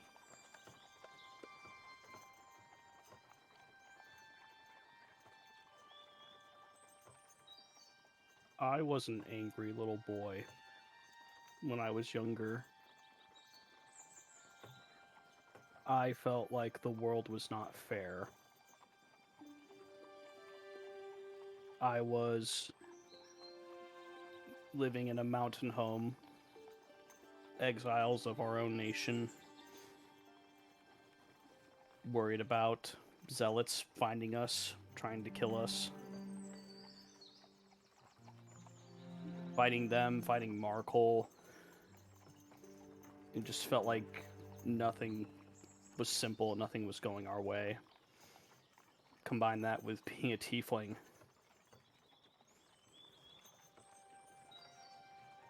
I was mad a lot. And then I got older and I don't really know how it happened, to be honest, but I like to think I listened, started paying attention more, and over time I saw that I had everything I ever needed and wanted, Lila. I had my family, my parents, my sisters, my nieces and nephews. I had a community that wanted to see the best in me. I had a mentor who, even though I didn't understand her at first, wanted what was best for me. And with her, the more I dived into that particular story, I learned how tragic that was. She could have been the first of the Forsaken, and she said no. Right hand of the Dark One, can you even imagine? She would have wanted for nothing. And she said no. And then to be punished to the hells for doing the right thing. And even with Osmodeus gone, she's still not free. But she kept doing what was right. She's still doing what's right.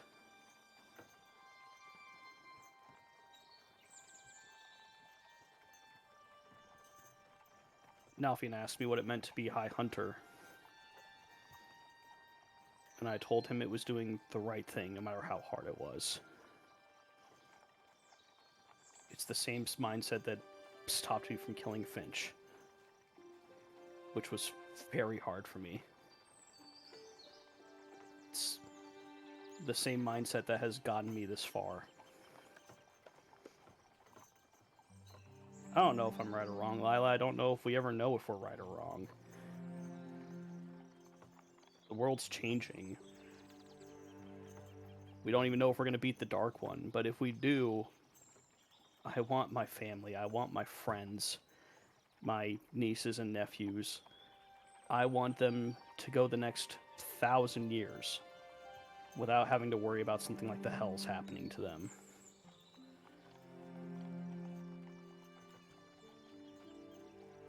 And if I can be a little unhappy, if I can be uncomfortable, if I can be in pain and ensure that that doesn't happen, that's an easy choice for me.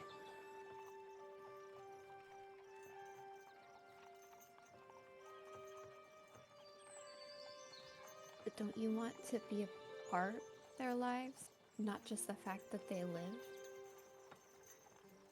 Like,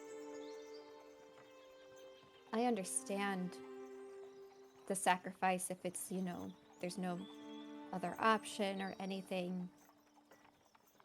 But if you have the choice to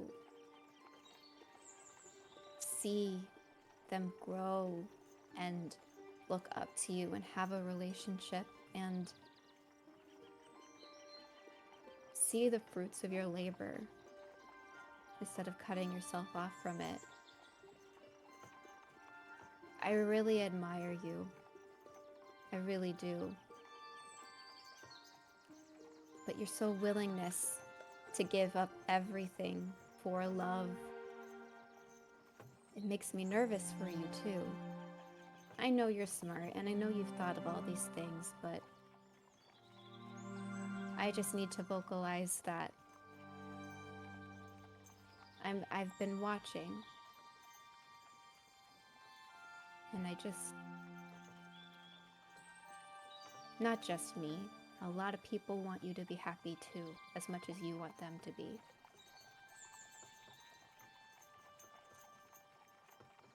I know, Lila.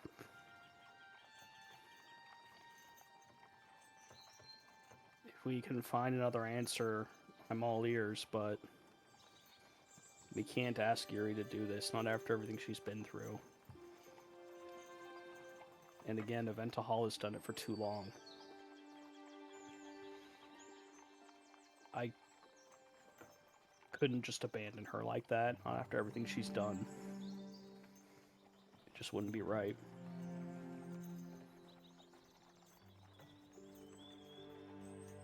Right. Again, we could pick Osmodeus. I just don't know if that would come back to bite us or not. I don't know. It seems like a lot of, or rather, whatever choice we choose, there's gonna be a downside.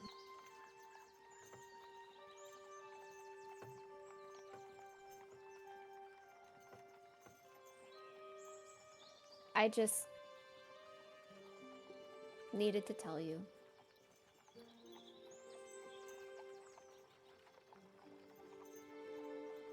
And I guess, for what it's worth, that's what I've been observing. I told you I would tell you.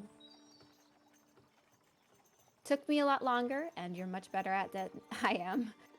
But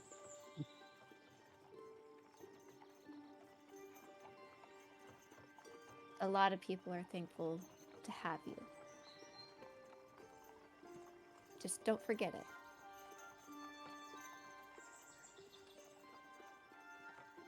Do me a favor. Always. I gave you an envelope before we went to go face Laura Khan.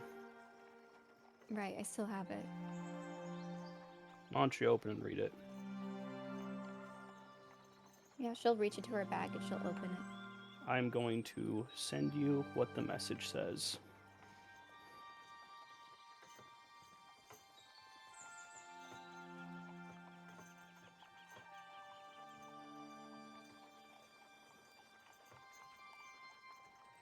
Secret, secret, secret, secret.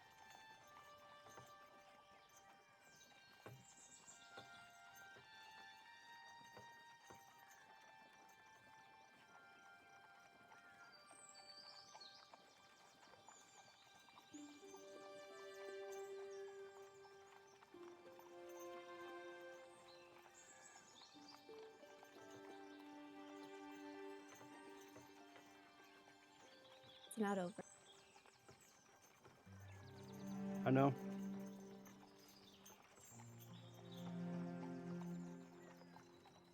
I know you know this, but I'm going to say it again. I have no intention of anyone here not making it to the end.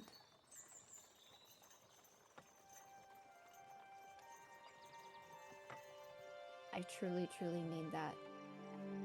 I had no intention of ever opening this.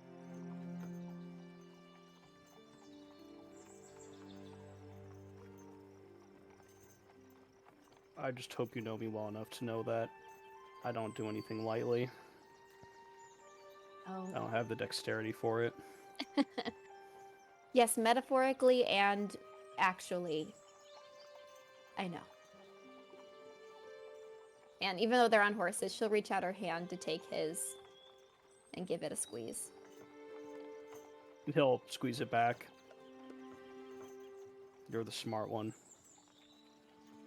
Find me a way out of this and I'll take it. All right. I will dust off the demonology tomes and figure this shit out. You have demonology tomes? Well, so they're at the house, the tower, so, but I could teleport there, you know, but we got a ball to you own fight. demonology tomes? Oh, yeah. What It do you was mean? one of my Well, yeah, those classes. are what? Oh my gosh, Yorick, I have a very, and then she's gonna go into all of the thorough studies. She's like Hermione, she had the time turner to take 2 classes at the same time, shit, like. Wait, you had a device that let you travel back in time, they let you use it to take classes? Well, it was more like I was split. So there was, so in order to be even close into the top 10, let alone valedictorian or salutatorian, you had to take over enough credit hours. So I had a 4.8 GPA. That is how I was in the top 10 of my class. So you literally have to take not only extracurriculars to qualify for those extras, but you have to... You had a 4.8 and you were only in the top 10? You weren't number 1? Yes. What the hell is Hearthcrest? Like I was saying, I wasn't the only one taking 2 classes at the same time. And so you got, 6 classes a day. So if you take 2 at the same time, you're taking 12. Hey, Joe. So on that note, Wait, hey, Joe. Yeah. I mean, would you say that their conversation could Nafian have heard any of it, or were they deliberately talking to not be heard? I wouldn't say Yorick was quiet. He doesn't have the dexterity for it. Okay. Cool. New recurring joke in the campaign. I will just say that there'll be a point where you would feel Nafian looking at you very intently for a long time. He's not going to say anything. That awkward watchful helm where I can literally see behind me and see Yep. you just staring. Yep. Now, Alfie, I can see you're doing that. Good. Okay. That's it. You're not gonna elaborate at all? We can talk later. It's like a 3-hour ride. Okay. He's a little uncomfortable because we prayed together and he's just trying to take it in, Whoa, prayed? whoa, that was a private moment. Whoa, Lila. prayed together.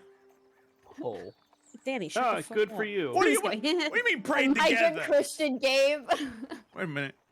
Nalvin, are you guys a thing? Y'all just What? No, that's stuck out in the different evening to than- spend a little time together, really getting to know each other. It's Hmm. okay. Said You that know to what happened. Nalfian. Was that Danny? That was Of course Danny. it was Danny. Where's Zephyrin? Zevran Back isn't. in heart. Oh, that's he's right, in- with fucking Salamander Coast. Yeah, he's in Salamander Maester Coast. right now with Oh, Mimir. okay. Well, yeah. Maester, yeah. No, wait. I thought Mimir no. came No, to Mimir Iverion. went- Yeah, Mimir came to Iverion. Yeah. Wait, no, he's Okay. at Dragon's Bay, right? He's at Dragon's Bay. Yeah. Probably. Yeah, that's where he left him. Okay, well. So you know anyway. Zevran ain't here right now. No. Delphine just kicks Danny in the head. You kick him in the head? Yeah, Jesus. What the fuck, Nalvian? Ow! Let's kill Danny. It's alright. not like hard. I assume he's walking next to him, and he just gives him a punch on the back of the fucking head. Yeah, I know what you mean. I know what you mean. You're making it worse. I was just, hey, I don't hate the player, all right? That's all I'm saying. You know, back when And I was Nalfian is a younger, player, we know raccoon. this. He is not. He is respectful to other people's relationships. Well, for a time, I thought that you and Zevran were going to be a thing, so this is an interesting development. You're walking the whole way. Only 2 hours and 59 minutes till Dragon's Bay. Awesome. Tiberius is riding near you, and it's like, You did not travel with him before. When it's Nope. just the No, two I of didn't. you, it is so long. that was Someone kind of pass rude. the red vines. Does anybody want to do something about him? He just directly insulted me. Oh, I it's didn't do okay to anything. insult me, though. All right, I see. What, because I'm a raccoon? I All right, the believe silence. as a squire, you should be able to take anything on the chin and Listen be to your respectful towards lady. it. Joe's posture when he's Danny is so funny. It's a whole ass character to be Your dating. lady has spoken. You know, I was thinking that the house needed more knights, but maybe it would take a little bit longer. Oh, your lady has spoken. All right, you shut your fucking mouth now, Fiona, all right? This is A little between... longer, of course you keep swearing. Your lady has spoken. Would you please be quiet? Alfian, it is very disrespectful for you to keep taunting me. It doesn't seem very knightly. Apologies, Squire. Apology graciously accepted, Knight Commander. That's right. He leans into you now, and is like, "You're lucky I don't see you on the streets, all right?" His little raccoon fist balled up. So Tiberius, you want to become a knight now? Huh? I don't know if I want to be here anymore. There's a lot of hostility. Trying to leave. I've been trying to leave since Raven Rock, but I haven't been able to. I went to the Astral Sea. I'm way in over my head. I'm fine. I kid. Anyway, all I was trying to get out of that was that Nalfian acknowledged what York was talking about and just wants to talk to him later, privately. That's all. That's all. Oh yeah, I got that. I was. I think we all did. Oh, I'll never do anything ever I again. forgot when this Oh, conversation started. Oh, Jimmy needed funny. the reminder. All right. So, eventually, you begin to close in on Dragon's Bay. The horses still moving, the soldiers still marching. Eventually, you arrive. And as you do, you hear a guard on the gate sees the encroaching army, the forces that reclaimed Oak Cairn and Hazran's Hollow. He runs to the opposite side of the parapet, facing the city, and he says, "The victors have returned! From Oak Cairn, from Hazran's Hollow, they've returned!" And you hear this fanfare begin to play. As Oh, shit, dog. all of you enter into the city as you On our fucking nightmare horse and our unicorn baby. as you march in, you can see the city has been decorated, bearing the banners of House Forrester all up and down the central thoroughfare. There are confetti and balloons that rain from the sky and rise up towards it respectively, celebrating the return of House Forrester and the knights that charged bravely into Oak Cairn. So I'll go ahead and move you to Dragon's Bay. Balloons.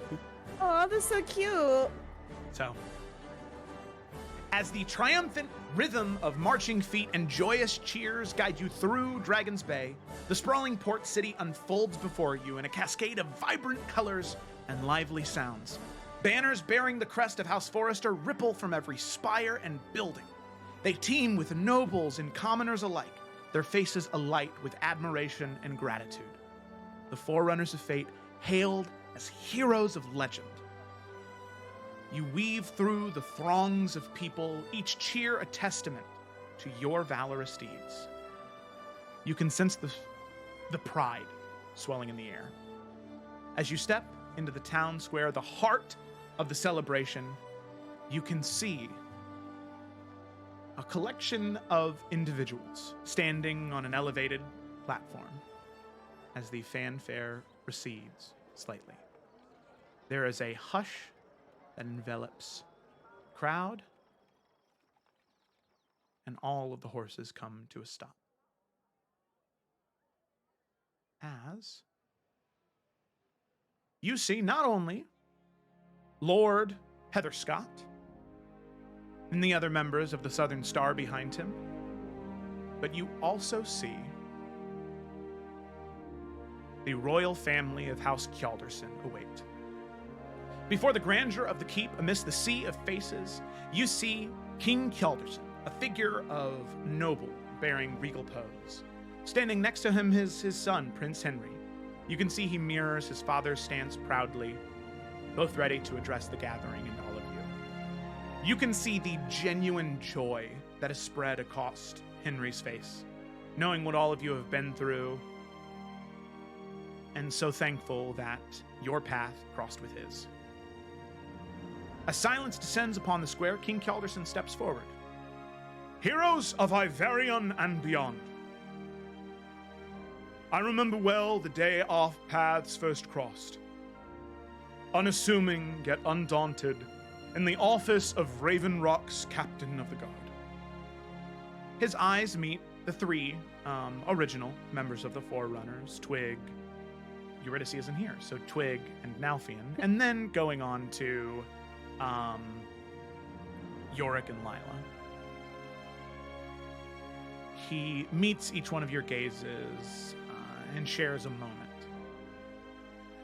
You all have walked the perilous path of heroes, through chaos, through shadow, through the very maw of despair. And you emerge not just unbroken, but triumphant. As your king, it fills me with boundless pride to stand before you, to serve you, as you have so bravely served all of us. Today we celebrate not just your victory, but your spirit, the indomitable will that lights in our darkest hours. It is my honor, profound and true, to call you champions of our realm. You hear the applause thunder throughout the town square. Thousands of onlookers. And he turns to you, Twig. A knowing smile graces his features. Lady Forrester, the land you have reclaimed yearns for a new beginning, a new name to echo through the ages. The land no longer belongs to the sisters Hazran, it belongs to House Forrester once more. Tell us, what will you name your land? What name will history remember?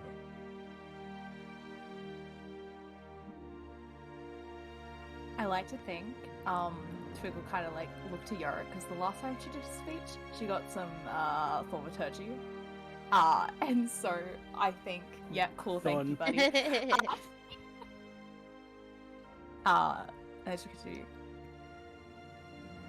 Talamir. The name of the land shall be Talamir. He smiles. Very well.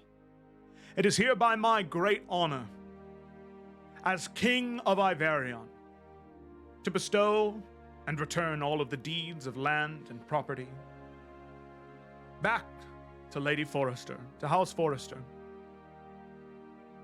You will have my supplies, you will have my coffers, you will have the support of all of Iverion to rebuild the realm you have reclaimed for House Forrester. And we proudly stand within the realms of Talamir today, no longer Hazran's Hollow. These heroes have stood against the void, and Lady Forrester has spoken. And as her king, I will honor that. And you can see he gives a slight bow to all of you. And you can see many, many, many, if not all of the onlookers do the same. Bow their heads in reverence to the forerunners of fate. You all take in this moment of pride and joy, not of selfish pride, not that of a sinful pride, but you are heroes of legends. You have stood against the shadow, and you will continue to do so. As all of you sit there and listen, Nalfian, you hear Danny next to you. Yeah, I could get used to this. This is pretty nice. Nalfian just looks at him and smiles. Not in like a, but yeah. Like, he is very genuine. Yeah. No, he knows. And with that, as King Calderson raises his head, then, I believe, we are in need of a celebration. Drink, eat, be merry. Days like these come once in a lifetime. Celebrate this day, all of you. The path of the hero is full of tumultuous roads. Take in this moment and enjoy it. For I do not know if the weave will grant you one like this anytime soon. Thank you for all you've done. And enjoy. And with that, the crowd once again applauses. They once again applaud, celebrating all of you. As all of you are led into the keep, you dismount from your horses. You settle into most of your rooms that have been set up for you by Captain Heather Scott. And you can see, as all of you are preparing to exit from your rooms and preparing to go back out into the festivities, he's kind of arms folded at the gate and says, "So, how'd I do? Is this good enough, you think? Celebrating my lady?" Oh, well, I think it's certainly quite the honor to have such a celebration, that's for sure. All right. So then, Lady Forrester, of course, I think there's something we need to talk about. Maybe a permanent installation of Lord Heather Scott. I think that I've proven myself quite well, if I do say so myself.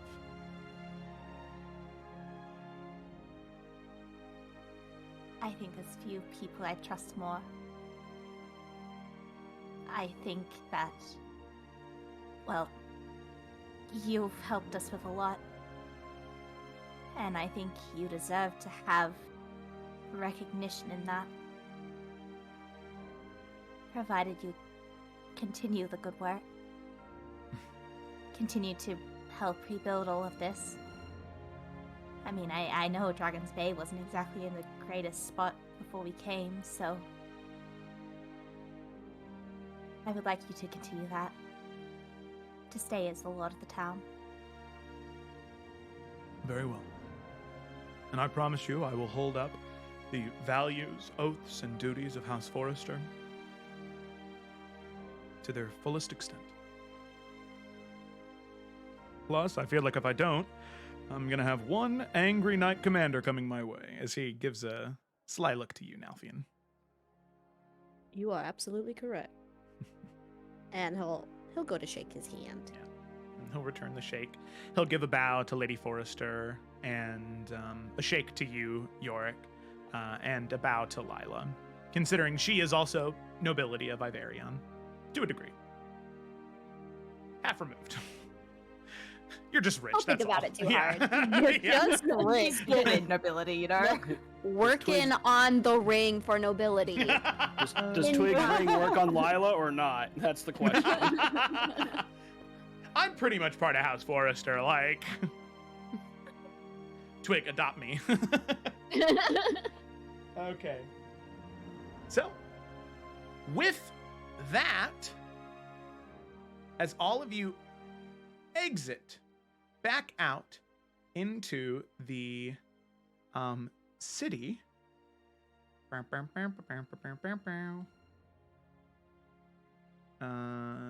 was funny. That was do you know what that was? That was the that was Momo's theme from Avatar: The Last Airbender, because I was trying to find the music.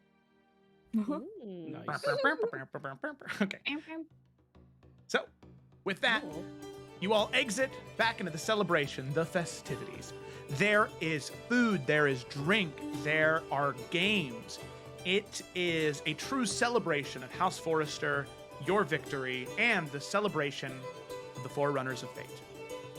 People stop you frequently, where you barely have a moment to yourselves to thank you for what you've done. They talk, for older people in particular, they come up to you saying how they used to live in Oak Cairn, or they used to live in a city and they had to leave their home, and how soon, within the next few years, they'll be able to return home. And that's because of you. Some people are from Highland Pass. They find Nalfian and Twig. They thank you for what you've done. Some people have come all the way from Wheat Hill to greet Lila, to greet the three of you. And some people have even come from Hearthcrest. They heard about the servants of the shadow that were there, Laurel Khan and Malice Baynir. As now the College of Hearthcrest has spread word throughout all the world of the truth of the aggression of the Dark One and of the Forsaken, it is a serious threat. People believe now.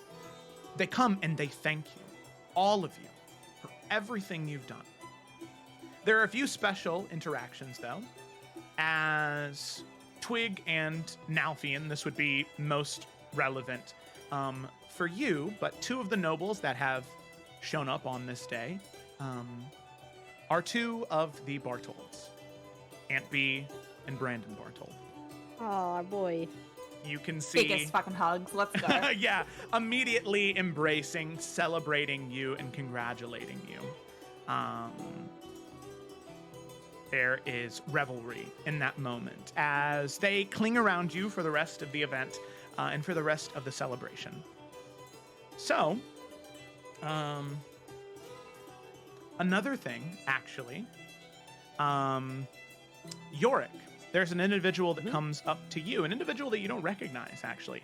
A half-orc woman with bright red hair, two tusks jutting out of the of her canines on the bottom of her teeth, wearing like smith's robes and leathers. And as she approaches you, she says, I know you don't recognize me, and that's on purpose. It's me. It's Skeldavan. Oh, hey! Why? Oh, hey. Aventahala, because of the connection to House Markhold and how they know my look, I wanted to thank you for everything. She's kept me very safe. And I finally have freedom to live my life and live the way I want to. You know, you never did tell me exactly what you decided to do. Well, I can only be here for the day because I'm actually, I enlisted in the Children of the Flame. Under disguise, of course, but near Hearthcrest and Wheat Hill, there is a detachment of soldiers there that I have been fighting alongside. And we have been fighting Dark Friends and Shadow Spawn, and it feels good to have a new lease on life. It's hard to stay involved after everything you've been through, but I think you're doing the right thing for what it's worth. Thank you. He'll offer a hand. Yeah, she'll shake it. And she'll also approach Nalfian and Twig and do similar introductions, thanking once again for sparing her, even though in that moment they had the power to not, like they did with the snake in the grass. And she's very appreciative to both of you for allowing her to be able to have this second chance. Okay. So, with that, Captain Heather Scott knows better. There is an area that has been set up in another town square where Kingdoms and Castles is being played. He knows Twig well enough. And you would not believe how many people are lining up to try their luck. Not at the Lady of House Forrester. That title doesn't matter to these people. But at the current champion, reigning, defending, undisputed Kingdoms and Castles champion. Bow at my feet. And Twig, None shall defeat me. no checks necessary. You defend your title, your belt. Not that you have one, but your belt. I need to make one. 15 times on this night. Undefeated. Give me a real fucking challenge. Come on. All right. Juvenile. SMH. So all of you continue to celebrate. So is there anything anybody wants to do in particular? Like I said, there are carnival, fun, celebratory games. There is food. There is drink. There is... In some areas, you can find some taverns that have bands of musicians that are well-versed in many different songs of many different styles that will allow you to be the vocalist, should you choose. So there's karaoke if you want to do it. Felicity just like, gotta bring the mic down. You gotta... Oh my god. Oh my god. She pulling everybody in there. Also wanted to ask, is Zevran partying with us or is he being a steady boy? Okay, No. cool. Him and Mimir, they've been working ever since you guys left. So you can see as you guys were up in the keep area, that's a good point. As you guys like loaded off your stuff, you can see both of them look at each other. And Zevran goes, I mean, we could probably afford to take a little break, right? Just like a little. And Mimir's like, oh, laddie. We're taking a break, all right? As he like gets up, he says, I can't eat, I can't drink, but I can still have fun, you know what I mean? I heard there's a stage where they're letting anybody sing. They've got that here? That's what I've heard. Oh, Come Zevran, on. get your tush up. We're going to go do some karaoke. Oh, so they do call it karaoke sure. canon. Okay. Why not? Great. It's already Love it. such a silly concept. Why not? Yes. Collect everybody. We must have mini concerts. I'm so excited. Mimir does Brandy, You're a Fine Girl by Looking Glass. I love that. Nice. Lila does Popular from the hit stage musical Witch. That's Amazing. from the the stage musical Hag. Now for ask if Hag. Twig wants to do Don't Stop Believin'. Oh. Twig would hate it, but she'd do it. Yeah, like, she yeah. would. She absolutely would hate karaoke. I can see Twig just like Literally the worst thing for her. Living in a lonely It's like- world. Oh my god, isn't that the thing, like, in fucking Pitch Perfect, how there's that one chick that, like, barely sings where it's just a whisper? That's Twig. Yes. Just a city boy. Born and raised inside Detroit. Okay, now I like he will the- carry. It's uh, fine. Oh yeah, he will. Doing love it. power slides over the stage. You Oh, fucking God. know it. Twig My just jo- standing there so embarrassed of her dad. My job. My joke song is "It's Not Easy Being Green" by Kermit the Frog. Oh my and, gosh. Oh my god. Love it. Real song, More Than a Feeling by Boston. Oh. And Nalfian, I know there's not lighters, but he wants to get a torch for when York starts singing. Ignite your sword, dude. Oh, that's right! He said You this can so do candles. What, you just go for Oh, a torch? yeah. Like Jesus, terrify everyone just lighting That's a how sword. powerful. Or even George like a was match alive. would work too. Yeah. Like little matches. Oh, fuck, you're right. You know, I went to the extreme. Fun fact, That's what brothers are for. it I ain't. mean, Trick has produced flame.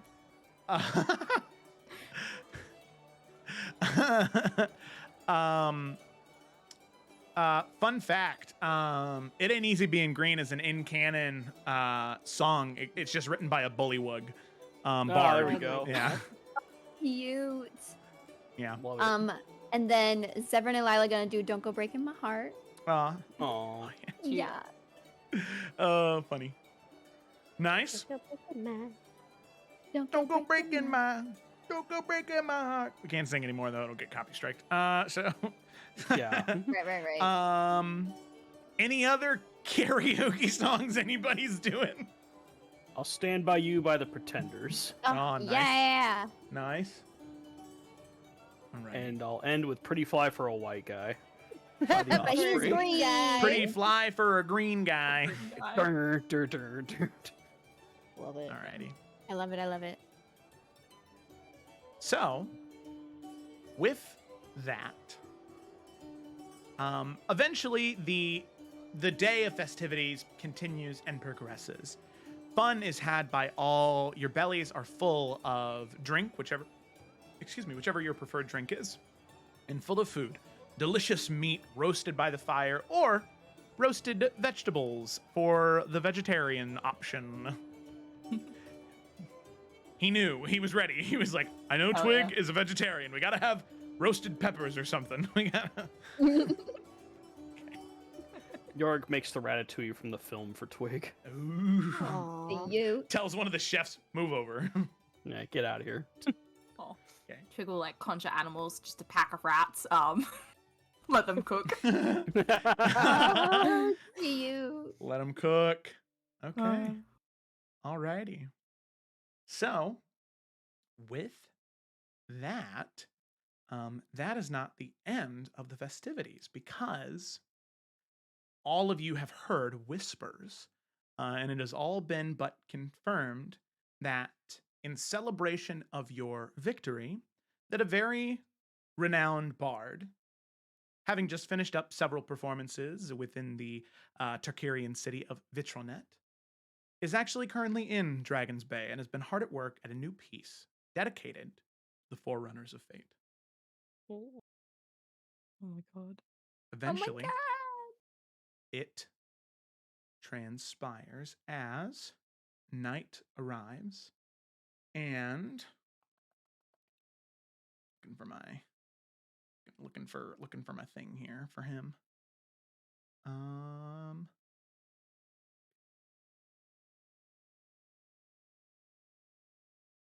Bop, bop. Okay, here we go. So, eventually night falls. As twilight descends on Dragon's Bay, the celebration unfurls. The cobblestone streets are awash with the golden glow of lanterns casting dancing shadows around the revelers who come in droves, eager to partake in all of the different festivities. All of you all day, like I said, have been swept up in the jubilation. Every corner is alive with merriment, every square brimming with games of skill, chants, and stalls overflowing with feasts. Around you, the people of Iverion, from grizzled warriors to wide-eyed children, they congratulate you. Their smile is as bright as the fireworks that currently erupt overhead.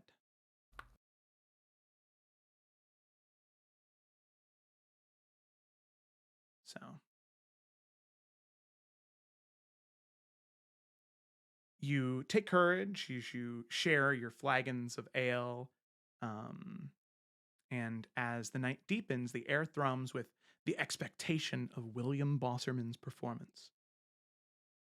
All of you can see the bard take the square as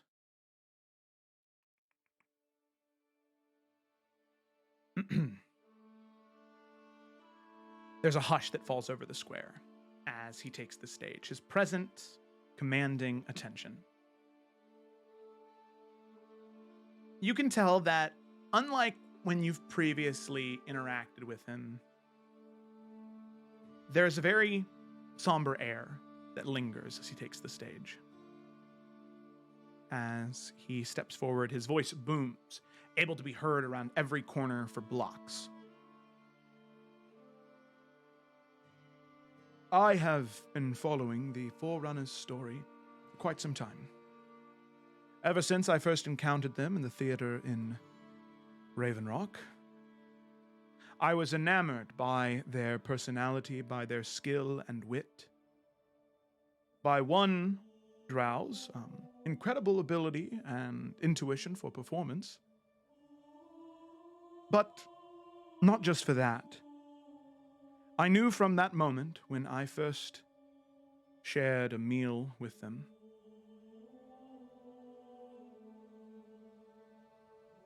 that they would do great things. And from that moment, I made it my personal mission to record their escapades. To ask of them what their journeys were. And I know that sometimes my plays can seem heavy-handed. They can linger, they can indulge in themselves. And so tonight I've chosen that I will not be performing a play or a 3.5-hour performance that I'm sure would send half of you into a slumber, but instead I would like to recite a poem from the deepest annals of my heart. A poem dedicated to the Forerunners of Fate. Those who have done great deeds for not just Iverion and Tarkir, not just for Eridane, but for the entire world. For the worlds as we know them. Under skies of azure, on verdant fields beneath, 3 heroes rose from the dust, their legacy unsheathed. In Sandpoint's guarded walls, they faced a bishop's wrath. Their courage turned the tides along the shadowed path. In Raven Rock they stood, the undead siege to break. Uncover schemes of night for all of Iverion's sake. With valor in their hearts, they freed the mountain's crest. In Highland Pass, they fought and laid the dead to rest. Ablaze with fiery might, in Wheat Hill's desperate hour, the Dawnbreaker cast her light and felled the shadow's power. With chains of darkness shattered, her radiance did unfold, a beacon missed the gloom, her story brightly told. Within Hearthcrest's aged walls, where forsaken plots did weave, the heroes stood as one, their bonded strength, belief. The navigator, Lila, with Corellian's starry gaze, she charted courses true through the astral sea's vast maze. Her wisdom like the stars, forgiveness in her wake. A new constellation shines for one soul's sake. Pathfinder of the heavens, her guidance ever clear. Beside her forerunners, she conquers every fear. Yorick, strength incarnate, in the astral tides did thrive.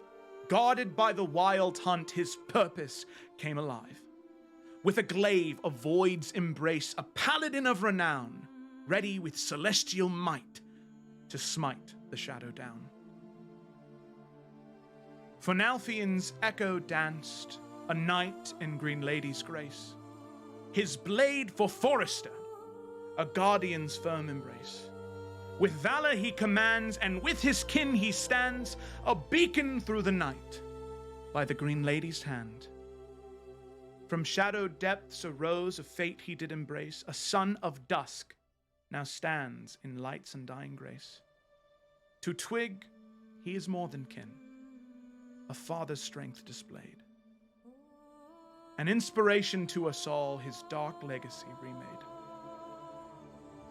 Upon the stage of fates aligned, near watchful stars so true, through the lands of shadows intertwined, her noble heart flew.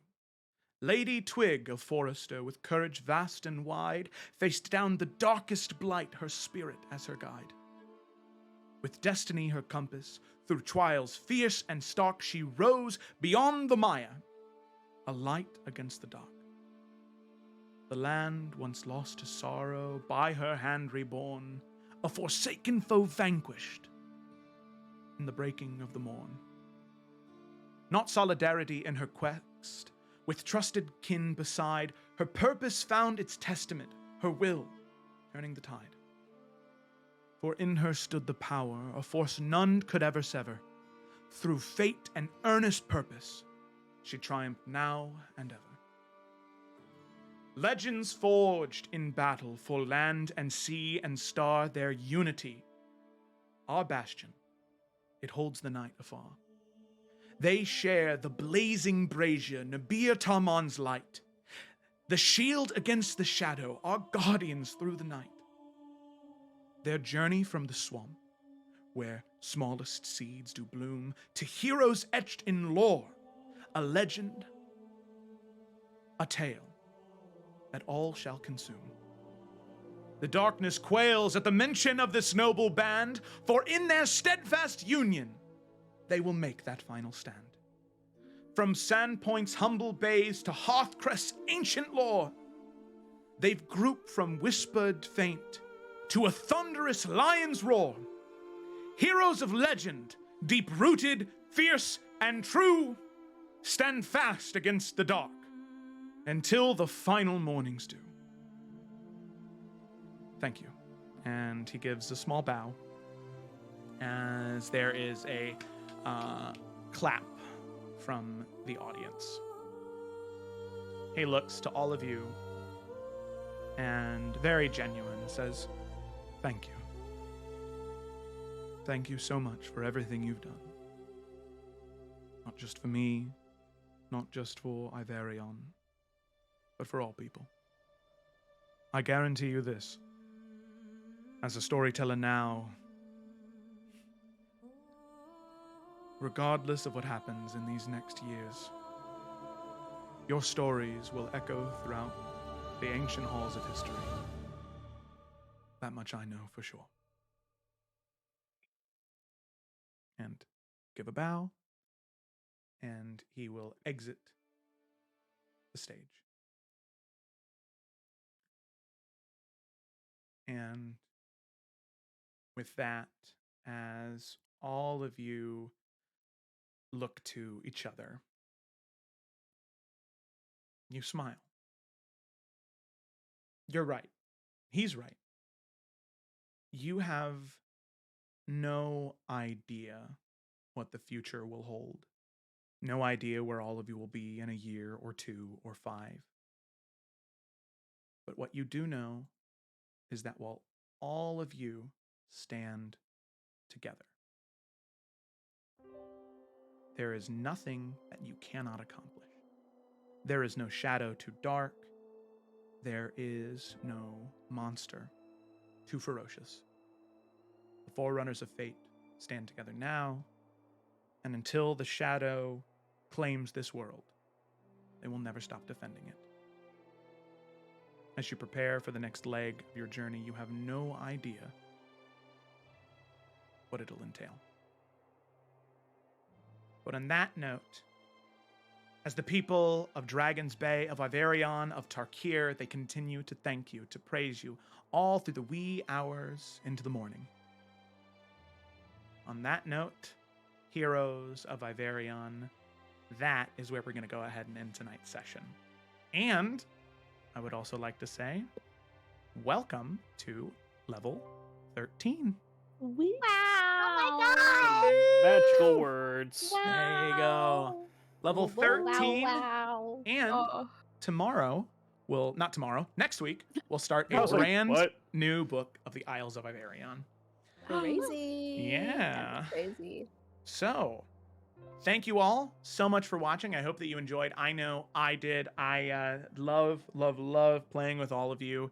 And it has been one heck of a ride so far, and I look forward to many more sessions. Session 100 was better than I could have ever imagined. You guys are all great. I love playing with you all so much. And I look forward to the rest of the adventures of the Forerunners of Fate. Yeah. All right. Well, thanks for watching, everybody. Be sure to tune in on Tuesday for the continuation of the Salamander Coast, Wednesday for the return of the Tales of Evrend, and of course, next Saturday for the Isles of Iverion. Thanks for watching, and we'll see you next time. Bye.